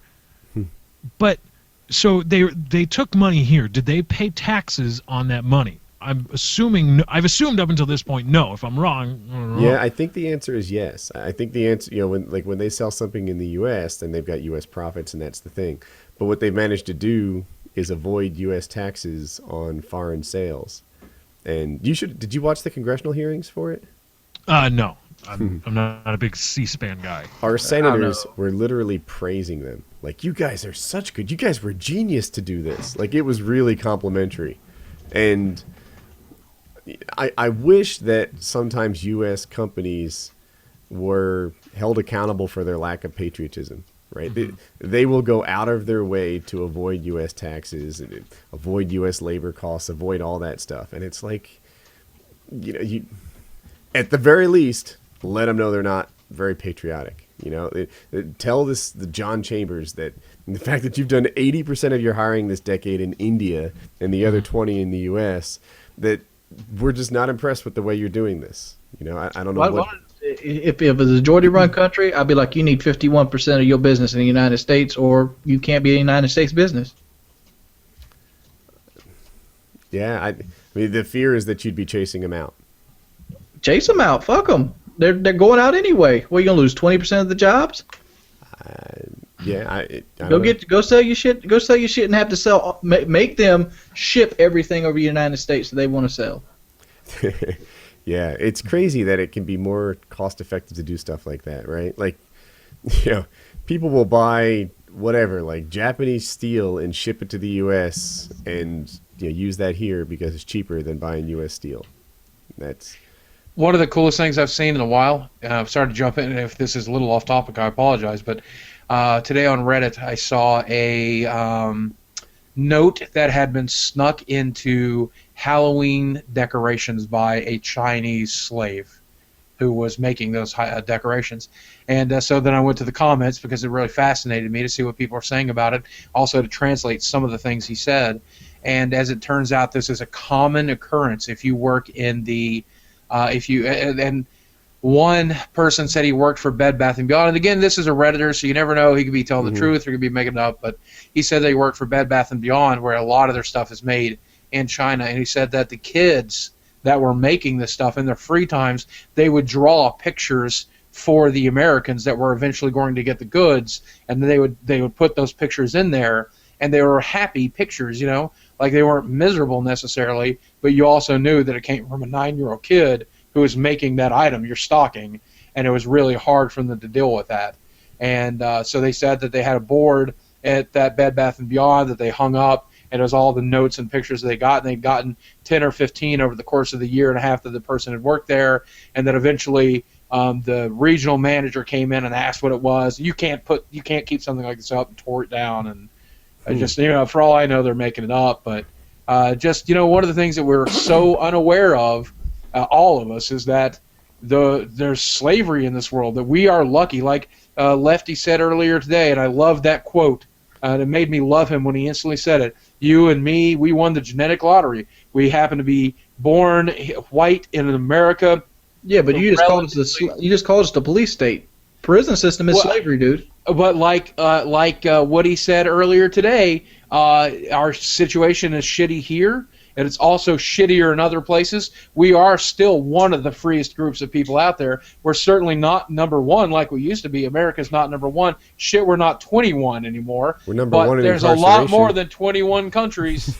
Yeah. We're number one in incarceration because it's free labor. I know. I mean, I'm fucking glad that there was enough food for me to eat. I'm glad that there was shelter above my head. I want enough food for me and my stomach to eat.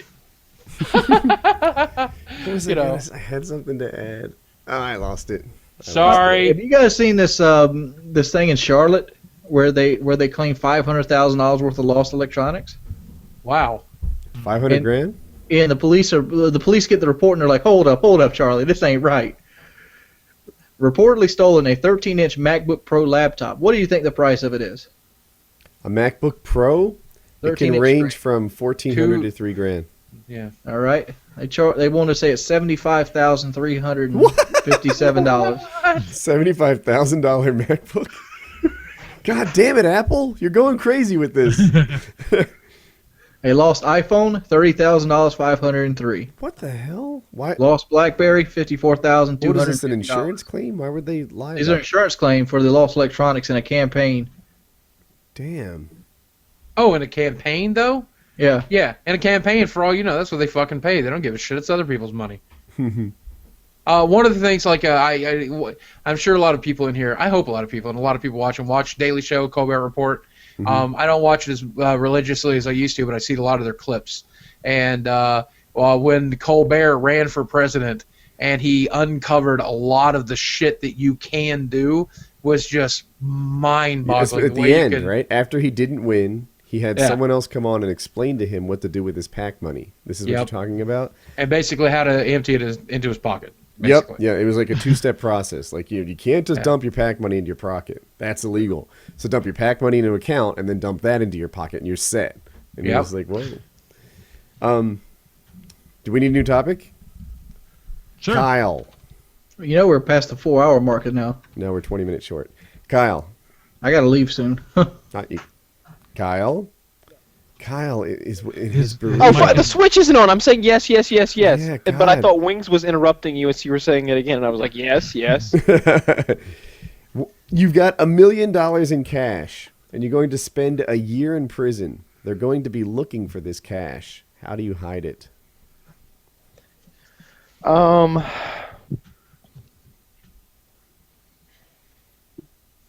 Give me. I'm gonna come up with something really good. I thought you might. This is cash money now, right? Cash money. Okay, so you vacuum seal it, you put it in a plastic container, and you give enough cash to someone you really trust, like your wife or significant other. I know who I would trust to go rent a storage unit under another name with cash for that 1 year period. Don't do that. And just throw it in do there. that, Kyle. It's done. Then it's Don't done. do it that way. Here's why you don't do it that way.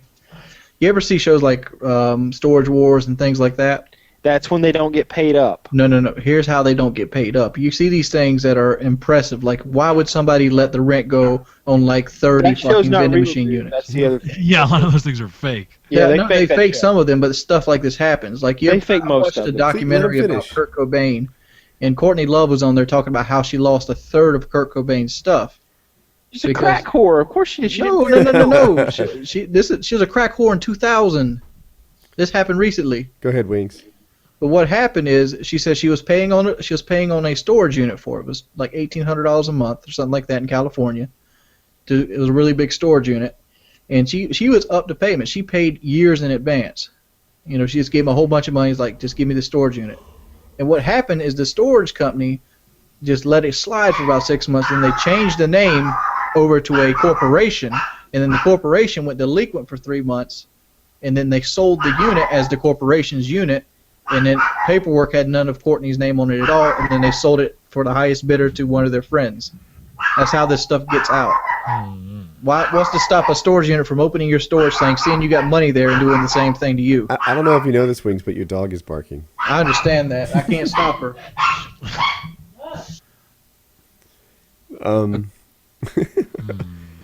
Okay, it's easy. You buy gold. Did someone just kill that dog? Okay. Eat it, Wings. Eat it. Oh my god. It's easy. You buy gold. You buy cinder blocks. Okay? Mhm. If you have property somewhere, you put the gold inside the cinder blocks. You build a wall out of the cinder blocks. Who's going to come fucking with a wall, okay, on your property? I mean, the best way to do this is just to give it to somebody that you trust. Even if they see it and they can't really tell you how it came from, they can't take it from him. Mm-hmm. And like you said, you can do it other things. Like you can trade it into gold. Like go to anywhere that sells gold, trade it straight for gold, give it to your friend. The advantage come of at me, bitch. The advantage of buying gold is when you get out of jail, it's going to raise with the price of inflation. So the price of inflation, the cost of living. So you'll actually come out with more money than when you left it. I think that's the best way. Change it all over to gold and just give it to somebody that you trust. Yeah, because you'd be surprised how little gold is $1 million for the gold. You'd be surprised how easy that is to hide. You can fit it probably in a desk drawer. Yeah. I mean, to me, vacuum seal it. I like the idea of a PVC pipe with threaded ends. You just put the caps on. If you guys are if you've ever had your hands on that, that's a pretty good seal. And then bury it in the woods. I knew a guy one time.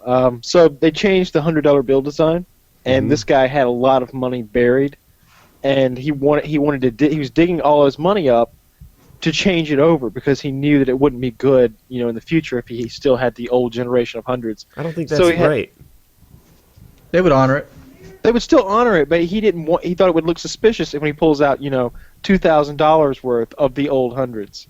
Okay. He didn't want that, so he had all this moldy money that he was bringing to the banks. Didn't vacuum seal it. He didn't do it right. It smelled bad. It was like. Did they accept it all? Yeah, they took it, but it smelled funky. It was gross. Yeah, every so often you see Confederate money popping up somewhere. Oh yeah, that's cool Back though. me up, Lefty. And God damn it. and it's always Confederate dollar. It's always like a pile of mush or something. 100 bills all sort of hard to separate from each other, like a book that's been underwater. It's a mess. See, I know how I would launder it. Does anyone else think the South was getting a little ahead of themselves, coming up with their own currency? Am I the one who feels that way? Well, a historian you will win the tell war you. first, but we were winning the war for a good bit there until they actually got those men across the Potomac. A historian will tell you that it was commonplace at that period of time to create your own type of money still.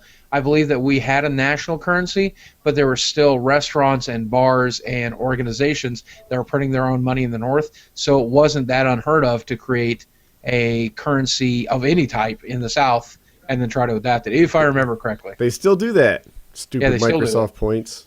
Oh, no shit. What about those Bitcoins? That's one of my favorite failures to date? You ever read about any of that stuff? Yeah. Oh, for sure, I know a bunch about it. I'm just not convinced I'm on board with the failure thing. Well, it may not have failed, but I know they had a bad drop. They did. I'm gonna pull up some charts right now because last I looked, it had gone back up a bit. I thought about putting my money in it and then changed my mind, and I'm kind of glad I did. Yeah. And just before E3, I thought about putting my money in Sony stock, and I would have made about $3 a share if I had. Damn it. It's difficult to find like a good Bitcoin chart. Give me a moment. Well, the thing is, there was a huge Bitcoin exchange that was seized by the government, wasn't there? Oh, we just lost Boogie. Oh, Boogie left. I think there was Get one that was tired of seized. your shit. Oh, So- it makes a really sad noise when he's gone. Yeah. Boom. There he is. Why are you leaving us, Boogie? You're muted on default. Sorry about that, but I'm stupid. So I typed back in in a search, and I didn't realize which window I was in.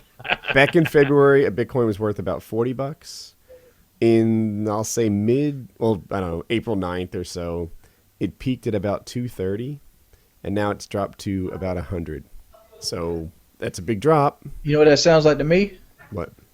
Like the same shit that causes depression. People would buy into the stocks, like really rich people would buy a bunch of the stocks and get other people to jump on board, and then they would sell right before it crashed, and then they'd leave it, stick it with all the average Joes. There were a lot of YouTube commentators telling people to buy Bitcoins. I know one guy in particular, Fisticuffs. uneducated as fuck. I won't call out names. And he's telling everyone, Bitcoins, Bitcoins, Bitcoins. And it's like, if you take your financial advisement from this guy, then you deserve what you get. What I thought was cool about Bitcoins was the whole the cryptography of how mining Bitcoins. It's not just like, oh, I sent my computer to work on this. It's like there's a bunch of different computers trying to figure out a portion of this equation that changes. Like once you figure out a portion of the equation, it's math that's way beyond anything I could ever attain. Right. But it changes the equation itself, and then you have to go back to work on the next part of the equation. And while I'm because all the internet gangsters are like, yeah, why doesn't anybody use this Bitcoin as a serious? Why don't they take it like a serious currency? It's like because it's an internet thing. It's not backed by a country that has gold stocks or an industry or a military to protect its interests. It's just a complete we don't have gold stock fabrication. anymore, Lefty. Well, we do have gold commodities, and that's a huge bubble that's probably about to burst. But I thought that was really cool. Like, I couldn't understand it, but just looking at how they were mined and how that whole thing worked, I was like, huh, that's really cool. And apparently they think it's like, and nobody knows who created it. Nobody knows who created Bitcoins. They think it's I believe, a Japanese mathematician, some mathematician from Asia. It's interesting that, so the Bitcoin itself has no value, right? It only has value because somebody else says it has value. The thing is, there's a parallel between that and like U.S. currency. Like, my dollar isn't backed by anything other than the fact that you believe it will still be worth tomorrow what it is today. And the same thing exists with Bitcoins. I was going to do it as a Tech Tuesday topic. I probably will at some point. But interesting stuff. The United States currency, for people who don't know, used to be on what we call the gold standard. And that meant the money in your pocket represented an amount of gold that's currently stored at Fort Knox. And I wanted to be factual here. I forget what year we decided to stop backing that. But originally it was actually factually bound in an amount of money. And now it's bound in just the belief that it's worth money. I think Nixon did it. Yeah, Did it? Nixon did it. Nixon did it, so between 72 and 76. But now the worry is... 74 is when he did it. He signed it. Oh, Hey, not bad, huh? Not bad. there you go. That's good. It's funny that though my father and my grandfather both corroborated that if you ever tried to if you had a lump of money and you went to Fort Knox or the U.S. government in any way and said, I would like to have my gold from your supply now, they would not only not give it to you, but then arrest you for treason. They're like, well, that's something you would never do, but we all believed that. And then eventually they're just like, well, look, if it's going to be a belief system anyway, let's just be a belief system. But they would turn you away, and they'd be like, well, there are plenty. It's a standard price. You can't charge more or less for gold. It's always the exact price everywhere. So just go buy it from a retailer. You know. And so I mean, it was always that way. You never actually go to Fort Knox and You just get it somewhere else. Hello? That's a horrible ringtone. Yes, I'll have the entire pizza. I made it something loud and annoying because my girlfriend kept saying I ignored her text. Yes, I do still want the blowy. Oh shit, is that still going on? She wants me to go pick her up because her car's in the shop. Oh. And like pick her up, right? How far? How she's far about away is 45 she? minutes away. That's why I say I gotta go soon. 25 minutes away, you said? 45. That's a good job. Did you guys meet on the internet? Yeah. So, which internet site did you meet on? Plenty of Fish. Plenty of Fish. Do you have, DOF. You got a preference between the sites? I've had more luck on Plenty of Fish than any other site. Like I've actually had no luck with any other site. Like I went on Match, I went on Harmony. I paid a lot of money on dating and stuff like that, and the only one that ever worked was Plenty of Fish because it had the most active traffic. Is that one free? Or it's free. It's 100% free. So I would go on road trips with my cousin and my friend, and whenever we go to a new area, they would get on Plenty of Fish and make it that area. And I'd look in the back seat, I'm like, what are you doing back there? Are you fishing? Like, yeah. They used that site everywhere we went. I have a story for you. I had a friend of mine who used Match.com, or no, it was eHarmony. And he did all the tests, he paid the fee.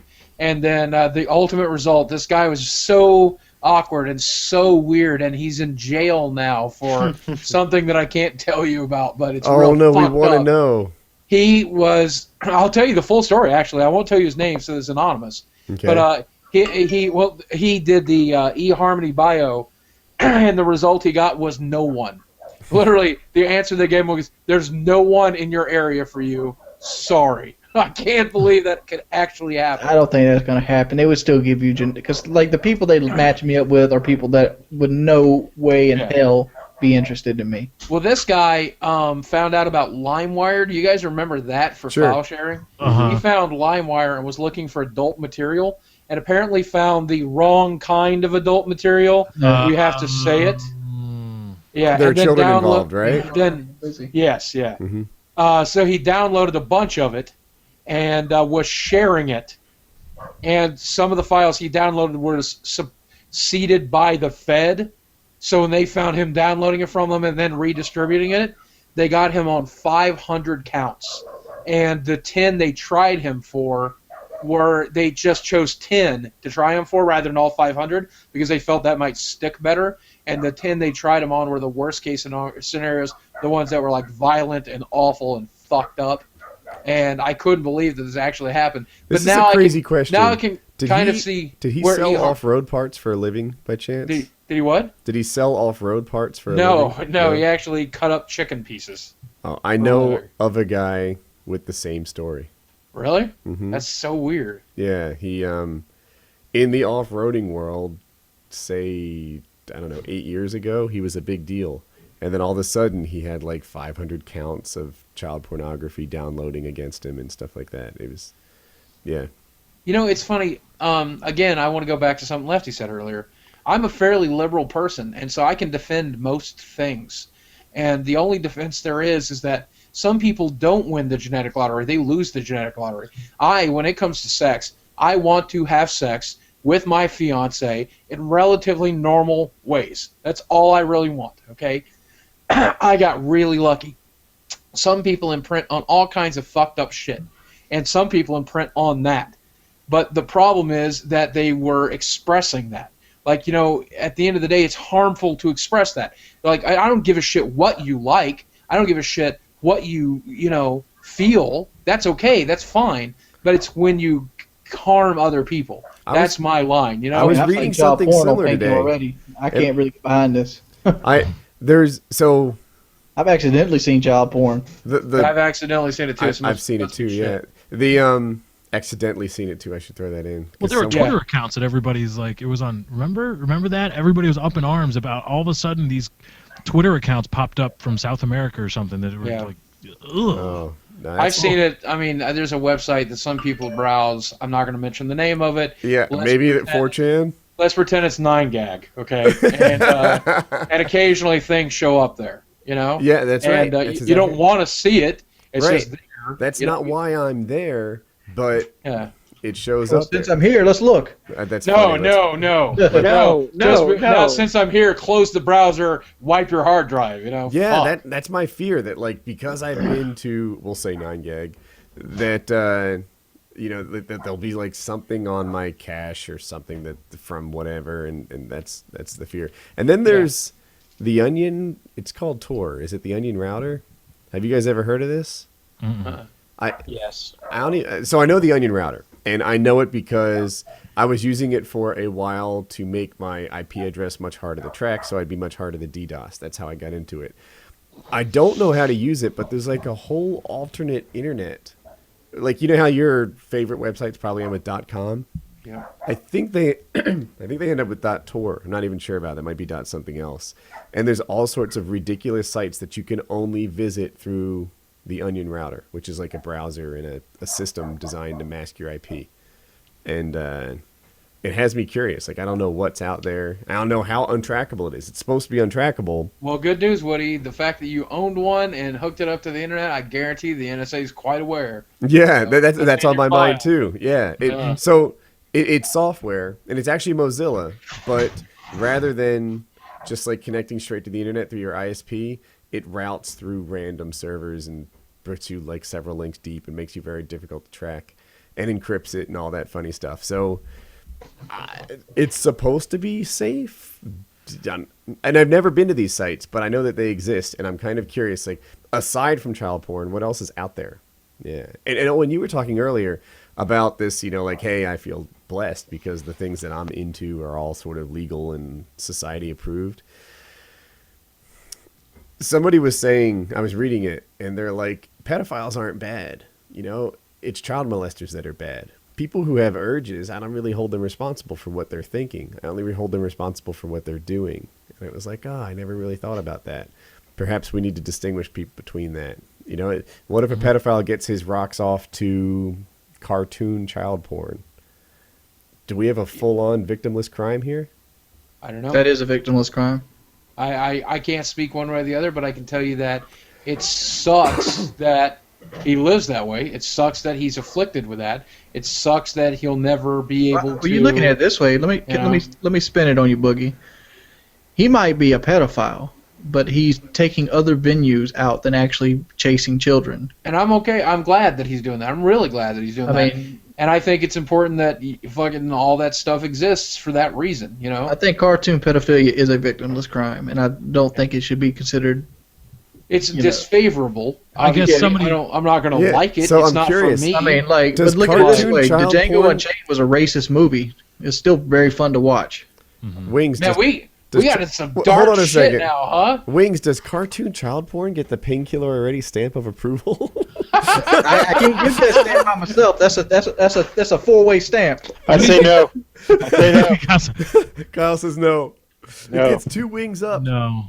If I get a vote, I'm just saying, like, there's worse things out there than to put a guy watching cartoon I have porn to in say jail. no because of this community. Because if I say yes, people are just going to go crazy. I mean, look here. Like, do you think a guy who watches cartoon porn deserves to be in jail? no. Cartoon In fact, porn? No. cartoon porn, no. No, for cartoon porn, like even if it's a 6-year-old getting banged by an obstacle testicle, Yeah, that's like pretty octopus fucked testicle. up. Done. Done. Done. How can I have a comment on that? What could I possibly say? I mean, the octopus testicle. You've seen it. You've seen it. I mean, you've seen those Japanese tentacle porn. Yeah, I crap. swear, like, I don't know. I think I have seen it. I think Tentacle I have rape seen 4. something Oh about yeah, tentacle porn. It's weird. Something about Interesting fact. the Japanese reason and their tentacle- octopus or octopi. What it is, they were not in the, I think, 1800s. It became illegal to draw a male phallus. You couldn't draw dicks. So when they wanted to draw a sexual scene, they began to draw tentacles because they're obviously very sea-oriented. They see a lot of octopuses, and it progressed from there.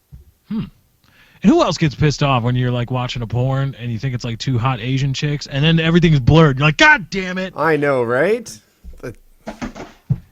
You're going to the wrong sites, It's though. criminal. I'll tell you that right now. It's criminal. It's, Because it's from Japan and they can't show that stuff on. yeah. Is it they can't show that period, or is that They like can't show the penis They can't show like penetration at all. They can't show the prick, I think. because they actually allow that stuff on TVs too. Like they actually allow you to see people fucking Japan's a on scary TV. place. I've Japan's a been- scary place. What have you been there? What's the porn like over there in Japan? I'm trying to think. I don't know if I even saw porn when I was there. There's lots of octopuses. There's lots of Catholic schoolgirls, lots of pigtails, and lots of Oh, uncomfortable, I giggly will say moaning. this. It seemed like culturally, like girls were good, women were bad. And they would almost strive to look under 18 for as long as possible, like 26-year-olds in schoolgirl outfits, and that was an observation that I had. Oh, that sounds terrible. My friend started working for a company here in Arkansas. I won't say the name of it, and I won't say the name of my friend, but they were doing sales outside of the nation, and they were working with sales with Japan.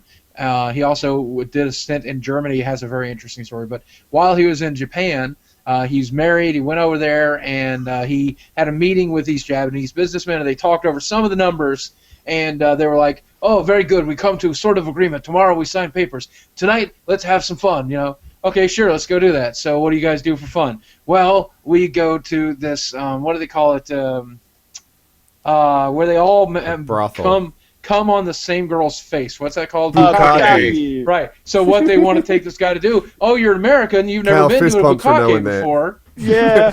Boom.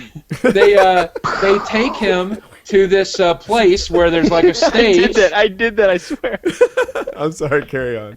They take him to this place where there's a stage, and then there's like all of these chairs around the stage, and so this young girl comes out and she masturbates for a while, and she inserts some stuff in her stuff, and she does all kinds of fucked up shit. Sure. And then they all stand around her and masturbate on her. And so, of course, my friend doesn't want to do this. He doesn't want to fucking be there. It's like one of the most humiliating experiences of his life. And so the guys are starting to get really tepid about it. And he doesn't want to do it because he promised his wife she's like, they're a little sexually weird over there. Don't get involved. And he's like, I promise, honey. So he's like still sitting there just watching, I guess, and probably fiddling with his phone. And, yeah, man, nobody wants to be a watcher at that sort of an event. You're either in or you're out, bro. The excuse that he used was that he had a sickness from America, and that he was afraid that the girl would catch the flu if he were to do that to her. And that was just the right answer, because they're all like, "Oh yeah, you don't want to give this bitch a flu. I just came in her eye, but you don't want to get her sick. I mean, I humiliated her beyond all possible comprehension, but some girls like that. Sucks to have like a fever for a couple days. That'd be awful. yeah. She sniffles. That's just awful. She has actual semen in her nostril right now, but if it were snot, that's terrible. You know who knows all about fevers and semen in nostrils from Bukkake All Night Bukkake Fest? Kyle? Rocco. I can't do it. Fuck. I was gonna do it. I was just gonna be a dick and. What were you gonna say? Rock on 1M1. Oh, that's. I had Rock on 1M1 on he has YouTube. one video where that's what it is. They put the heart rate monitor on him, and then he is the centerpiece to a bukkake, and then his heart rate reaches 165 beats per minute. It's a great It's not on video. YouTube though. It's not on YouTube. Not on YouTube. Yeah, that that's one's on on his RedTube. RedTube channel. It's the same username. In all seriousness, World.com. subscribe to Rock On 1M1, and it'll be the best decision you've ever made. Yep. Yeah, I've seen him go Super Saiyan with that heart monitor connected to him. It's doing over 9,000 beats a minute. It's phenomenal. Over 9,000? Over 9,000! That was pretty good, actually. That sounded very much like it. You ever see the video that went viral a few years back about the guy going Super Saiyan? Like, he actually believed he could be Super Saiyan, and then he, took his shirt off, and he's like, oh, or whatever. I always wanted to do a parody of that video. If enough people ask me after seeing this, I will do that. I'll pretend that I think I can go Super Saiyan as Francis, shirtless, and shake my fat trying to go Super Saiyan. All right, so here it is. We are over 4 hours into PKA. I don't know how many people are still watching, but if you are, let us know that you want Boogie to do this. Yeah, if somebody made it past the Bukake section, I'm actually going to be floored. To be honest with you. Yeah. Well, what you don't know is they'll fast forward to get to the after 2 hours part. Like after the 2 hours part, they will want to be here for this. Yes. I'm wondering if I can pick Francis up. I'm hoping that Rocco 1M1 didn't make it this far to hear Lefty's joke. I bet I can get your feet off the ground. Not a chance, man. If you can pick up 517 pounds, I will fucking eat your butt. I have some strong legs, dude. He said he's not into that. I kind of am. I can't pick 500 pounds of dead weight up, but see, I wouldn't be picking 500 pounds up. I'd be picking a portion of your body up. But you'd can be you get picking, the hug you need? Like, you'd be picking a screaming, yelling dude. Like, I actually had to grab you like by the back of the thighs and like put my shoulder in and like use my legs and like just pick up. Oh, I bet you I can get you off the ground. I've never been the hornier. Video on YouTube. Wait a minute, wait. Help me understand this. So you're going to go up to him belly to belly and bend your knees and reach it down and grab him by the back of each thigh. And yeah, then put my head beside and leg press him. Just like pick up and like with my lower body and my lower back and just. So you're gonna leg press him. You're gonna put your head where? Near his waist. I see where you're going with this, but it's not sexual in any way. No, I really wasn't headed there. I'm just trying to imagine the whole thing. So you're kind of bending over and lifting with your back almost. Back. Well, I'm usually gonna be using my back, thighs, and legs. Wings, I just want to let you know this isn't happening unless you buy me dinner first. I'm just curious. Like, I know I can't pick 500 pounds up, but see, picking a 500-pound man up is not picking 500 pounds up unless you're like doing a full body press. Yeah. Like, I'd be picking a portion of your weight. It'd be like 250, 300. Wait. Are you gonna lift him completely off the ground? I'm gonna get his feet off the ground. Well, how is that not lifting up all 500 pounds? Yeah, that's what I'm wondering too. Because he's gonna carry some of it himself. No, I'm not. No, Wings, that's not how physics works, dog. Yeah. If his feet are off the ground, you're carrying. I don't know. I'd like to try. I'm just saying. I'm gonna put it out there. The man who once disproved God through science doesn't know that he's lifting up the entire weight of. Yeah, I won't be able to hold it up. I'm just talking about just get his feet from leaving Earth for like milliseconds. Okay, but you still have to exert enough force to lift that weight. Well, or to lift that mass. Let me say this. I've done the leg press thing, and I've done over 500 pounds with my legs. But that's just with my legs. If I had to get... And I don't have to carry my own weight. If I had to take Boogie's feet off the ground, this would be my strategy. I would back up like 20 feet and start running as fast as I could. I would try to knock him over in such a way that at one point his feet were off the ground. Some sort of double leg Power Ranger kick? Not even, like a cannonball, right to the chest. That would be my move. Woody, if you want to knock me off my feet, all you need to do is buy me flowers and then blow me. Oh. Like, I could pick Chris up. The flowers wouldn't do it? No, not the flowers. God damn. I don't know if you guys seen that guy who was here at the beginning of Painkiller. I can pick him up on my shoulders, and he's like 330 or 340 somewhere. That's pretty impressive. You're a strong motherfucker. I can't pick my own fat ass up, so you're doing pretty good. Mm-hmm. I've always wondered what my peak is on like an actual person. I think Boogie's faster than Boogie thinks. Not faster, stronger than he thinks he is. I don't know. Did you guys? You guys should look this up. I did a video for a local group called Zombie Go Boom TV, and they had this analog skull filled with like Jello or whatever, and I had to beat it to death with an Xbox, and I couldn't get through that thing to save my life. And then I used an axe. An actual sharp axe to try to beat through it, and I learned something that day. I am not ready for the zombie apocalypse to save my life. There's a guy. I got a question. Wings has mentioned this, and then today you agreed. It's like there's this secret that big guys know that we don't. Why do you get blisters on your feet when you walk? Do your shoes not fit properly? Are they rubbing? What it is just the weight, the downforce. Yeah, that's exactly it. More friction. Is it the bottom of your feet or the sides? It's the bottom of your feet. I have, and I don't know if you guys can even see this. I want to show you. I get them right in this ballpark right here. Oh. I want to show you something I've never shown on my YouTube channel. If you want to see it, look at this. Oh dear. This is what my legs look like. Let's see if I can get this working. Oh here. Can you see? I can see it, but it's such a close-up. Is that a calf muscle I'm looking at? Nope, that is lymphedema. This is the situation. I'm trying to make sure that I can see what's going on here. Yeah, okay. All right, it looks like the back of a knee. Oh, that's right above your ankle. Right there. Oh, yeah. That's my ankle. That's the lymphedema, holding all that excess fluid and all that bullshit. These are my feet. You can't get like, I know my buddy Brooke, he had like something where his legs would puff up like that. Yeah. And his liver weren't working right. And Yeah, they gave drugs to like make his liver work more efficiently, and all that fluid came off of him. We've done all the tests, and what they claim I have is lymphedema. So they've checked my thyroid. They've checked my. Watch this. You're gonna. This is the freakiest shit. Look at this. Watch what happens when I do this. It's so painful to do.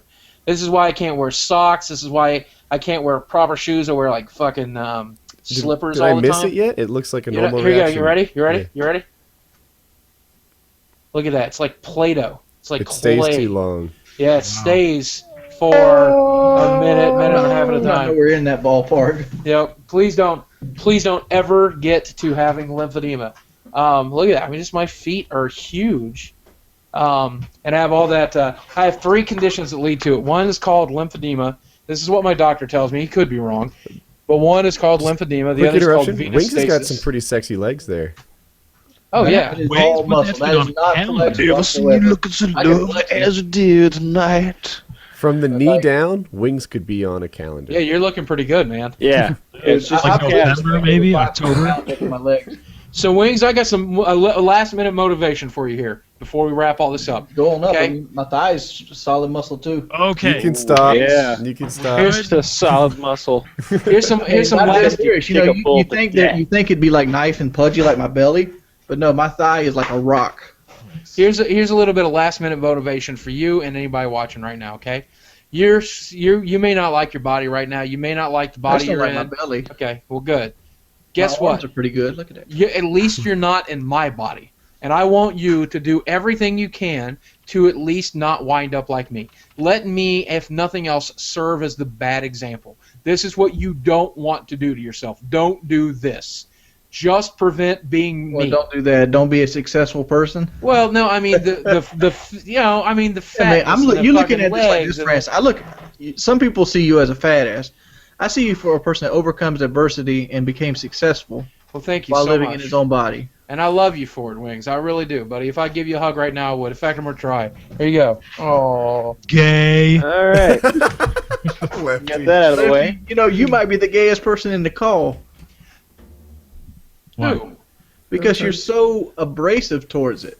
Oh, a little talking homophobia. Oh, yeah. Liberal okay. people, you know. Come on. You know that I'm was down just for for a hug. fun. I'm down You for know that. that was just for funs. I know it is, Lefty, but you see, you get so defensive again. Because you called me a homophobe.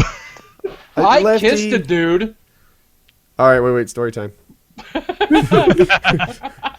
thought that might get your attention. When I was in high school, I was in a program called Upper Bound, and it was my first time ever spending a lot of time around a couple of kids that were openly gay. And one of my friends, let's call him Mike, he was openly gay, and he was kind of into me, and I was dating a girl in Upper Bound, and I tried to convince him that I knew that I was straight, that I was not gay, and he really, really wanted me to be gay. And so one day he's like, how do you know you're gay? How do you know you're straight if you've never made any fun with a guy? And I'm like, because how do you know you're gay if you've never had sex with a girl? He's like, well, that's true. Da, da, da, da. I'm like, eventually, after 6 weeks of him just harping on me, he's like, let's just kiss me one time and I'll leave you alone. And I'm like, Describe the kiss. Yeah, why not? So I lean in. Did your boy Mike happen to have a full beard? We went lip to lip. Neither of us, we were like 16. We're 15, you know. So there's no tongue involved. We went lip to lip, and then he pulled a little bit of tongue, and I realized that where I pulled tongue on my girlfriend earlier that day, which felt wonderful, this felt really not pleasing to me. And I was like, okay, Mike, that's it. That's all I'm going to be able to do with you. I'm not interested in doing any more. This is definitely not my thing. Come on, Francis. Francis. I'll Boogie. tell you what is fascinating to me is that is the day that I understood homosexuality more than I'd ever understood. When you say it's a choice, it's not a choice. I couldn't have had sex with Mike. There's a 0% chance I could have had sex with Mike. I could not have done it to save my fucking life. You couldn't. You sure you didn't be like, hey, just give me a blowjob. Well, to the side after that. No, I 100% could tell you I could not have done that. And I can absolutely guarantee you that Mike could not bang the girl I was banging an upper bout. Could not happen. Would not happen. Because he felt exactly the same way. And on that day, I understood that it's not a choice. It's a gut feeling, a gut reaction. That's the way you're built, and there's nothing more you can do about it. And that's why I'll fuck around, like in my friends or whatever. I'll make jokes about race sometimes. I'll make jokes about sexism sometimes, but they're only jokes. I will not have a PKA co-host who does that. Yeah, I will never make, and that's personal. I would never broadcast that shit, just personally, just so you know. But I will never make a joke about homosexuality. You're never gonna broadcast this on a podcast that has like 400,000 concurrent viewers. Well, I mean, I'm saying I have not used any phrases that I might use around my fiance one day just to get a shocked look out of her. It's like, oh, what is wrong with you? You know. Why are you calling beer bottle nigga knives? Oh my god! Oh my god! You can't use that word around me, please. It took me a long time to process that. I had never heard of that one before. Yeah, that's from Clerks too. And Wings' grandmother always said to be nice to the Jewish kid, or he'd put the Sheeny curse on him. Yep. Oh. I grew up in Southwest Virginia, which now is not so bad, but back when I was a kid, it was the most racist place I'd ever been in my life. And there was a family that was moving into a small town up there, the first African-American family to ever live in that city, in that town, I should say, not city. And they were prepared to move into a house on Monday, and it burnt down Sunday night. And it was one of the most fascinating. Like I grew can tell you the most racist thing I've ever seen. Anybody want? What? What's that? I delivered pizza for a while. Yeah. And we went to his church. His I ain't gonna say the church's name out because they're kind of powerful around here. But I went to a church to deliver pizza. It was a big order, so I had to be there a while. I ended up getting most of the church orders because I drove a truck and I had the means to transport a lot of pizza. So I went out there. I was delivering pizza, and lo and behold, pulls up this old GMC truck, real old, beat out. He had the back window beat out of it, so he had like plastic tape over the back window with duct tape around it, real raggedy and rusty. But they got out. They had their best clothes on they probably owned, church clothes. And this church turned them away because they were a black family. Wow. I'll tell you, this was a really nice church. Like this church probably cost like $15 million to build. When I'm with my friends and family, sometimes I make off-color jokes because I find off-color humor to be amusing. I never broadcast that because I know those kinds of jokes can be harmful. So I choose not to personally broadcast those, and I don't care what you guys broadcast. You can say whatever the hell you want, and I'll defend your right to say it. But that said, I choose not to because I never want to inadvertently cause harm in someone's life, if I can help it. But around my friends and family, I make those kinds of jokes, and here's why. Because the concept of racism is fucking absurd to me. I understand if you don't like the culture. I understand if you don't like rap culture. I understand if you don't like urban culture. I get that. I don't like redneck culture for the most part. I don't like the Jersey Shore either. I don't. There's a lot of cultural things I don't like, but I don't care what color the person is that has that culture. I agree with you 100%. It's ludicrous. And so when people make fun of I'll make jokes about race because I can't comprehend racism. It's illogical to me. It's absurd. Like, that's another fucking person, dude. Like, okay, there's things you don't like about him. I get it. Okay? But the color of his skin? What the fuck? You don't like his culture, you don't like his demeanor, you don't like his feelings and his thoughts, his theories. All that's logical. That's fine. I can relate. But you don't like the color of his skin. That's insane. Mm-hmm. It's just completely fucking insane. And not liking someone's sexuality is also fucking insane to me. I can't. Here's what I never understood about racism. Racism usually has, like Christianity based behind it. Yeah. Wasn't Jesus an Arab man? Oh no. What? Jesus was born in Israel, which would make him a Middle Eastern man. Exactly. That would make him not white. So if God made us in his likeness, and his son was sent to earth as an Arab man, and most people from the basket of where the Earth was created was Arab-looking people, why are white people saying? But Wings, at the end of the day, you're trying to find logic in an illogical premise. I mean, it's just stupid. Racism is it's kind of a specialty Some of his. people are brung up bad. Some people. Yes, he's very good at that. And one other thing. One of my friends is a very diehard feminist, and I respect her for it, even though we very rarely ever agree. And I guess because of some of the things I've said or done, we're no longer friends. But that said, I always keep her in the back of my mind when I say and do things. And here's my personal opinion, and when it comes to sexism, I'll make the occasional joke. And I think there are things about the sexes that define the things that we do. And culturally, there's a certain amount of shit ingrained. So your fiance didn't have an Xbox in the kitchen? Is that Xbox One? If you're watching this right now, and you are a female gamer, you are not a girl gamer. You are a gamer. And if you are a guy and you think girl gamers are special or somehow different, you are fucking wrong. And if some girl or some guy just likes to play Animal Crossing and just likes to play Facebook games, that doesn't make him any more or any less of a gamer than anybody else in here who's at a 200 kill streak in fucking Call of Duty, okay? She's just as much a gamer as you. And when there's hatred in the gaming community between somebody's sexuality or hatred because of the color of their skin or because of the type of genitalia they have, you're being an asshole. Hold on. Stop this bus right now, Rosa.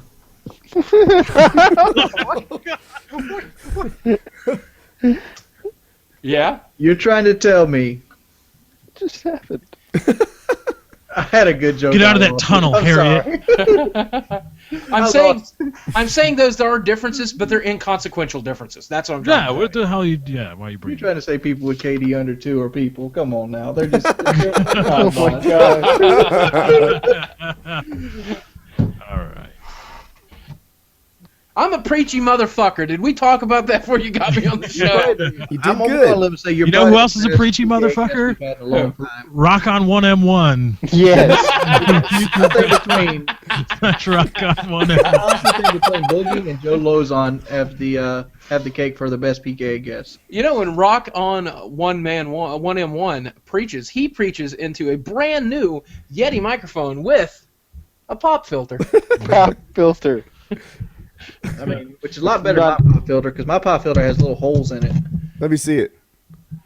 You've got a double pop filter, huh? I can't really take it off and bring the camera over I think to I it. see it. I can even make out the holes. I hate mic talk almost as much as I hate anything in the world. Like one side has the holes in it. I don't know where it came from either. Oh please, Kyle! You had freaking gun talk, and you had what was that shitty show? Game of Thrones talk. Oh. You can we had Game of Thrones talk, which mic talk. puts half the podcast into other rooms. No, you see, I actually stayed. We didn't talk about any MMA this time. You know what? You know what that's called? The truck talk was to a minimum. We spared you that. I'm over here like injured from MMA. I didn't tell that boring story. Who wants to hear it now? No. Yeah, you don't get to hear it now. Because I know his injury, and it's one that would never happen to Wings or I. You guys are so manly. I feel like a little girl when I'm. You guys are all like, you know what's really fun to do is play Call of Duty in the back of my trucks while ninjutsu fighting. I don't know what the fuck you guys do. Like what the? You know the man? bad thing about the bad thing, Boogie. I bet you can grab an action figure where you're sitting at. Yeah, right now. Look at this shit. Bring an action figure. Here we go. I can grab a combat knife. I can grab about 6 microphones. Look at this. I got garbage tokens. 1, All right. 2. Hey Kyle, you got any other microphones with you? 3. No, I just Kyle have the hates one microphones. Single microphone. The one that lets us hear him fingering burritos. Well, it's because we own a Mac tonight. I'm using the Mac. Wings. I want to test your fatness quota. I can reach and grab a condiment right now. Can you? I got A1 steak sauce right here on my shelf. How about you, buddy? 5. Wings is like trying to win. I cleaned my office up earlier when I woke up. I would have a Frank's Red Hot around here. You disappoint me, brother. Revoking your fat card. Wings, you are no longer fat. No, damn it! All this hard work of trying to not being fat now just dropped on me. Mm-hmm. I do not play Call of Duty. I play Battlefield and other games. Yeah, hell yeah! I love Battlefield. I like Call of Duty too. Don't get me wrong, but I hated Battlefield when they started allowing them to rent servers. Yeah, that's pretty shit. I don't really like the whole upsell thing. I remember back when I was fucking microphones. I remember back when you bought the game and you got the whole fucking game on the cartridge. You know what I'm talking about? Yeah. And now it's all, I don't know, all this 8 and DLC 9. bullshit. Like Dragon Age 2 is a game that kind of pissed me off. Like, you got for like DLC, you got like Sebastian, which was another character. Yeah. But like if you didn't buy the game new, you had to pay $7 for the DLC character. And it's like, come on, Mugs. This guy was in the game when you made it. You just took a character out and charging $7 for him. I gotta tell you, I like what Gearbox did with. Now I don't like what they did with like Aliens vs Predator, but I really like what they did with Borderlands 2. They made the game, they completed the game. They did chop some of it out to like for the GameStop pre-order and shit like that, and they chopped some of the costumes out to upsell. But then their DLC was fucking phenomenal. Did you guys play that shit? I'm wondering where the BioShock Infinite DLC is going. I do too. I know people who bought the season pass. They're like, 10? what the fuck am I supposed to get? Dude, He's still counting mics over here. Is he gonna reach 15? Who's take bets? I think it stops at 11. I know there's one more. I just don't know where it is. There's more. These are just the ones I can reach from my chair. Well, I got this one. Here's one. no, stop. Stop. Two. I got 1, 3. 11. Oh, here's 4. Here's 4. 11. Wow. Octopus. I got 6. I got 3 asteroids. Jasmine. 11 to 12. There's one in my DS. I think there's 6. 6 is what I can reach from my chair. All right. Let's just end the show. We're counting microphones. I I can gotta reach, wait. Well, good night, everybody. This has been the worst show on the internet. I can reach 11 microphones without leaving my chair. Hope you enjoyed the worst show on the internet. I think this is a fantastic show. Yeah, I liked it. We I do liked 4 it. hours of worst show. There's actual authenticated radio shows that don't do 4 hours. I made it all 4 hours. I know I told you earlier, Woody, that I might have to go or something like that. Fuck it, I stayed. You were right. This is fun as shit. When are you going to have me on again? This is fun. But the other PKA 137 guest, who was Justin Lee, Lefty, you're fired. he said he could only stay 20 minutes, and he stayed for like 5 times that or something. Damn it. I'm just going to move in, Woody. You go ahead and rent me a room. Is that it? Is that Painkiller already? I think that's it. 137? I think that's it. Very good. 11 mics, bitches.